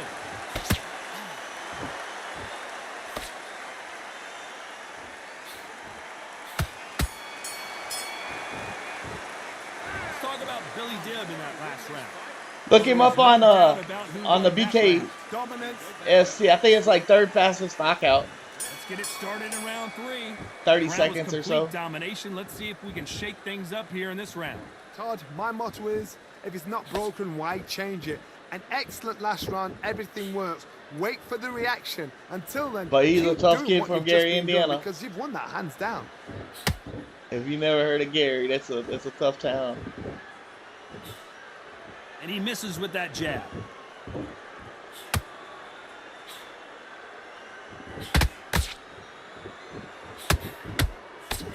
Straight right just misses. Woo. The jab doesn't quite connect.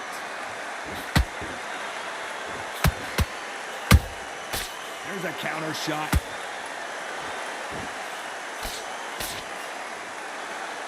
These two featherweights are going to let their hands go. You know that. Sometimes when you get in there with someone that's so powerful, you've got to think him. You've just got to be smarter than him. You've got to be like a little Fagin and pickpocket him. Both fighters landing in these exchanges. Judge is going to have a tough job. They're so close, so close. How can you separate them? It's going to be a hard night tonight for the judges.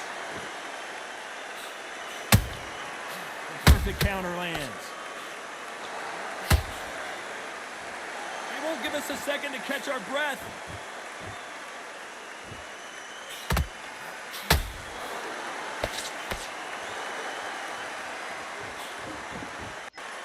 Not throw out a lazy jab in this fight, you'll get knocked out.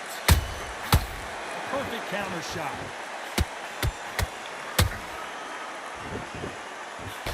Jab slightly off target. How about that time counter shot?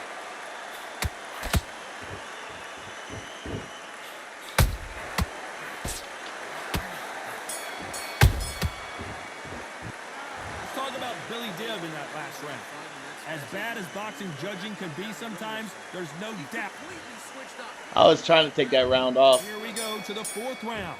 Last round, complete domination. Let's see what we have in store. It didn't work for us out here. so good. Todd, my motto is, if it's not broken, why change it? An excellent last round, everything works. Wait for the reaction. Until then, keep doing what you've just been doing, because you've won that hands down.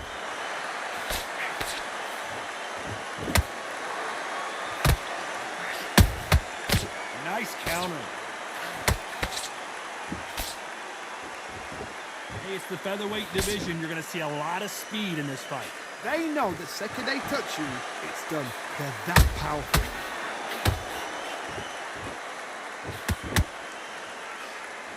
That jab misses.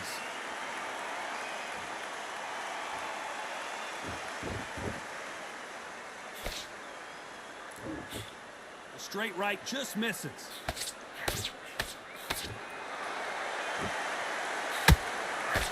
Pretty close fight here in this round. Perfectly matched, skill for skill, tap for tap. Now this fight will say, you know what, I'm just that notch above you, and so I got to respect both of them. More than happy. I'm gonna get caught stepping in. And he scores with the counter. You hear people talk about a boxer's chin. Do they have a good chin? Do they have a glass jaw? Those are questions that are being answered here tonight.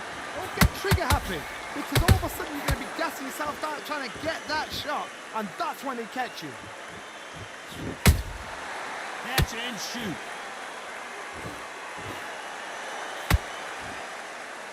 Straight right just misses. A very competitive round with 10 seconds left.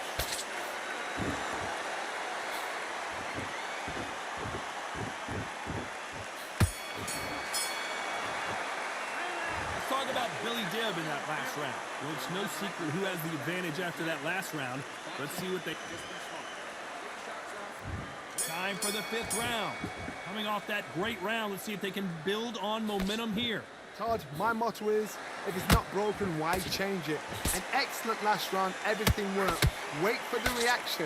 Until then, keep doing what you've just been doing because you've won that hands down.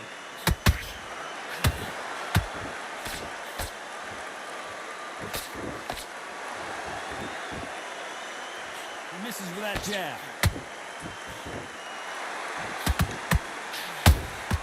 Punch, counter punch. What do you think of this fight so far, Johnny? This could be really intimidating, Todd. If you know somebody's got the punch power, someone's got the speed, it can be intimidating. It just depends on how confident you are as a fighter.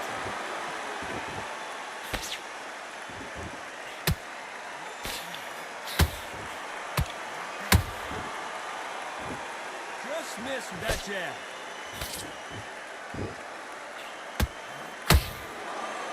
Big shots from both these fighters. Got to be careful, though. Skill for skill, tap for tap. Just like a match made in heaven. That counter punch caught him clean.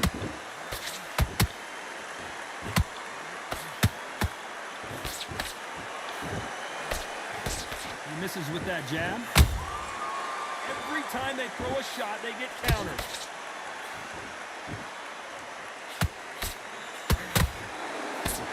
They've got to use their jab better in this fight.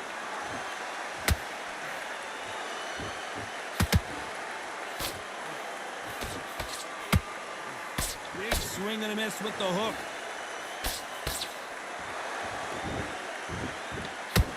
You know the scorecards are going to be all over the place in this one.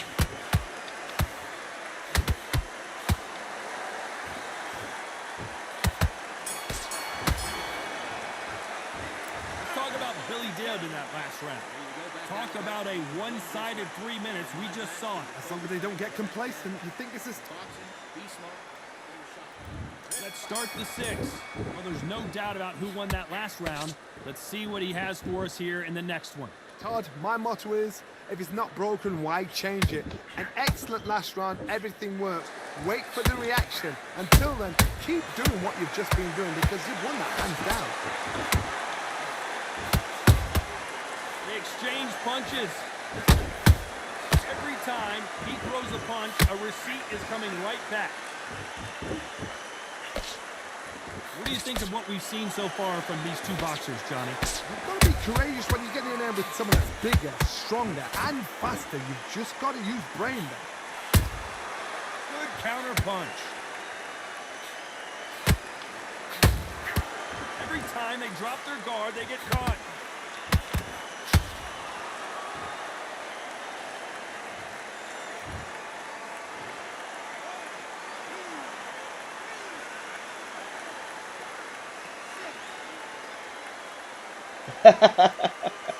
Billy knocks out Ryan.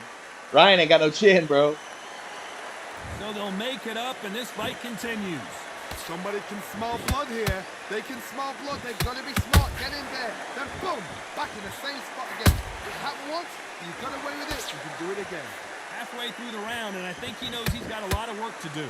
Not the best start, but you know what? The cornermen now, it's down for them doing their job. Get through the round, regroup, right, freshen up, boom. Different tactics. Counter punching.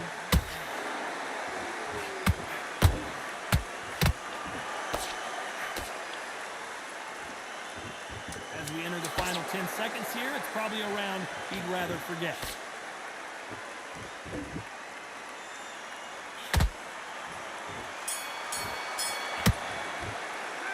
Let's talk about Linares in that last round. Let's see how the point...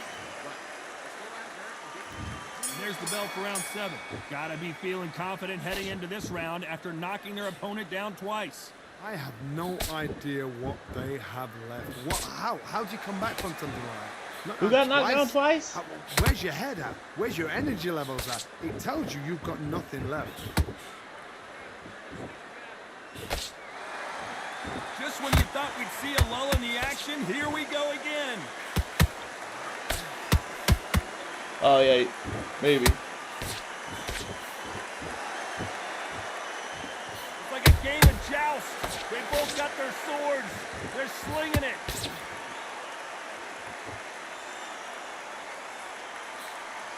Trying to land that jab.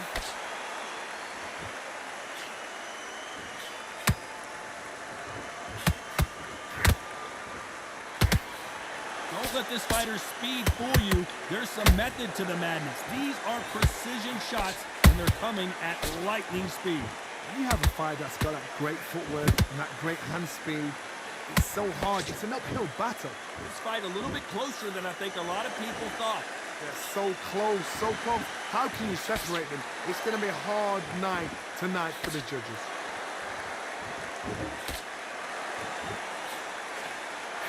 That hook doesn't score. He threw a punch and just got countered.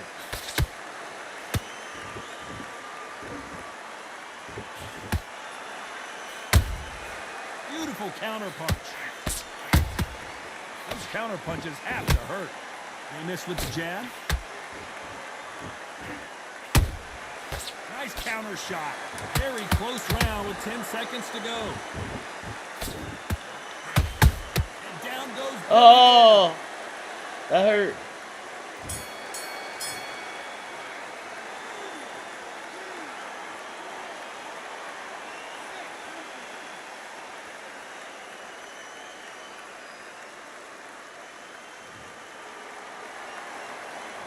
Talk about Billy Dibb in that last round. That There's hurt. the bell for round 8. They really got banged up last round. What can they do here to change the momentum? What a knockdown. 1 minute, you need 1 hour to get over a shot like that. Now it's down to conditioning. Now it's down to mental strength and preparation. It's how you are going to deal with this. Nice counter shot. Nice counter punch. This fighter's certainly not going to outthrow their opponent by any means, but they hold that thought. The Venezuelan is rocked.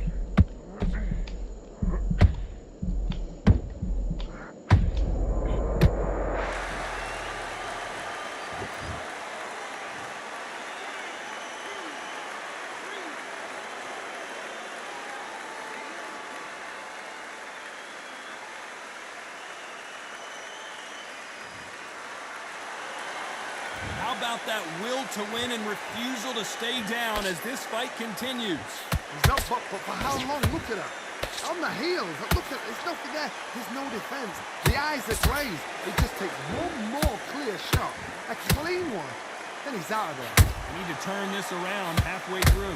There's a lot of work to do, and you know what? It's hard to pull back.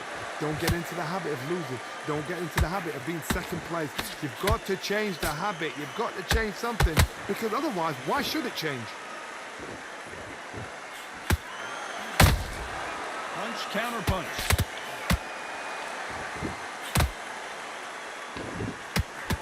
Looking to land the hook.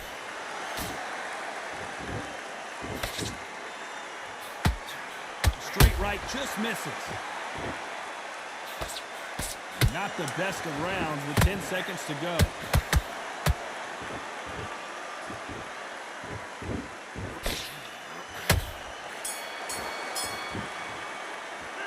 Let's talk about Linares in that last round.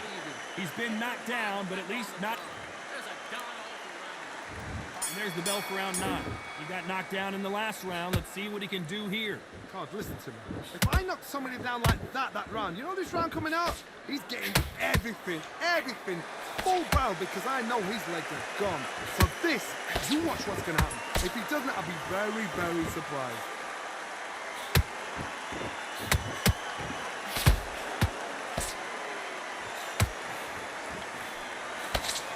Well, you know with featherweights, the hands are going to be flying. A lot of punch output. Nice.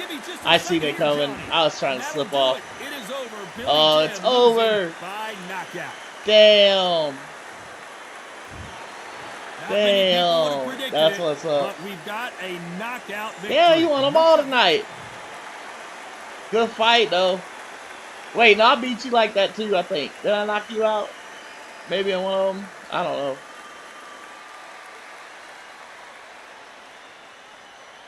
What a comeback. Yeah, for sure. For sure. Well, you got my stamina down fucking quick with them body shots you was landing early. But Billy Dib can punch in combinations forever. And his punches come off fast all the way till he gets out of stamina. So the Sean Porter fight, yeah. Oh, that was fun though. That was fun. Art of War. Well, hell, man. You have a good night. I probably need to get my ass to bed here soon anyway. Oh, I think I'm gonna wrap it up for the 41-10, bro. That's cool, bro. Who do you use in ranked matches?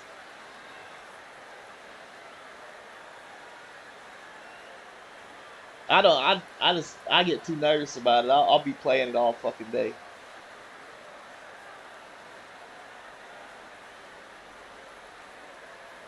Daniel Jacobson, Larry Holmes, Ryan Garcia.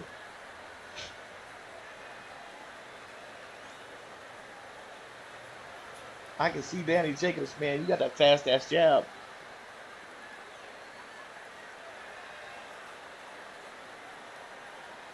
That body attack with the jabs is your bread and butter, ain't it? You feel like the best in the world with Danny Jacobs. I feel you. You're allowed to feel like that. Shit.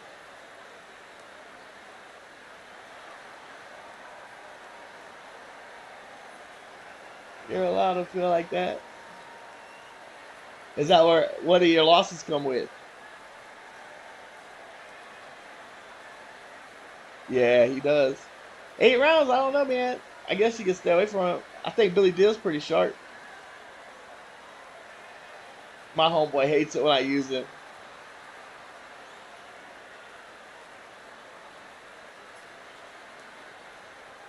Yeah, up and down for sure. I think are you using the defendant controller scheme?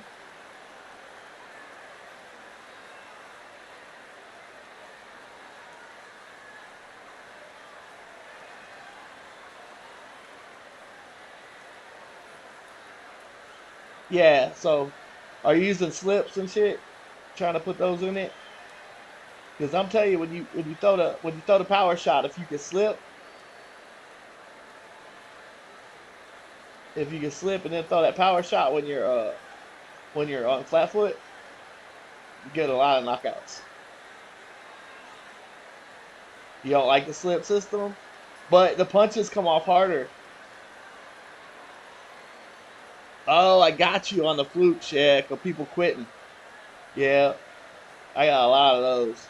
I got a lot of them tonight. Like in the first part of this video, motherfuckers was quitting on me left and right with Berlanga.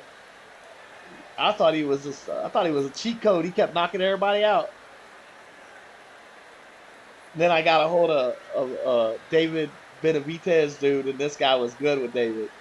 He was good. He won all the rounds. But I gave him a run for his money though. I like that when you're coming forward and you're gonna throw like a headshot, and I step off to the right and then throw my straight right, and you miss your shot because he sidesteps it and then comes back with a straight right, and then when I was trying to go to the left and hit you with a jab, and it's a counter jab, right? And but when I was stepping off to the left, I was accidentally stepping forward instead of up, and I was getting caught with that.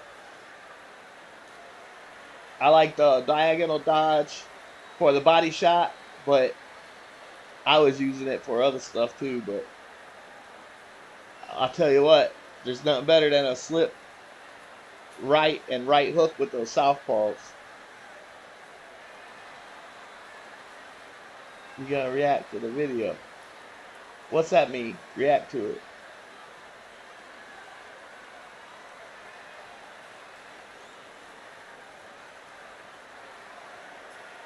I don't know what that means. I think I liked it. Does that mean you like watch it on Steam? Oh, I don't know, man.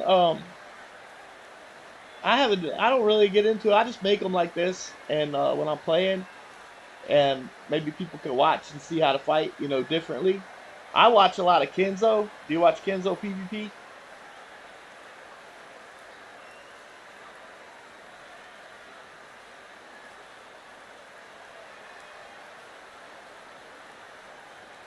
You don't know him? He's really good, dude. He's really good. He plays a lot of unranked matches, and he's on YouTube. It's Kenzo, Kenzo, Kenzo, maybe space PvP, pound for pound, PF or P4P, and he uses a lot of different fighters. He shows you the stamina breakdown, and then then he starts putting power on it. But if you switch to browse to your switch your browser to Google and went to YouTube, I'll be able to see the video with you.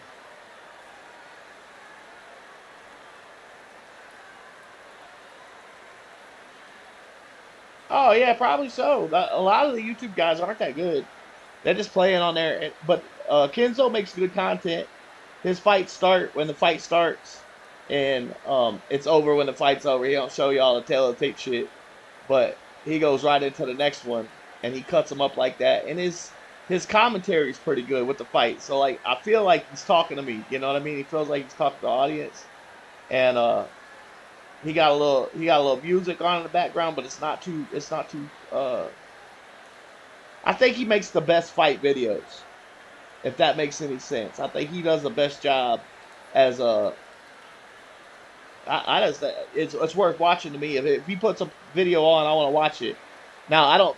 I see him using southpaws, and he uses a right uppercut, and it's the same as when he's using a left-handed person. It's like his muscle memory for the right uppercut and to the body. And to me, like I don't use punches like um I try to pick my shots. Now, what Billy did when I'm throwing those fast combos, I know I'm going back and forth with right hooks and left hooks and going up and down, but the you figure out what comes off quick. And I'm always in there with that overhand right, trying to end with that on the and with Billy. And I try to go to the body a couple times and then come back and end with that big right hook because it's usually what knocks him down or gets him stunned. And I throw an uppercut or two in there.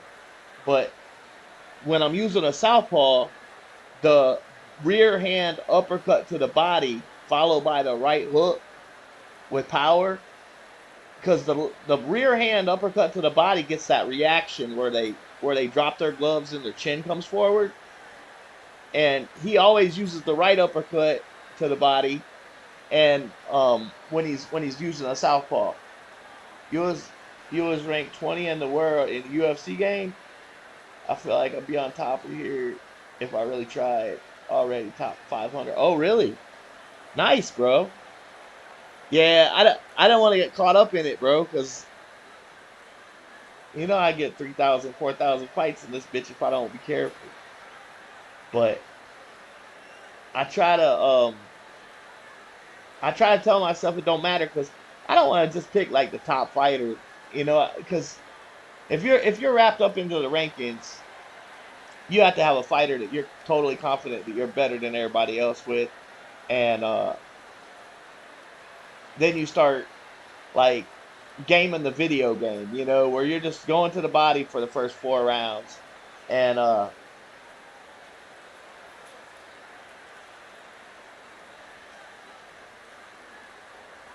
yeah, Danny Jacobs, you were sharp, and that jab was coming off nice up and down, so for sure. But what if they pick?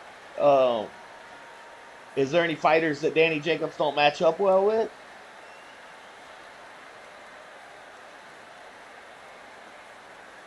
I have never used Danny Jacobs. That's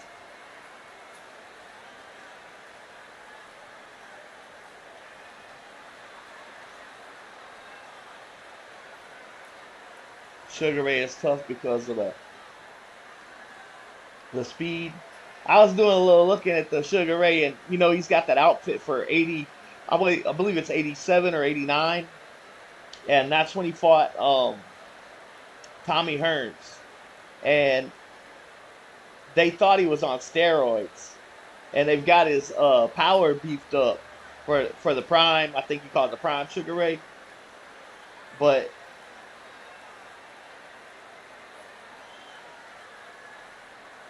I beat Easy. Canelo is tailor made. Right? Yeah, I bet. I will. Well, I can't say because I don't know what good people are like. You know what I mean? Do you find that? Do you play a lot of quick fights too? You play quick matches or do you just play ranked? You gotta play quick matches. You only got 60 fights. Is it different? You only play ranked? You only got 60 fights?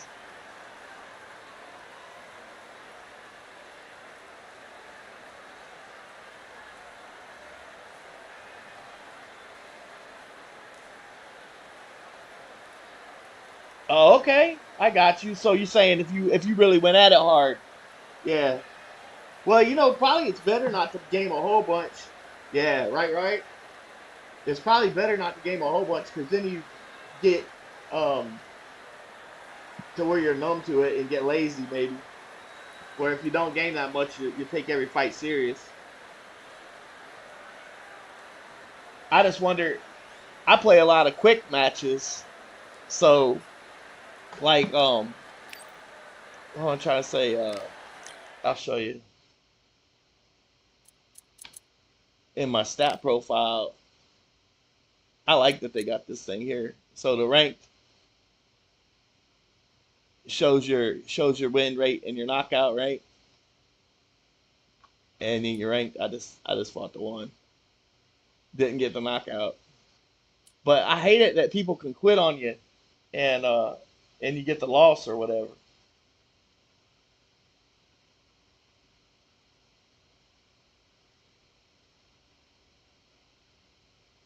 You don't overdo it anymore. You don't know how to do this? You go over to here I'll show you.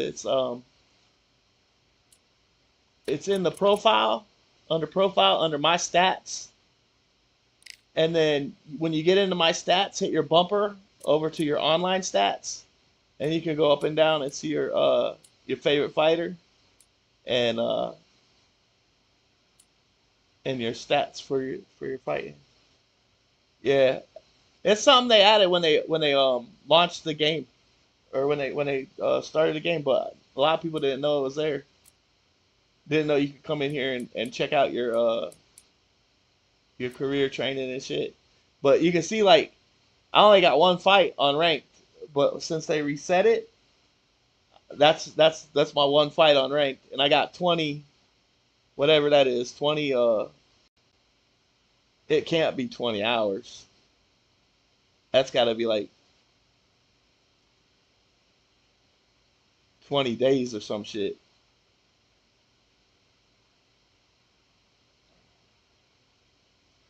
It says 40 fights, 32 wins. Okay, and then your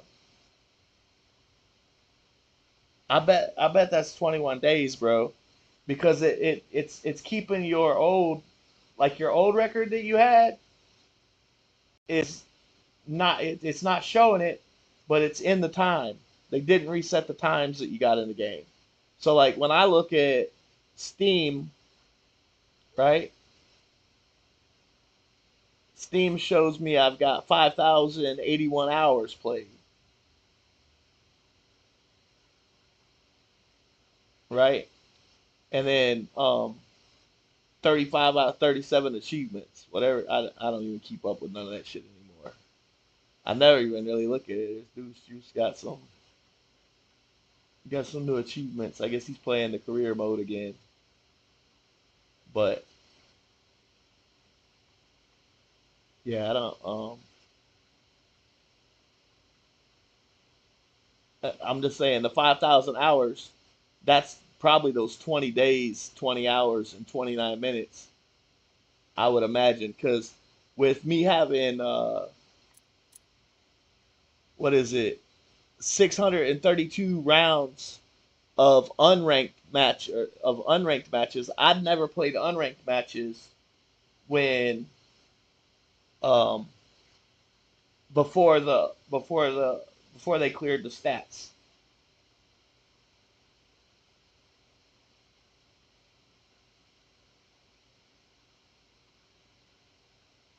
It'll show the difference on Steam.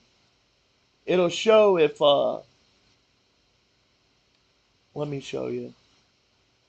See if I can bring it up here. On Steam here it shows you gotta go to friends and view friends. No, that's not where it's at. That's not where it's at.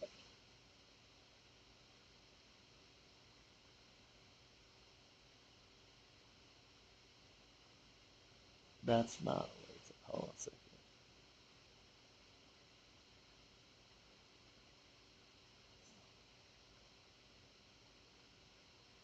So like maybe view all friends who play. Yeah.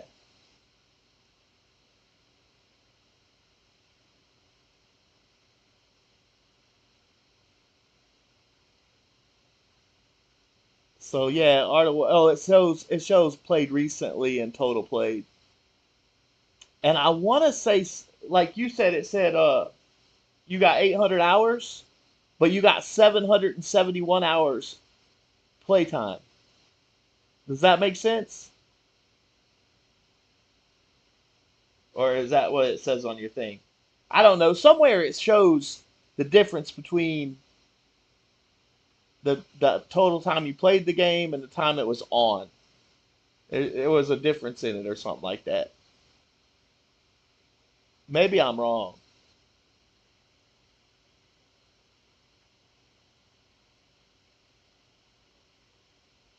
Maybe it just keeps track of the last 2 weeks. I'm not sure. Oh yeah, I got you. 771. And you got 16 hours recently. I got 29 hours recently. But I did a little marathon one night. Did like 12, 14 hours or some shit. Played all night and all morning.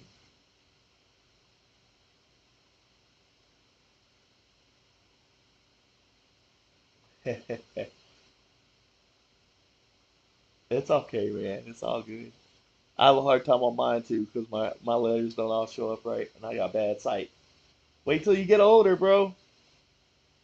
Wait till you get older. It's hell when you have to use fucking readers to cut your fingernails and shit. I used to have perfect vision. Now at a phone length, I gotta have reading glasses on anywhere like where I'm holding my phone. Nuts, nuts. Like maybe last year or something, I took a mushroom and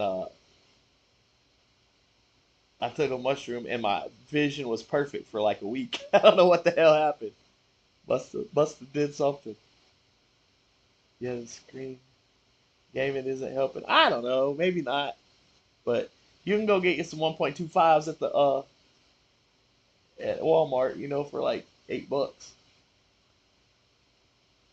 But it didn't. My vision didn't start going bad till I was about 46, and then all of a sudden I just couldn't see at my phone link. But it could have been the gaming too. You're probably right. I'm only 21. Earlier, the screens are bad for you. These vids, kids vaping and gaming, phone time will suffer. Oh, you done a lot of shrooms?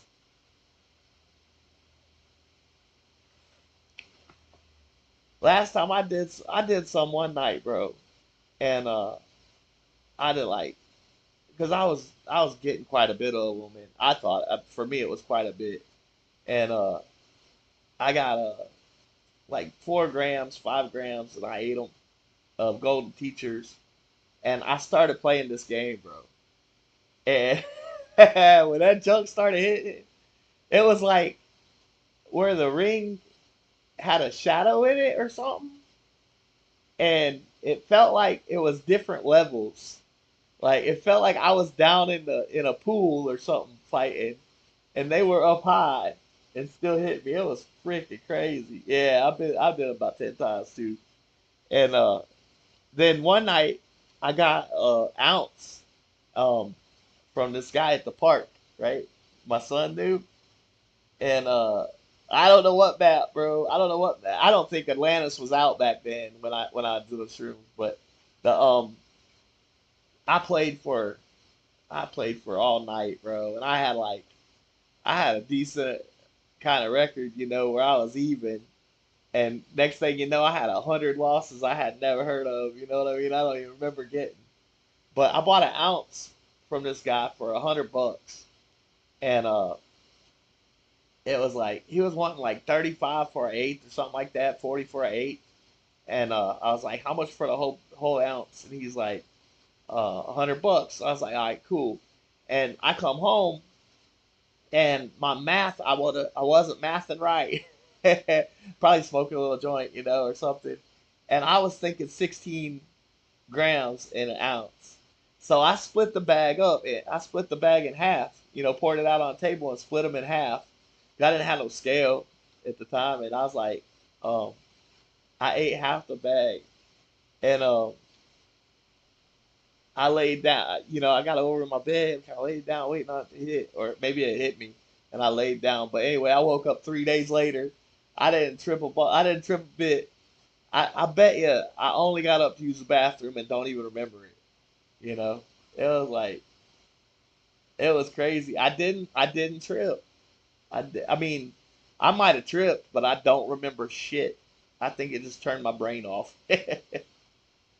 But you know how shrooms are, man. If it's not like smoking cigarettes or anything like that, where you want it.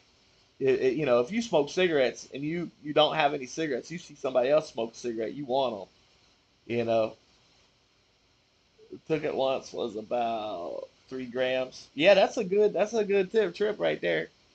Um, I'll tell you, I had an experience with Jedi mind fuck, and I don't suggest having those because like I was looking at the ceiling and shit. I had a clock that projected up to the ceiling, and I was like looking at the numbers. Yeah, he cried. I cry a lot, man, when I'm on those things. I feel a lot of love. Uh, I put on that Dark Side of Oz. I don't know if you ever heard of that. It's the Pink Floyd Dark Side of the Moon with the Wizard of Oz on the screen. Oh, Jedi Mind Fuck. It's a type of shroom, and yeah, I like the Golden Teachers myself.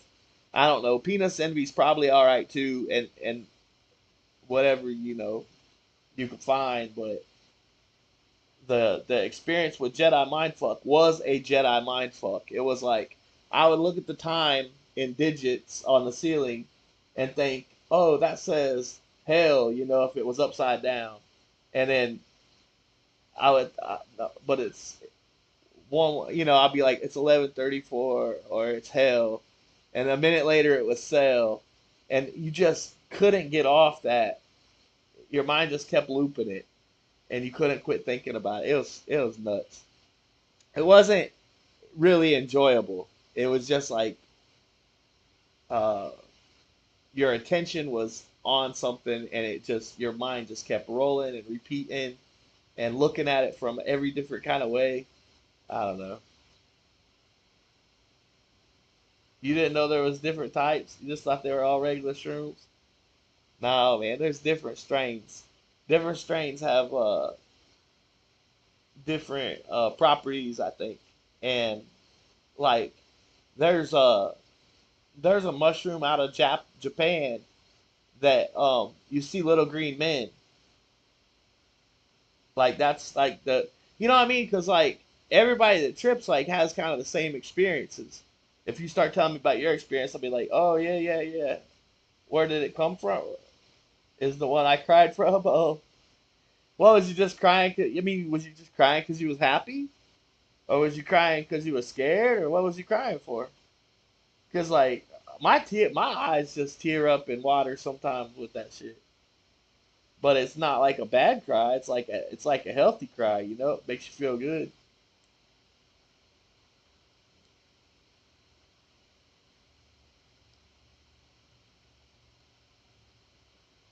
There was this dude named Aleister Crowley that used to experiment with drugs and psychedelics, and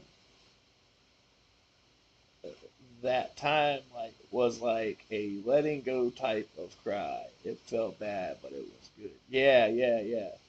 Had to look in the mirror and think about life. That's what it's all about, bro. But you know, like once you see a better way, there's no argument, bro. It's just like let's get on with it, you know? Yeah, Aleister Crowley, bro. He said the voices in your head, you know, they're all the like the demons or whatever he was projecting, were all projected in his mind. And he said, "Don't forget, they will lie to you. Just always remember, those voices will lie to you. those fuckers. You can't trust them just because they're."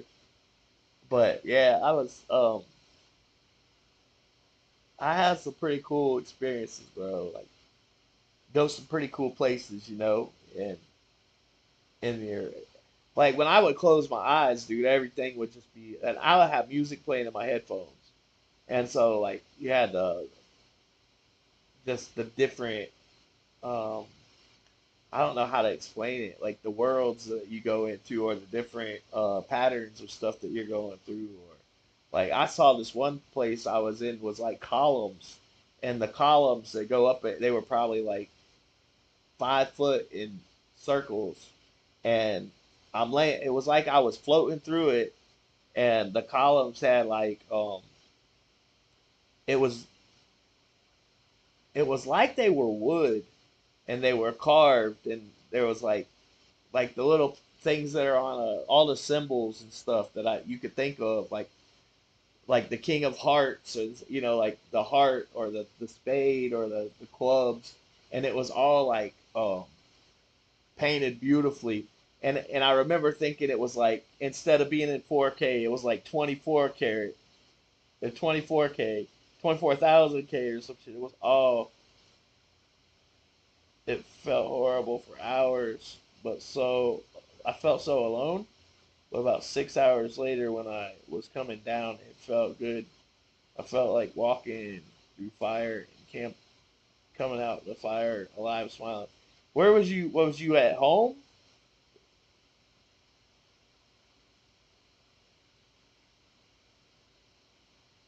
Yeah, you had music and stuff.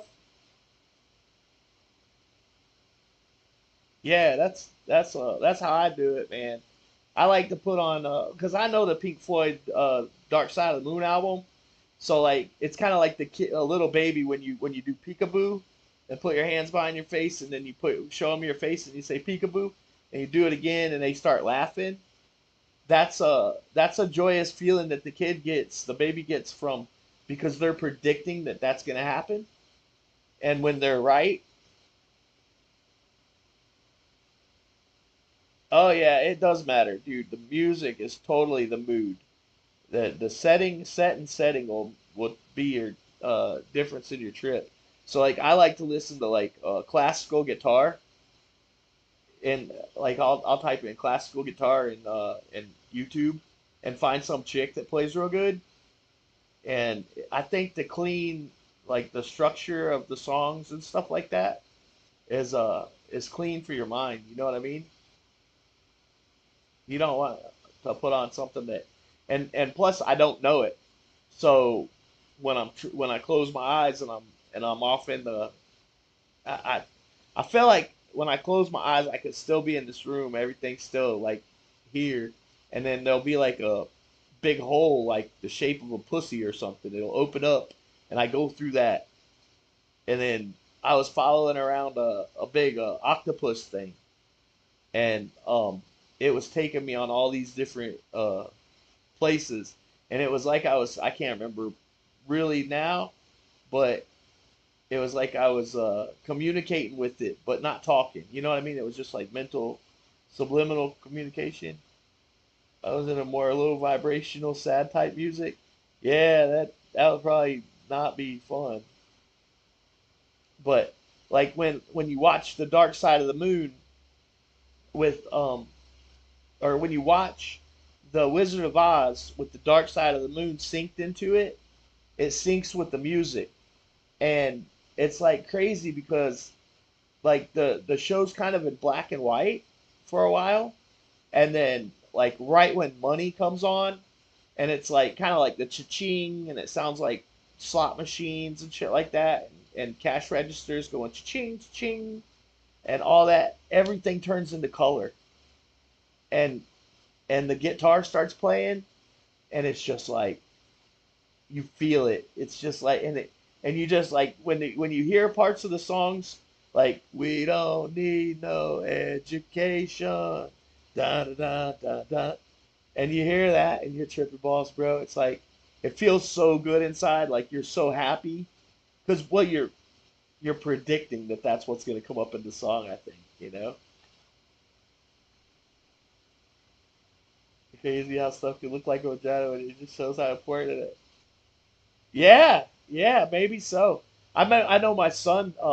He was trip sitting for me one day, and he thought he was trip sitting for me. He was really just distracting me, and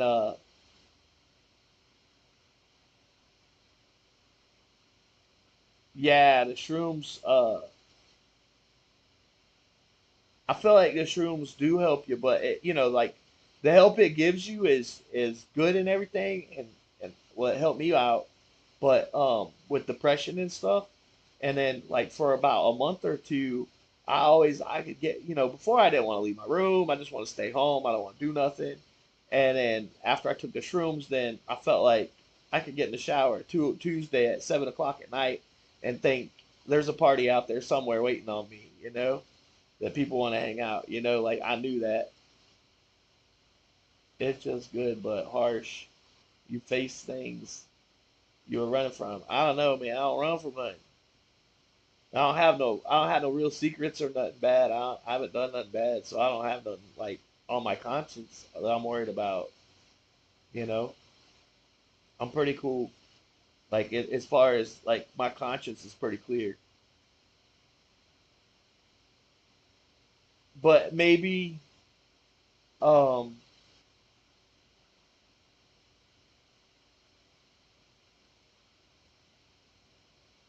running from yourself. Yeah, I don't know. I don't know. Yeah, I mean, I think like one day really cool. I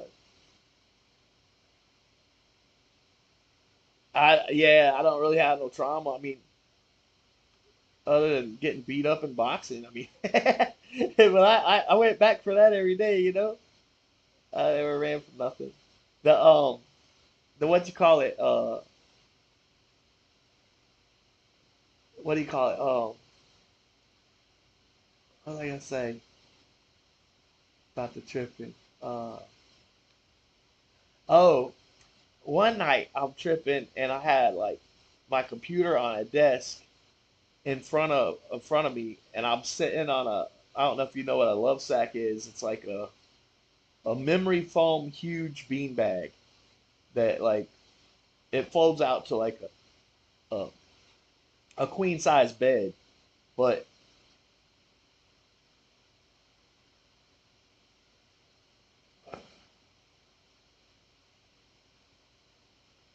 oh yeah, yeah, yeah, yeah. Um,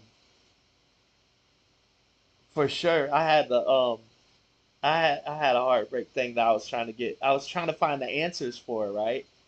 And but and I remember I'm doing these shrooms. I did like seven. I think I did like 7 grams, and of golden teachers, and I like eating them. They don't bother me to eat them, like cut them up and eat them like straight. But I try to get them in from pretty quick, and then I remember like halfway through the trip when it was like just getting to the peak. Like I felt like I had started on the ground and was headed up toward space, man. I was like a rocket going up, and I'm seeing clouds and stuff below me. Now this was closed eye visuals, right? And I see inside the cloud, way down below me, probably like 200 feet below me, there's this like bubble opens up. Yeah, like a rocket. And but I'm going up and I can see somebody down there in this cloud of thought. Like it's like a dream cloud or something. You can see like what's going on in that cloud. And it was somebody hitting a crack rock on a pipe. And it was like the subliminal message to me was this is where you're at. There's where they're at. The first time they tried crack, I never tried crack or nothing, but it was just like telling me that's where I was at, like what level I was at, right? And I get up there, and boom, it turns into this dark fucking I'm in this dark alley, and I look up like, okay, where I'm at right now is in the back of the gym in a room that's like uh 18 by 18 by 18, or not 18 tall, probably about 14 foot tall. And I look up to where like my girlfriend's apartment is in the building next door, and she's directly like above me and directly to my east, right? So I look up that direction where she would be, and it was like I could see through the bricks, and I could see her at her computer, like playing her computer. And we had broke up, and it was like her dead mom talking to me or something, saying, "You guys are perfect. There's nothing wrong with either one of you. You don't have to be together to be perfect." And like she was just as perfect right then as the day she was born. And even though she was doing meth and all this other shit, like she had done a lot of bad stuff in her life, she was still perfect, right? Because like what we tell our kids, you're allowed to make mistakes, right? You're allowed to make mistakes. It's part of life. You got to learn from them, right?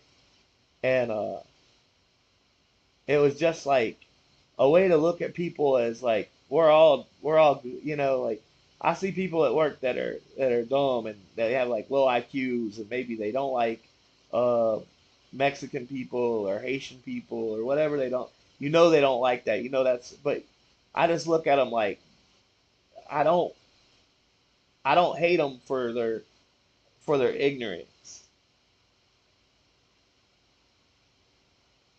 Yeah, yeah, they totally help your mindset, bro. Because like I look at people and I have empathy for them.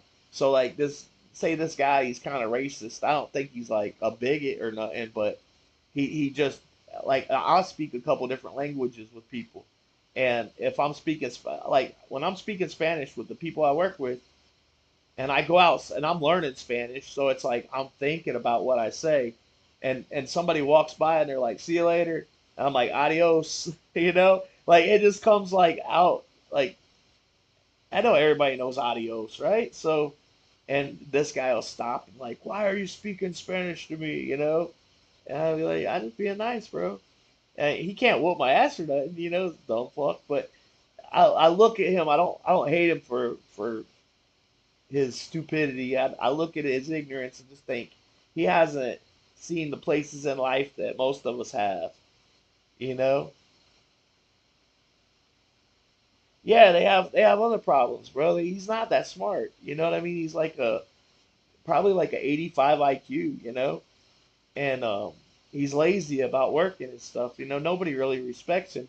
I imagine, like anybody that he can look at and say they're lower than him, for any reason, and so he just picks a reason of they're different.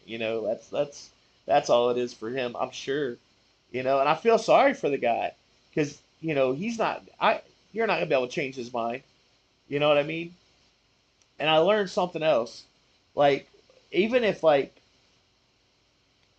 uh like say there was a religion that was like trumped everything that everybody knows, you're not going to be able to teach an old dog new tricks. So the religions that we know as older people is what we know, but younger people, they grow up and when they're learning about religion, they pick what's best for them. And I think that new ideas, you can't talk somebody out of their idea what they were taught, but you can teach young people. And the ideas that are wrong, they die with the old people that die off. So like change is slow, right? 2021 when I had no money or anything, I felt the happiest, bro. For sure, for sure. So like yeah, so like you're able to understand like there is. I'm not gonna go into what I believe, but yeah, I'm pretty much right with you, and I see it from the light. You know, I know there's a light that I think we come from the light. That's what I say, and God comes from the light. You know, and but I don't think you can, even if you had all the answers, I don't think you can teach somebody like my friend that I said doesn't like Spanish. You know, when I speak Spanish to him, he gets upset. You know, he gets upset anytime you say anything Spanish. You know, and I just see it's their closed mindedness, and I don't hate them for it. Used to, I would not like people that were like that. You know, I would maybe talk bad about them, but now I don't even feel bad about them. I just think they're it's their handicap. You know, and I feel bad for anybody with a handicap. Yeah, you can't help them, and I don't think that like like the racism that was in the 60s, right? Or the well, let's say the racism that was in the 20s. Fuck, it had to be racism in the 20s, right? That stuff died with those people, you know, and the racism that you're talking about now is like kind of like prison racism, you know what I mean? Like normal people walking the streets that are, you know, educated or whatever. I don't feel like a racist. You could think, you know, everybody's like prejudiced and go back to their own like in a I'm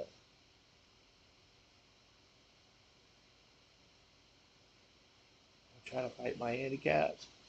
I aim for a life with no vices. Yeah, that's always a good thing to not have vices. I tell you the gambling thing for me was I read a book called Fools Die by Mario Puzo because a buddy of mine said I was just like Cully, and it's about going to the casino and how the casinos just chew up people, and you know, long as they don't stir and think nasty. I don't know. I don't think so. I mean, only people that are probably like you said that have something that their internal problems, right? Yeah. Read Fools Die. It'll show you the other side of the table, bro. And it'll show you like both sides of the table, but it'll show you what it does to people. Mario Puzo wrote The Godfather. You know what? I can't remember everything about the book, but I can tell you like it was something I read when I was 21, and it taught me. I think I see. I learned how to deal blackjack. I learned how to count cards when I was 20. I read Fools Die when I was probably 19, and it was the first book that I ever read. Right? Like I didn't read a book in school, nothing, and I only read it because a guy that was older than me that I really looked up to told me about it and said I reminded him of this guy in the book, and the guy in the book was like a very confident guy that was a young man that had all the abilities in the world to think and to act, and like he was a hustler, bro. He would like I remember he would pick up chicks at the casino, right? And he would be like he'd have his suit coat on or sport coat on, and he or whatever jacket he had on. He in the inside pocket, he'd have like an envelope, and he would tell the Now this is back in like probably like the 70s or something like that. And but in the casino, it's all the same. You know what I mean? In the casino, it all relates to today. So he'd pull out his envelope and show the girl. You know, if he would he'd put like $100 bill in the envelope, and he would say, you know, you come over to my house tonight and hang out with me, and I'll pay for your cab fare home. You can have a couple drinks and stuff. I'll pay for your cab fare home, and then the girl comes over, she sleeps with them or whatever, and he would get an envelope out of his pocket and give it to her as she was leaving, right? And then he would lock the door and go fill up the bathtub and take a bath and turn on some music. And that way, when the girl was walking out, maybe she's in the elevator, she opens the envelope and it's not $100 bill like she saw him put in the envelope. It's a $10 bill. And if she came back knocking on the door like boom, boom, boom, boom, boom, hey, you only gave me $10, and he'd be like, what the fuck, like $10 will get you anywhere around here with a cab, and if she came back to the door, he would, because that tells you like her character. She was sleeping with you for the $100 bill, and he'd be like, he played these mind games with chicks, and if she didn't never say anything, right? Like say she just went home, and then when he saw her at the casino the next time, she never said nothing about it, like it wasn't no big deal. He'd be like, um, oh my gosh, I was so embarrassed. I was like, I like to put things in envelopes to kind of remind myself that I got to pay this bill or pay that bill. And my dry cleaner thought he got an amazing tip the other night when I gave him the wrong envelope. I guess you got my dry cleaning envelope if that explains it. Hey, look, I'll take you out to dinner and make up for the mistake that I made. So like if she didn't complain or say anything about the money, I gamble on fights, but I mainly win, so I don't view it as a problem because I really understand fighting, and it's the casinos and other sports that kill me. I just bet once a week on fights. I'll be fine. Yeah, yeah, and he does all kind of things like that. Like, um, in the he's like a real smooth dude. But I read it, and I think it's why I don't. I know that like gambling on something adds passion, right? Anytime you put money on something, it adds passion. So we could bet on a cricket match. I've never played cricket. I've never watched cricket. But if you bet on one team and I bet on the other, and we got enough money on it, we'll have some passion in that damn cricket match. And people that bet on football, they gotta have that. They gotta have that money on the line. They gotta have that money them to have the passion about the game. And then when they don't have money on the game, they just don't seem to have as much passion for it. And I would hate to not have the same passion. I tell you what, like I got the Zone Ultimate package, right? And I figured out how to stream it. So like if you want to watch the fight, we just get on Discord and I can stream all the pay-per-views on there, but just for a couple people, right? And then the what do you call it? What am I trying to say? Oh, every weekend is like the Super Bowl for me. You know, these fights are the pay per views are so good. Even when it's not a pay per view, sometimes the cards are so good. I would hate to football is rigged. Fighting can be rigged too, but I feel and one can't be manipulated as much as an event with teams or coaches. Oh yeah, they can be well, like a lot of things that you're talking about with teams and coaches is is how many players you got to buy. It's easy to get a quarterback to do so many rushing yards. They know how to get the yards early in the game, and then just make the line or make the what if they're on that. If they're on that type of shit. Usually, the more people on the team, or the more people that affect the scoring, the harder it is to manipulate the game. But like with basketball, you got referees that can manipulate the spread because a lot of it's based on the spread, right? In boxing, you only got to pay off one guy to rig it. You know what I mean? Unless it's like and a lot of times, dude, it's not even the money and gambling that rigs a boxing match or a fight. It's knowing that you're part of the show, like as a judge, that you get like you might want to be a judge in professional matches, but just because you go to the school and you sign up, doesn't mean you get picked by the promoters and picked by the like if you don't have a promoter that likes you and wants to put you on the card, he can tell the deputy commissioner who he wants for judges.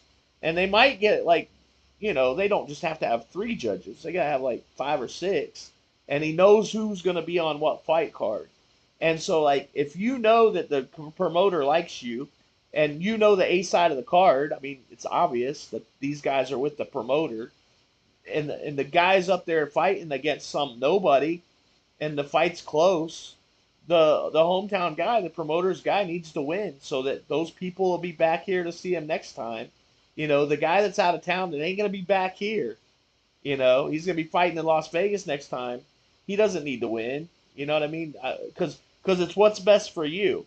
What's best for you is those people getting their asses in those seats, and you get the call to judge, and so and it's not really like cheating. It's more so it's just their bias. They want to see the hometown guy win. They're watching him. I think that's how a lot of it goes. And like in I'm trying to read this. If you got a guy who's 20 and over, it's a guy who's 32-5. The guy who's 32-5 basically needs a KO to win. Even if he wins 9 rounds, they won't give it to him. Yeah, especially if it depends on. Yeah, we were saying the same thing. I see you get. Yeah, for sure. I referee for it. The ABC, the Association of Boxing Commissions. I went to school with Jay Nady and or for with this teacher was Jay Nady and Elmo Adolph was for the judging, and I went to referee school and shit for the pros. And even though I went to the school and all that, you don't get called to every pro fight. Like I would get called to go to Gary, Indiana, because nobody wants to go to Gary, Indiana, and they're like a baseball stadium called the Railcats. It's like a minor league team, and they would throw boxing matches out there and use their stadium and stuff for the pros. That's where I met Andy Lee, and he was fighting for Manuel Stewart. And man, I'm telling you, like Andy Lee knew my name from the second I met him. Every time I saw him, hey Shane, hey Shane, hey Shane, how you doing? He knew my name. It was really cool. The guy is very intelligent. But maybe because I was a judge, you know, he wanted to know my name. I was somebody he wanted to know. Sit there and talk to me forever. And he was from Ireland, so he had a great accent.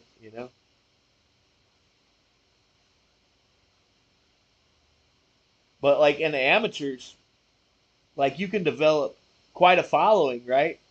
And if you lose one fight, nobody shows up next time. It's just kind of, you know, the way it goes. So the judges try and keep even in the amateurs, man, the judges try to keep the kid that's packing the place, keep them winning and coming back. In the amateurs, it don't really matter who wins at all, but I mean, I'm not talking about tournaments. I'm talking about just like regular fights. But where are you at again? Where you live at? Is it Texas or no Alabama? Somewhere like that, ain't it? It's like Alabama or Tennessee. You're in PA? Oh shit! Who was that dude that beat up? He went to jail, but he beat up Floyd Mayweather in sparring out there. Uh, Damn, I can't think of his name. He was good. I thought he was gonna come back after he got out of prison. Yeah, Paul Spadafora. Paul Spadafora. He was a good fighter. Oh shit! But man, it's almost 7 in the morning, bro. Too much problems. Yeah. Did he have a lot of drug problems and shit? Man, I remember. Yeah, I had a lot of demons. That's too bad. That's too bad. I didn't know anything about his personal life. I knew Pernell Whitaker. He went downhill pretty good in his older age, but he was He was at a fight show in Hammond, and I was coaching there. It was a pro show, and he kept going to the bathroom, hitting the coke, and or whatever he was sniffing. Every 20 minutes he was in the bathroom sniffing something, and next thing you know, he got hit by a car.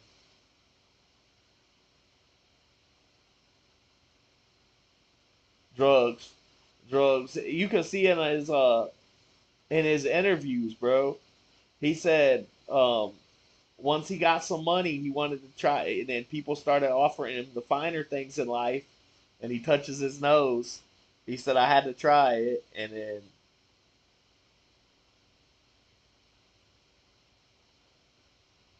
he's just a sweet kid. It's rare to see a white guy with face tats, especially back then, right? Yeah, Sweet Pea was awesome, bro. And he got on coke, and he started like he didn't never fight the same, right? Um, what was Mildred Taylor and Chavez? If you watch the interviews, like before and after the three Chavez fights, dude, his whole Mildred Taylor started off very articulate. He spoke like really well, and by the end of it, dude, he sounded like Tank Davis. You know, like, and he was. I don't think he was from Baltimore. I don't know where Mildred Taylor was from, but he was so good. They had some wars. They had some wars. That was like that's a good. You could watch those interviews chronologically after those first three fights, man, and see how boxing what it does to the guy's brain. Just the way he speaks. There was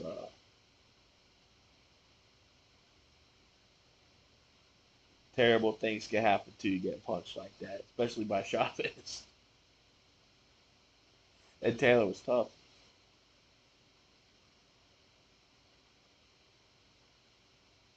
Oh, Pernell Whitaker, bro, he was awesome. Like as a counter puncher, dude. He had slips and come off with slip and counter.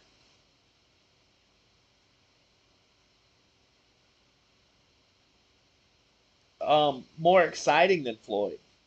The Oscar De La Hoya fight was he was he was over his prime. He was kind of like Roy Jones after he got knocked out by Tarver. You know what I mean? He wasn't on top of his game. That's why Oscar fought him. Oscar fought a lot of guys like that. Oscar was hated for beating Chavez because Chavez was past his prime when he fought him and beat him. Julio Cesar Chavez was like great back, like kind of like watching I don't know, like the, not Devin Haney, but I don't know who we got today that kind of compares with him, but maybe maybe Tank Davis or something, but like he had the whole country of Mexico. Yeah. So it's kind of like that. Like when De La Hoya fought a lot of people, he kind of timed it to fight a lot of champions after they were kind of washed out a little bit. They weren't quite in their prime anymore, and then he was trying to pick them off and put them on his roster. And I mean people do that. That's they wait till they got an advantage, but uh, shit, yeah, Sweet Pea was something, bro. As far as a counter, if you like counter punchers, you know, he was a counter puncher that would knock you the fuck out, knock people out. It was fun to watch him fight anybody in his prime.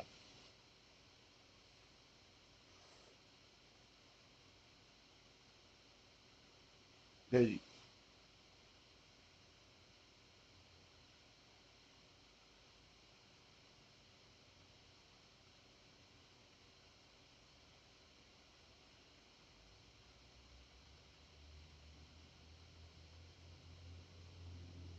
yeah, I got all the fights on DVD. I haven't seen them in a long time. Did he beat Zab Judah? He didn't beat Zab Judah, did he? I think Zab was a little over.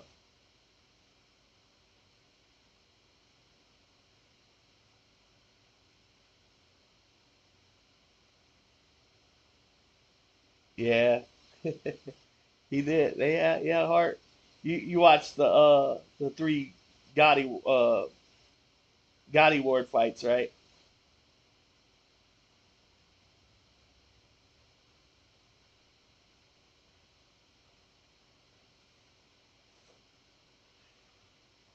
Yeah, I thought Zab.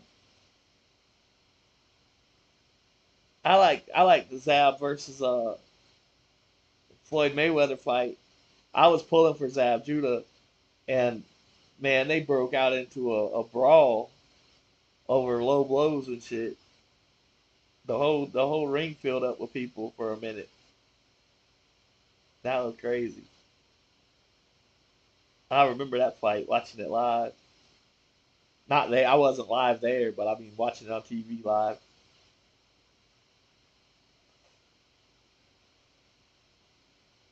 Yo, I was crying watching that first fight.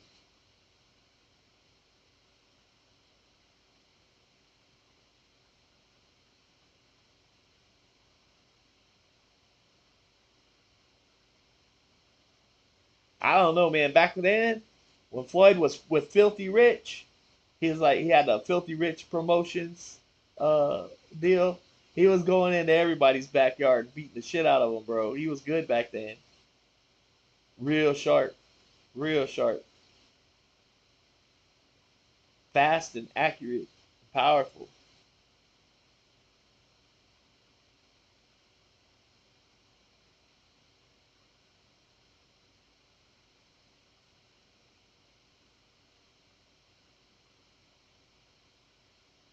Yeah, in the boxing game though, uh, knowing how, I think when I first was amateur, like I just threw punches like you're taught how to throw punches, and you just try to put together your combinations and stuff, and go out there and toe the line and never back up. Be first and cut off the ring. Be first and cut off the ring was like all I was thinking. And the fights were pretty even. I win some, lose some, but um, when I went and trained with Roy Jones, he showed me how to like jab the head and then go fast to the body with a straight right, and like hit the belly button and then look at the body and drop down like I'm gonna throw the body shot again, but throw an overhand right in the head. And when I started doing shit like that, setting guys up with, then I didn't hardly lose anymore. I mean, once you figure out like little game plans like that, how to misdirect them to something and then hit them with something else. It might have just been the competition I was fighting, but the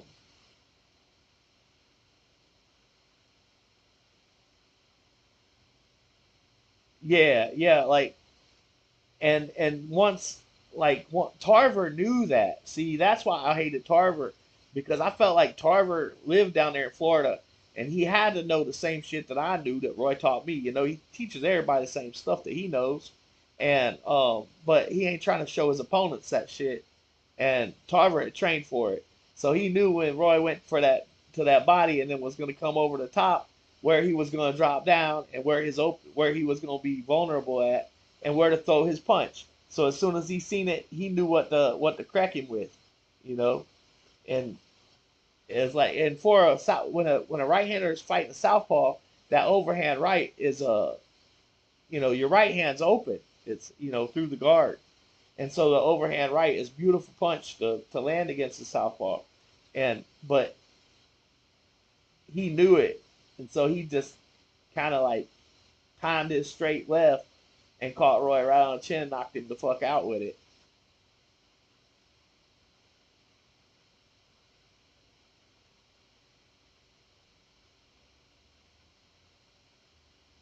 Yeah, but like I said, he knew Roy's trick and he solved it. And it's like, oh man, the only reason you beat him is because somebody showed you his trick. You know what I mean? It's because he didn't keep that shit a secret. and he fought you. You know, he's in his backyard. You know, it's like, you know, if you know all my tricks and then you train for it,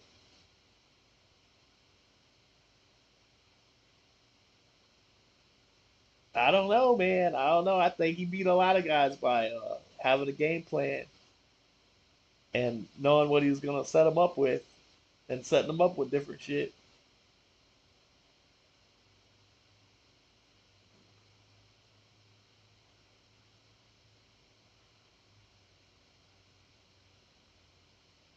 Well,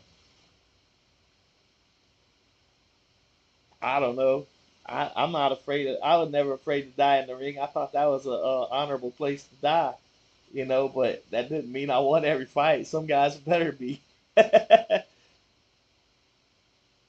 Roy was special, yes sir, yes sir. Good dude, good dude. Very charitable guy. But man, it's 7 o'clock. Let's get off of here. We'll do it again. I gotta work Friday, Saturday, Sunday, but I'll be off Monday and Tuesday. I'll be back on here.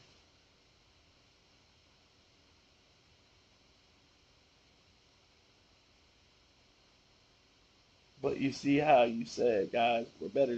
Well, I'm saying like I sparred guys that were better than me, faster than me. One kid was like he never hurt me, but man, he could hit me with that right hook. You know, he was a southpaw. He could get away from me and tap me up. All right, I'll tell you what, man. You have a good one. Thanks for the games and GG's. You know,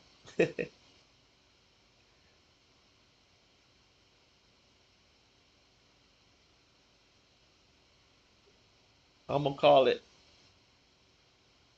Good seeing you again. Good playing with you again. We'll do it again. We'll do it again soon. All right, bro. I'm out.